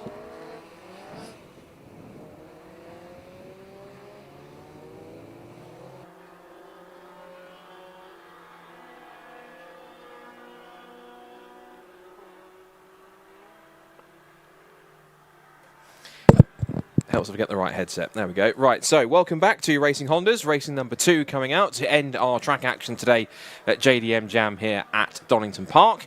And as the cars come through, you can see a very big, grey, almost cloud-shaped elephant in the room, which is the weather conditions, which are seeing the clouds looming large. There are a few cars out there with their wipers on, so it suggests that the possible imminent inclement weather is about to fall pretty quickly in a moment's time, because the weather has certainly taken a similar turn that we had in race number 1. Also had a little bit of a delay there, as you would have seen when Alexi and Susie talking about the super attacks. You can see the line of what was fluid that was dropped down all the way down the Starkeys Straight. And that means that's had a little bit of clear up all the way down. So that quick dry cement will certainly have done its job to absorb most of the fluid, if not all of it. And as the conditions were fairly similar for race 1 earlier on, the cars being brought round to the grid out of the assembly area. They'll line up in formation based on the grid order. Now remember, the grid is based on the results of race number 1, but after the grid draw, the top 6 is being reversed. And that means that Tommy Knight, who is in the bright blue EK Honda Civic, now perches himself on pole position at the head of the field. Now alongside him on the front row is going to be Bob Barron. Where have we seen this before? Bob Barron was on the front row for race 2 at Cadwell Park. He took the lead, led for half of it, then made the mistake and off he went. And we know how quick Bob can be. Even though this is only his 4th ever car race, he will still have the rookie cross on the back, which is the yellow square with the black cross inside it. That means he's done less than 6 car races. If he can get a good start from the outside of the front row of the grid, where that side is effectively the racing line, he might well be with a good charge down towards the Redgate corner. And we had seen overtakes around the outside at Redgate today, both by Will Self and by race 1 winner Phil Wright, and that was on the car in 4th place on the grid, which is Kevin Talbot in the green Honda Integra DC5. It's Tommy Knight then, who has got plenty of experience. For his first time he was racing was with Team Hard in the Brit Car Endurance Championship in the form of a Ginetta, and he's sort of moved on. I think he's done a little bit of Civic Cup on top of that as well. Now he's transferred into the Racing Hondas Championship, into this really, I have to admit, one of my favourite cut-looking cars on the grid, the EK9 Honda Civic, the kind of mid to late 90s shape generation Civic. That bright blue colour looks like a proper little Civic EK touring car, in my opinion. And of course, Bob Barron, who I need to get him right. I keep calling Bob Bannon. It's Bob Barron, isn't it? So apologies for that one, Bob. I will get your name right at some point in the future. Bob Barron, B-A-R-R-O-N, on the front row alongside him. He'll look to try and repeat it. I would also watch out for the man in 3rd place in the second of those EK Civics, the Kinetic Motorsport car of Dave Bucchi. Now, he's starting 3rd on the grid. And although the grid would suggest that Bucchi should be starting back in 7th, unless there's been an amendment to the result, because he's in 3rd on the grid. So it would suggest maybe that Dan... I think I see what's happened here. I have to forgive myself. I think what's happened is they're reversing them based on the classes. Now, remember before for race 2, there was a gap for Class B and then for Class C, but race 1 was everyone mixed together. I remember this from Cadwell Park in race 2. Forgive me, I'm still new to this championship a little bit, but I think what they're doing is they've brought all the Class A cars to the front, then there's a gap, then there's the Class B cars, and then we have the Class C cars towards the back. I think that's the one we had last time. So they've done the top 6 reversal in each class, which means that, I think that's the case, because it's now Tommy... Yeah, I'm still a bit confused because Dave Bucchi's starting in 3rd. The group we have is the group we have, so we'll go through it in a moment's time anyway. But Tommy Knight, having finished in 6th on the grid, is starting on 6th in race 1 overall, starting on pole position. Bob Barron will be alongside him on the front row. Dave Bucchi, I'm still a bit mystified why he's in 3rd place, but still 3rd place is 3rd place. 4th is going to be Kevin Talbot. And then we have 5th place for Will Self and 6th for Phil Wright. And we'll go through the rest of the grid when it comes up on screen. So Racing Hondas in its 2nd race weekend of the season. Just a reminder of the point structure, how it works. 3 classes. So you have Class A, which is a maximum cap of 240 brake horsepower per tonne. It's what they like to call in some cases a prototype class in a way, because these cars are far from their showroom standard. Plenty of modifications allowed on these cars, as deemed by the regulations. Class B has a maximum of 195 brake horsepower per tonne. Class C, 176 brake horsepower per tonne maximum. You score points in your class in the top 10. You get 15 points for a class win. You get 12 for 2nd, 10 for 3rd, 8 for 4th, and 6 for 5th, and then 5, 4, 3, 2, 1 for the rest of the top 10. In qualifying, they would have also scored bonus points too in all 3 classes per race. So the top 5 would have scored 5 points for getting pole in class, 4 for 2nd, 3 for 3rd, 2 for 4th, and 1 for 5th. And there's also a point to the driver setting the fastest lap of the race too. Just looking at the grid in the background, I think everyone's pretty much in line, apart from Jackson White, who is sticking out and on a different old row. But of course, that's obviously going off onto the formation lap rather than lining up to start the race. Of course, they'll be going around on a formation lap. It does look as though it's quite a bit more blustery out there on the circuit at Donington Park, but the circuit perceptibly looks drier than it was in race 1 earlier on. It does look as though it's drier, which means I'd be more confident for these drivers that are more fixed to a dry setup.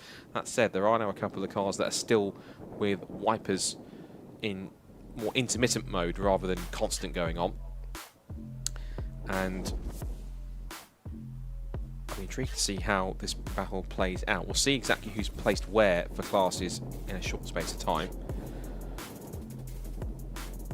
So Tommy Knight then is going to get the signal shortly to lead the field off onto their formation lap. It should only be, I think, 1 formation lap, but if it is now practically dry, they might put them round for 2 again, given that the conditions are drier than it was for race 1. So the green flag will fly any second now. There it goes. And And Tommy Knight leads them off the field. So here's the grid then for round 4 of Racing Honda's 2025 race 2 of the day here at Donington Park. Tommy Knight starts on pole position in the Honda EK Civic.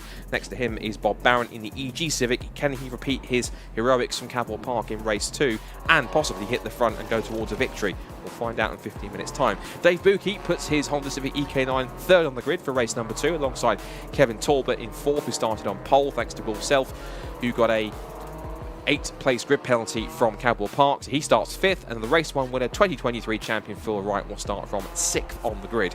James Alford starts 7th alongside Fraser McNeil, who'll be looking to do better in 8th on the grid. And I would look at the rest of the split 3, but it's completely scrolled through the rest of the Class A cars. So we can go through to Class B, where we find Dan Thackeray in 17th place on the grid. Luke Crassus-Menu is 18th. Jackson White starting 19th, ahead of Sammy Milam. Duncan Holloway and Callum Houch in the next, and Matt Rowling and Andy Barnes, who's one of our single round entries in the field, so he will not score points. He won the race later on. And I can actually go through the rest of the grid because I've now just had the grid sheet come through to me in a second. And there's one car, I think, towards the back in 25th, which is going to be possibly Andy Barnes or Callum Houch. No, that's the back of the grid, so 24. So the cars that we missed, I think they've all started in class grouped together. So you've got the Class A cars at the front, then you have a gap to Class B, then a further gap back to Class C with run row in between each class. So between the rest of the Class A cars, we got to James Alford and Fraser McNeil in 8th. 9th place is going to be Nicholas Allett on the grid, another single round entry. Rick Collin will start 10th, and Liam Collins, who didn't finish race 1, the lap record holder here in the dry, 1 minute 15.1, his best time from racing here last year, starts at the back of the grid. There he is in car number 6, just in front of that man, which is Rick O'Connell. Then we look backwards to see our Class B runners, and that was Harry Greenhill on pole position with Spencer Fortag alongside him on the front row of the grid in Class B. Lewis Barker third on the grid in Class B from Sam Linsner. Then defending champion overall Ryan Cunningham in number 1, and Dan Thackeray, who won at a canter in those damp, wet conditions, in 6th place on the grid in class. And as we said, Crassus-Menu, White, Milam and Holloway make up the rookie Class B runners. Then there's a Rose Gap, and then it's Houchen, Rowling and Class C winner from race 1, Andy Barnes in car number 99, the Kent Models FN2 Honda Civic. So, in terms of warm-up lap, they are only giving them 1 because I think they're more accustomed to the dry conditions, having run in them in free practice and qualifying. Remember, you can also vote for your Lucas Oil driver of the event. You can do so. I'm sure the QR code will flick up. There it is, your Lucas Oil top driver. Scan the QR code on your phone or any device that can scan a QR code and vote for it before the end of the day. And they will get an extra special award on top of that too. And again, big thanks to Lucas Oil for making these live streams happen, of course. Without them, it wouldn't have been possible. So a live stream certainly is powered by Lucas Oil. So, last few cars, I think, are just getting themselves into position towards the back of the grid. The rest of the Class Bs and then Class C. And then once they're all lined up and the green flag flies, it's all calm and quiet until the VTEC kicks in. And it will do in a few seconds' time. Cars in position. Revs are rising. Watch for the red lights on the top right of the screen just next to the Donington Park sign. And round 4 of 2025 Racing Honda's Championship at Donington Park bursts into life here. It's go. Strong start from Knight. Gets the better hole shot down towards Redgate corner for the first time. Bob Barron slots in behind him in 2nd place. A cracking start from Kevin Talbot to take 3rd. And both he and Will Self have powered past the 3rd place starting Dave Bucke. They turn in through Redgate for the first time. Everyone's minding their P's and Q's as they now tumble down through Hollywood, through the Craner curves for the first time. It's Knight that leads, Barron 2nd, Talbot 3rd, Self 4th, then Dave Bucke with a small gap to 5th position, but under threat for Phil Wright, who dives up the inside into the old hairpin and relieves the Kinetic Motorsport boss of 6th, and he might lose 7th in a moment because here comes the Fraser McNeil kilted K-Swaps car. The rest of the Class B field filters its way through, but it's A's to the front, up towards McLean's for the first time, and there are spots of rain on the camera. Look at the state of that black cloud over the top. We might get quite the rain shower in a few moments' time. There's only a couple of cars that have got their wipers ablaze, but I wonder how the rain might change things very shortly. Here comes Will Self getting 2 wheels onto the dirt as he pulls up the inside line. It's now 3 abreast down the straight as Barron didn't get the exit through Coppers that he wanted. He's been swapped by both Talbot and Self, and now Talbot tries to move across to defend from Self, who's coming up the inside, 4th at 2nd position. But the Integra covers it off, turns his way through. the first and second part of Robert Chicane onto the pit straight at the end of lap 1 then. And it is going to be Tommy Knight in the blue EK Civic that holds on. So Knight leads, Talbot second, Self is third, Barron fourth, Phil Wright is fifth, top 5 covered by 2.2 seconds. That's the lead group. Then there's a gap back to Dave Bucke in 6th position in the white EK. Then it's going to be Fraser McNeil, side by side with a charging Liam Collins. He's going down the outside of James Alford into Redgate Corner. And the Integra DC2, I think, looks as though he's just about got it. He might go side by side through Craner Curves. But the top 5 trying to pull away already then. And within that top 5, a trio is breaking off. It's Knight versus Talbot versus Self. This is the leading group. Looks like Phil Wright's having a bit more trouble getting past Bob Barron. Once he gets clear, I'm sure he'll be towards the front and trying to pick his place if he can. Talbot now trying to go on the offensive, but you know also how good Will Self's car is through the corners. The way under brakes, turning up through Coppice, it's a practically blind apex that you're turning into. You've got to turn in and trust that the car's going to hold the grip and make its way through the corner. Now the sprint down the back straight back towards Robert Chicane. All cars pretty evenly matched pace-wise in terms of straight line speed, and Talbot looks to the outside to try and make a move for the lead.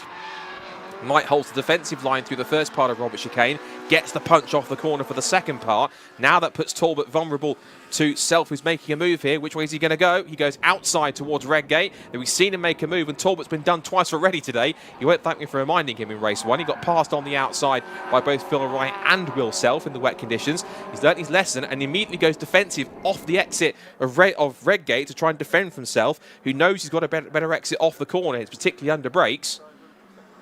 Back through the Craner Curves. And Knight now starting to feel a little bit more pressure. I'm sure Tommy would love to redeem himself after he barely made it before the first corner when he tangled with Will Self at the beginning of race 2 at Cadwell Park. So the fact he's in the lead now and defending from both Talbot and Self up towards McLean's. And there goes Talbot diving up the inside. He makes a poke. He forces the issue. Tommy Wright runs out wide. Talbot takes the place, and up into the lead once again goes Kevin Talbot. So a definitive pass, and Self's gone with him. It's opened the door through for the Cadwell Park Race 1 winner to squeeze through into second place. So just like that, Tommy Knight loses 2 places in as many corners. In the background, you can also see the change of 4th going on, because Phil Wright has got track position on Bob Barron. He's alongside him on the run towards Robert Chicane. Under brakes, but Barron brakes later, covers the inside line, and defends from the 2023 champion. And this guy's only done 4 races. Are you kidding me? He's defending a champion here. This is fantastic stuff. And headlights ablaze from Phil Wright. He's determined to see those lights bore 2 holes in the back of that bumper. Here he goes again, up towards Redgate. Barron just pitches the car in pretty sharply and defends the place and the corner. They both run out wide over the curb. We know how strong Phil Wright's car is off the corner, because he was defending from Will Self in race 1. Every time Self got close under brakes, the traction of that EP3 Civic certainly benefits him, and here he comes again, up the inside into the old hairpin. Barron gives him the room, he runs very deep into the corner. They've both run wide over the AstroTurf on the exit of the old hairpin. They both make the corner on the exit, but it's Phil Wright into 4th position. Now that he's cleared Bob Barron, I wonder if now he's going to start chasing after the top 3 in front of him. Barron now back down to 5th position. But this group, they were covered by 2.7 seconds in the top 5. Liam Collins, who has now passed Dave Bucke off camera for 6th position, he's some nearly 8 seconds back from this leading quintet. He's got some work to do. He's come down the back straight once again. This is the 4th time of asking. Self set the fastest lap of the race last time by, and this is kind of a repeat in a way of him chasing after Phil Wright in race 1. Let's also remind ourselves what's happening in Class B. Spencer Fortag leads that one from Dan Thackeray, the dominant race 1 winner in those mixed conditions. Cunningham is 3rd. Lewis Barker is 4th. Sammy Milam is 5th. And it's Lindsay Crassus Menu. And then just behind them in 19th place, you've then got Andy Barnes, who continues to lead in his guest entry in Class C. And he's leading from Houchin in 2nd place and Rowling in 3rd. So it's reversal for the point scorers. Houchin ahead of Rowling. So we'll keep an eye out on that. And that race is there. Goes Will Self looking up the inside. A huge dive to make it stick. But Talbot swept around the outside, and Will Self, I don't think, anticipated him to turn in as soon as he did. And Self had to really stand on the anchors, got the car so out of shape, and that's cost him a few car lengths. But bold stuff from Will Self. He's not scared to make a move, is he? He certainly had to look up the inside, but just about had to think about it for another day.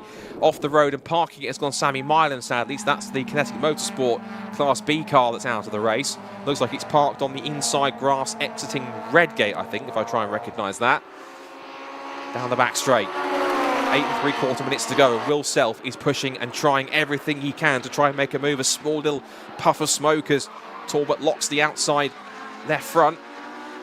And back on the pit straight once again. Self will be tucked into the slipstream, trying to get closer across the line. What about lap times this time by? New fastest lap of the race from race 1 winner Phil Wright, meanwhile in the background, in 4th position.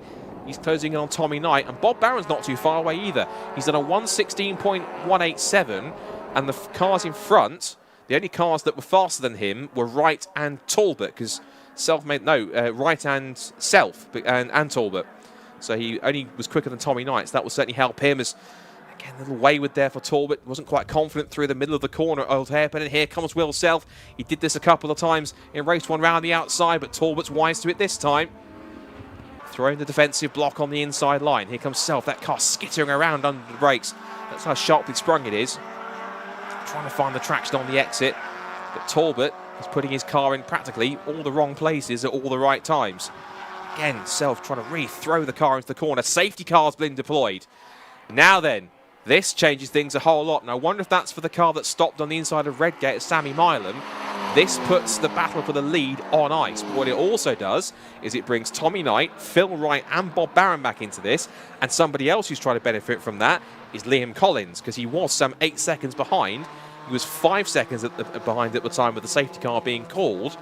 What can he play here? Can he come through from the back of Class A and possibly even steal a podium? That could be a potential. So the Hyundai safety car is out. I think it's for Sammy Milam's car having stopped. We've also lost to the pits Harry Greenhill, and he is showing out of the race. And yes, there is Sammy Milam's car unattended. I think if they can quickly get a snatch vehicle over there and drag it to the inside, far enough onto the inside, we can quickly do away with the safety car. A few more cars behind are now only just seeing the safety car boards, I think, because the field are now bunched up, just heading down Hollywood into the Craner curves.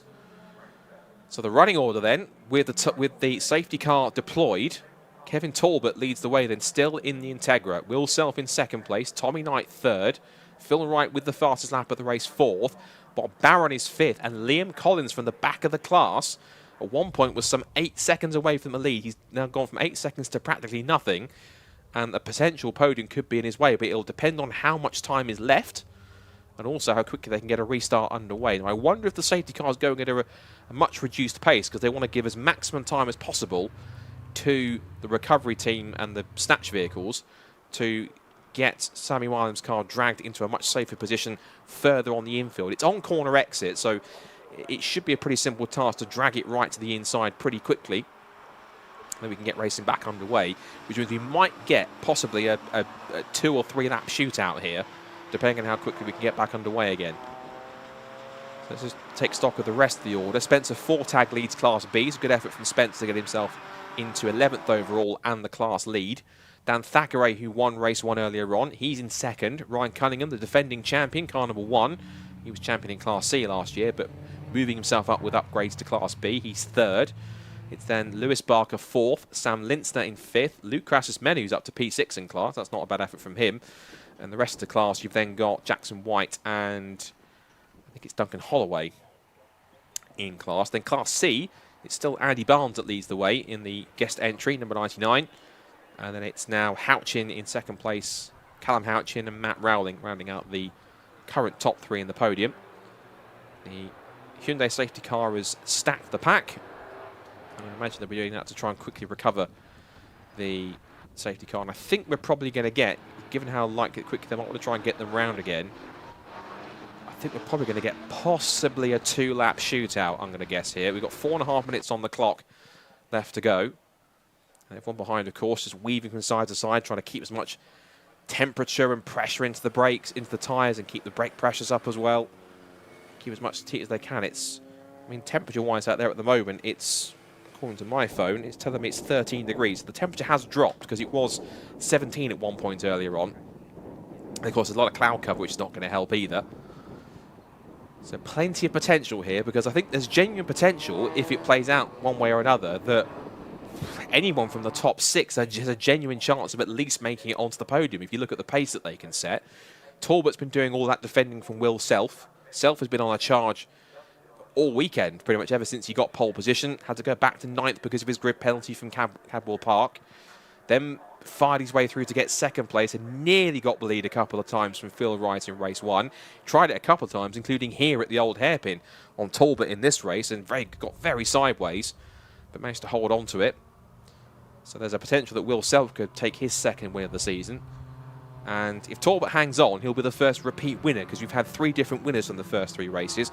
Will Self won race 1 at Cadwell, Talbot won race 2, and that was his first race victory in the championship, as it was Self's in race 1. And then Phil Wright took his first win of the season, the 2023 champion, after picking his way through and getting to the lead and scoring an important victory. So the field makes its way continuing around the safety car. Now I hope if they've recovered it quickly enough that we might get racing back underway this time by. I hope, fingers crossed, they're going to extinguish the safety car. They are. So we are going to get, I think, roughly, lap time wise, might get 3 laps, in fact, potentially, because if they come across the line, lap time's at what, 2 minute 30? They could be cutting it fine, but we might possibly get maybe 2 laps here, if not 2 laps for certain, if not 3. See how this plays out then. Safety car is back in, and the shootout is on. Who wins race 2 of Donington Park here at Racing Hondas? We're going to find out in about 2.5 minutes' time. Talbot leads them past the green flag. So Talbot leads then, Self in 2nd place, Knight in 3rd and closing up under brakes. Bob Barron is coming back at Phil Wright here into Redgate for 4th position. Just behind them, on the prowl, watch for Liam Collins, the lap record holder here, in 6th at the back of the queue. The number 6 black Honda Integra DC2. Down through the Craner curves into the Old Hairpin. Talbot, Self, Knight, Wright, Barron, Collins. That's the top 6. And Barron, he's under the pressure from Collins now. He's fallen away from the back of Wright through the Craner curves and might be under threat for his top 5 position. There's Talbot cocking a wheel as he gets under brakes, turns the car through McLean's, and Self is applying the pressure already once again, not letting him rest, and Barron's also a little sideways on the exit. He's under threat from Collins. Through Coppice, onto the back straight they go.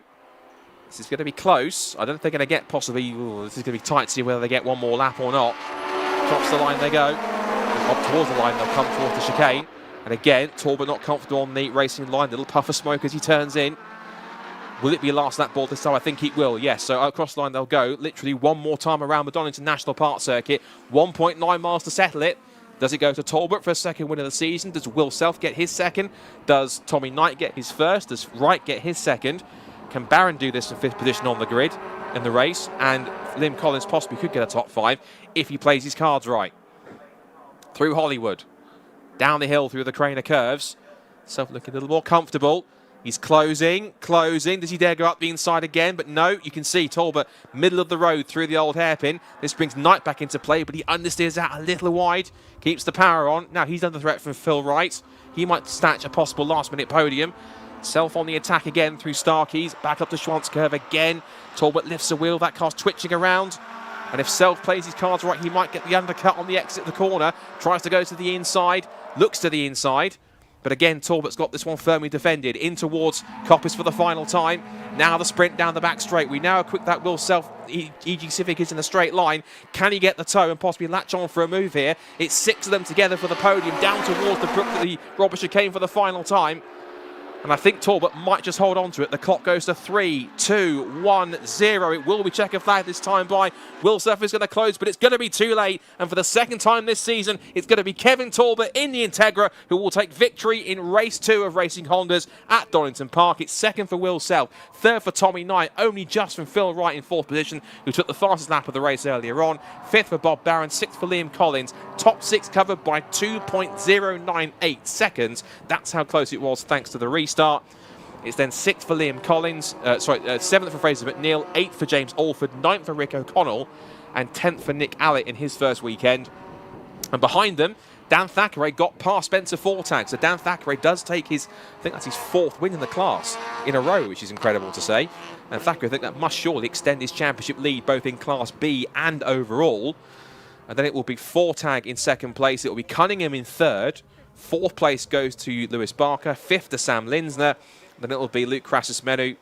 And then in 17th place overall, it's Dave Buki. So in the EK Civic, despite him starting 3rd initially, down to 17th in the end. So He might not be too happy with that, but he survived and at least got some points in class, so I'm sure he'll be somewhat happy with that. And Class E victory again for the second time goes to Andy Barnes. So good effort from the boss of Time Attack to put the Kent Models FN2 onto the top step of the class podium once again. Congratulations to him.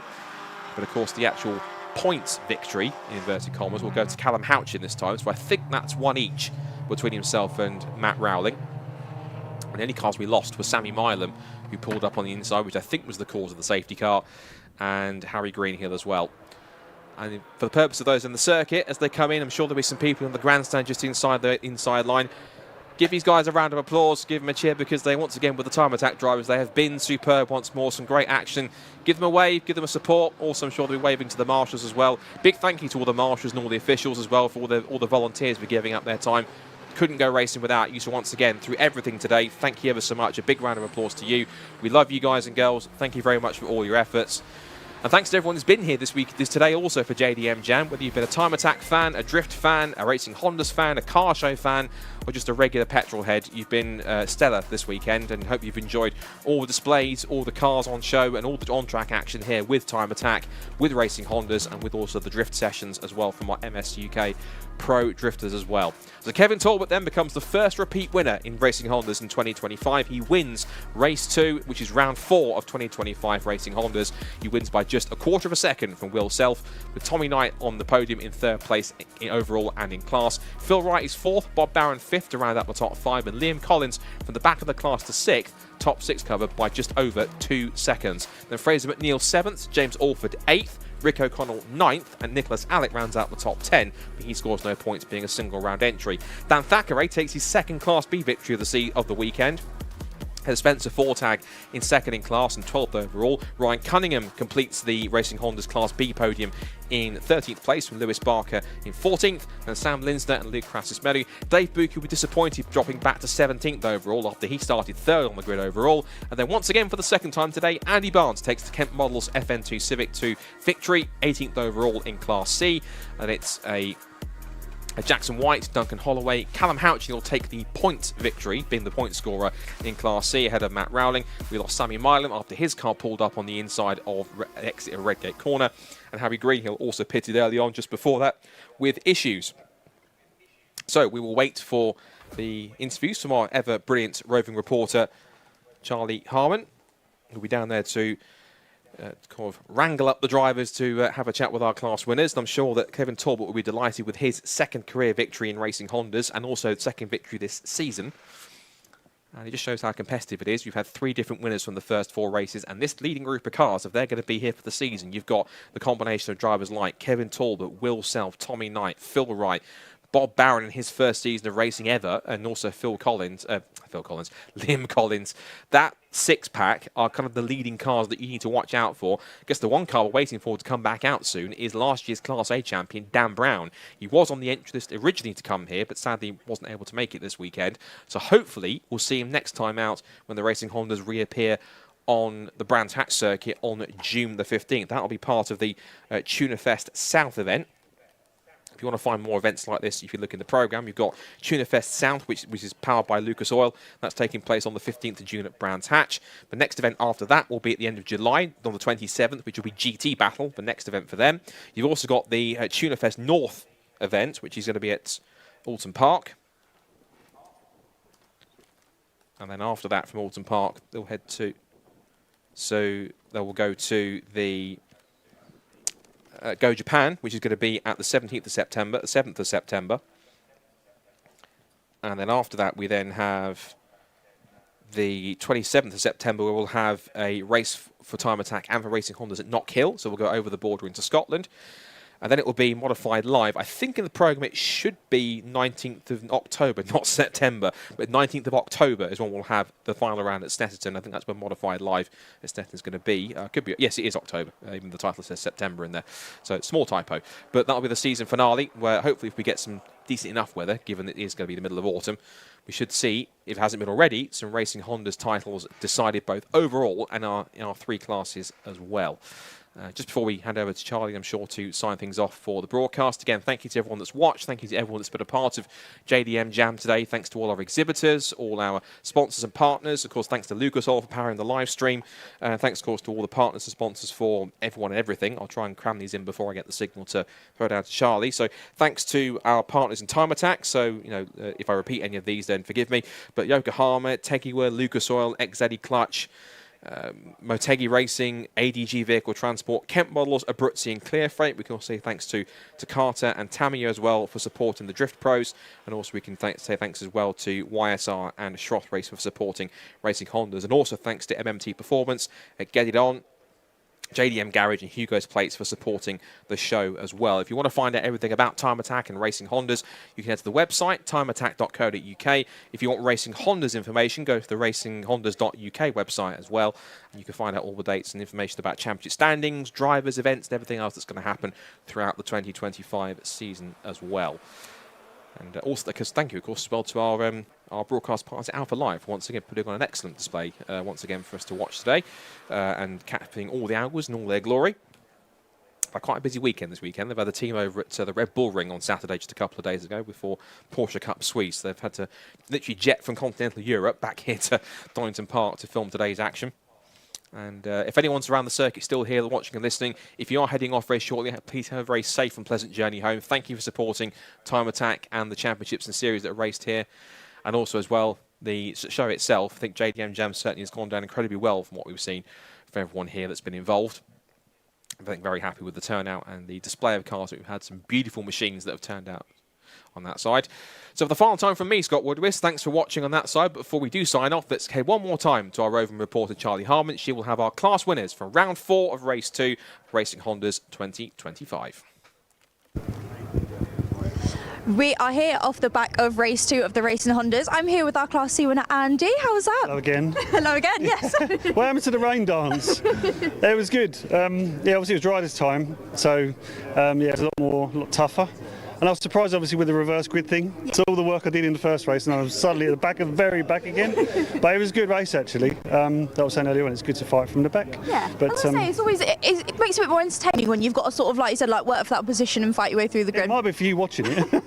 It's hard work from back there. But anyway, no, it was good, actually. Some really good racing. I'm quite pleased that managed to keep in front of the other two in class. Same again, battling with some Class B cars. Yeah.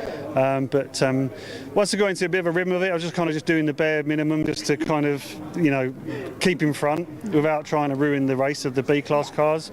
And then the safety car came out and it all just unravelled again. Yeah, I was going to say the safety car was a bit of a curveball there. Yeah, it was a little bit. Yeah, so I had to do all the work again. But anyway, so it was good. So we managed to hold off, and it was a good race. Yeah, good race. No, good. Enjoyed it. Thank you so much. Oh, congratulations. Thank you. Thank you. Right, we're going to grab our Class B winner, Dan, now. Dan? Hello. Fantastic race again. Well done. Congratulations. How was that? Yeah, it felt quite a short race because the safety car didn't feel like we got too much, but I think I got quite lucky at the start just to make a good start, and decided to brave it around the outside. Turn 1, I think it gave me a couple of places. Could have just expected them to bunch on the inside. And then I think I was third. I got a good move on Rye, my teammate, into the old hairpin, and then Spencer the same place actually, and then I kind of could see we didn't have much long off safety car, and so just hold on, yeah. Just hold on, exactly, yeah. Just thinking of you cursing me, and it's just like, don't throw it off, basically. I'm not having it. It's not a curse. I'm feeling like I'm good luck, actually. We might have gone through that, so maybe, keep saying it, actually, yeah. Yeah, fantastic. Obviously, heading back into Brands next meet, how are you feeling about that? Yeah, I do like Brands. Hopefully, I'll get a little test in before, because we came here just today, really, and I did feel a bit rusty. But yeah, Brands is good for racing. I think once again it's going to be close. There's never going to be much in it around there. So yeah, and that's my local track, I guess. So yeah. Oh, local win. Hopefully. Fantastic. Well, thank you so much. Congratulations. Right, we're going to grab our Class A winner, Kevin. Hold on to it. Yeah. Well, congratulations. That was a tough race. How was that? It was tough. I felt like I earned that one. Definitely. I got my elbows out and just seen it out to the end. This one was good. That was intense. Yeah. I'm adrenaline up to the eyeballs. How did you find it? Obviously battling out there for first place. How was it? It was great. It was intense. I need bigger mirrors for sure. Yeah. Can't see a lot, but I put my car where it needed to be. Yeah. 2 laps from the end, it cut out going down Craners. It's got loads of fuel in it. It just cut out. It's like, Interesting thing to look at into the next round. I don't even know what I'm going to look at. It's like someone pulled the throttle cable off. It died. I spoke to Will, and he said he thought he missed the checker flag. So he had the pace to go around the outside of the craners, and he thought, oh, well, it's over. I've obviously missed the checker flag. So luckily, he didn't go past me. I was lucky on that one. Yeah. I was. You need a bit of luck. You need a bit of luck. Fantastic. Obviously, heading into the next round, how are you feeling? Anything different to the car? New tyres. Yeah, for sure. New tyres and better rest. Yeah. Definitely. Up to fight there, yeah? The car works, so I'm going to leave it alone. I'm gonna park. No more late nights in the garage. No. Rest. Amazing. Fantastic. Thank you so much. Congratulations. To see you at the next round. Thank you. I'll be Amazing. Right, well, that wraps up round 2 here at Donington today. Well, thank you so much for watching. Thank you from us at Racing Hondas and again at Time Attack, and we'll see you at the next round at Donington Park. At Brandside, sorry.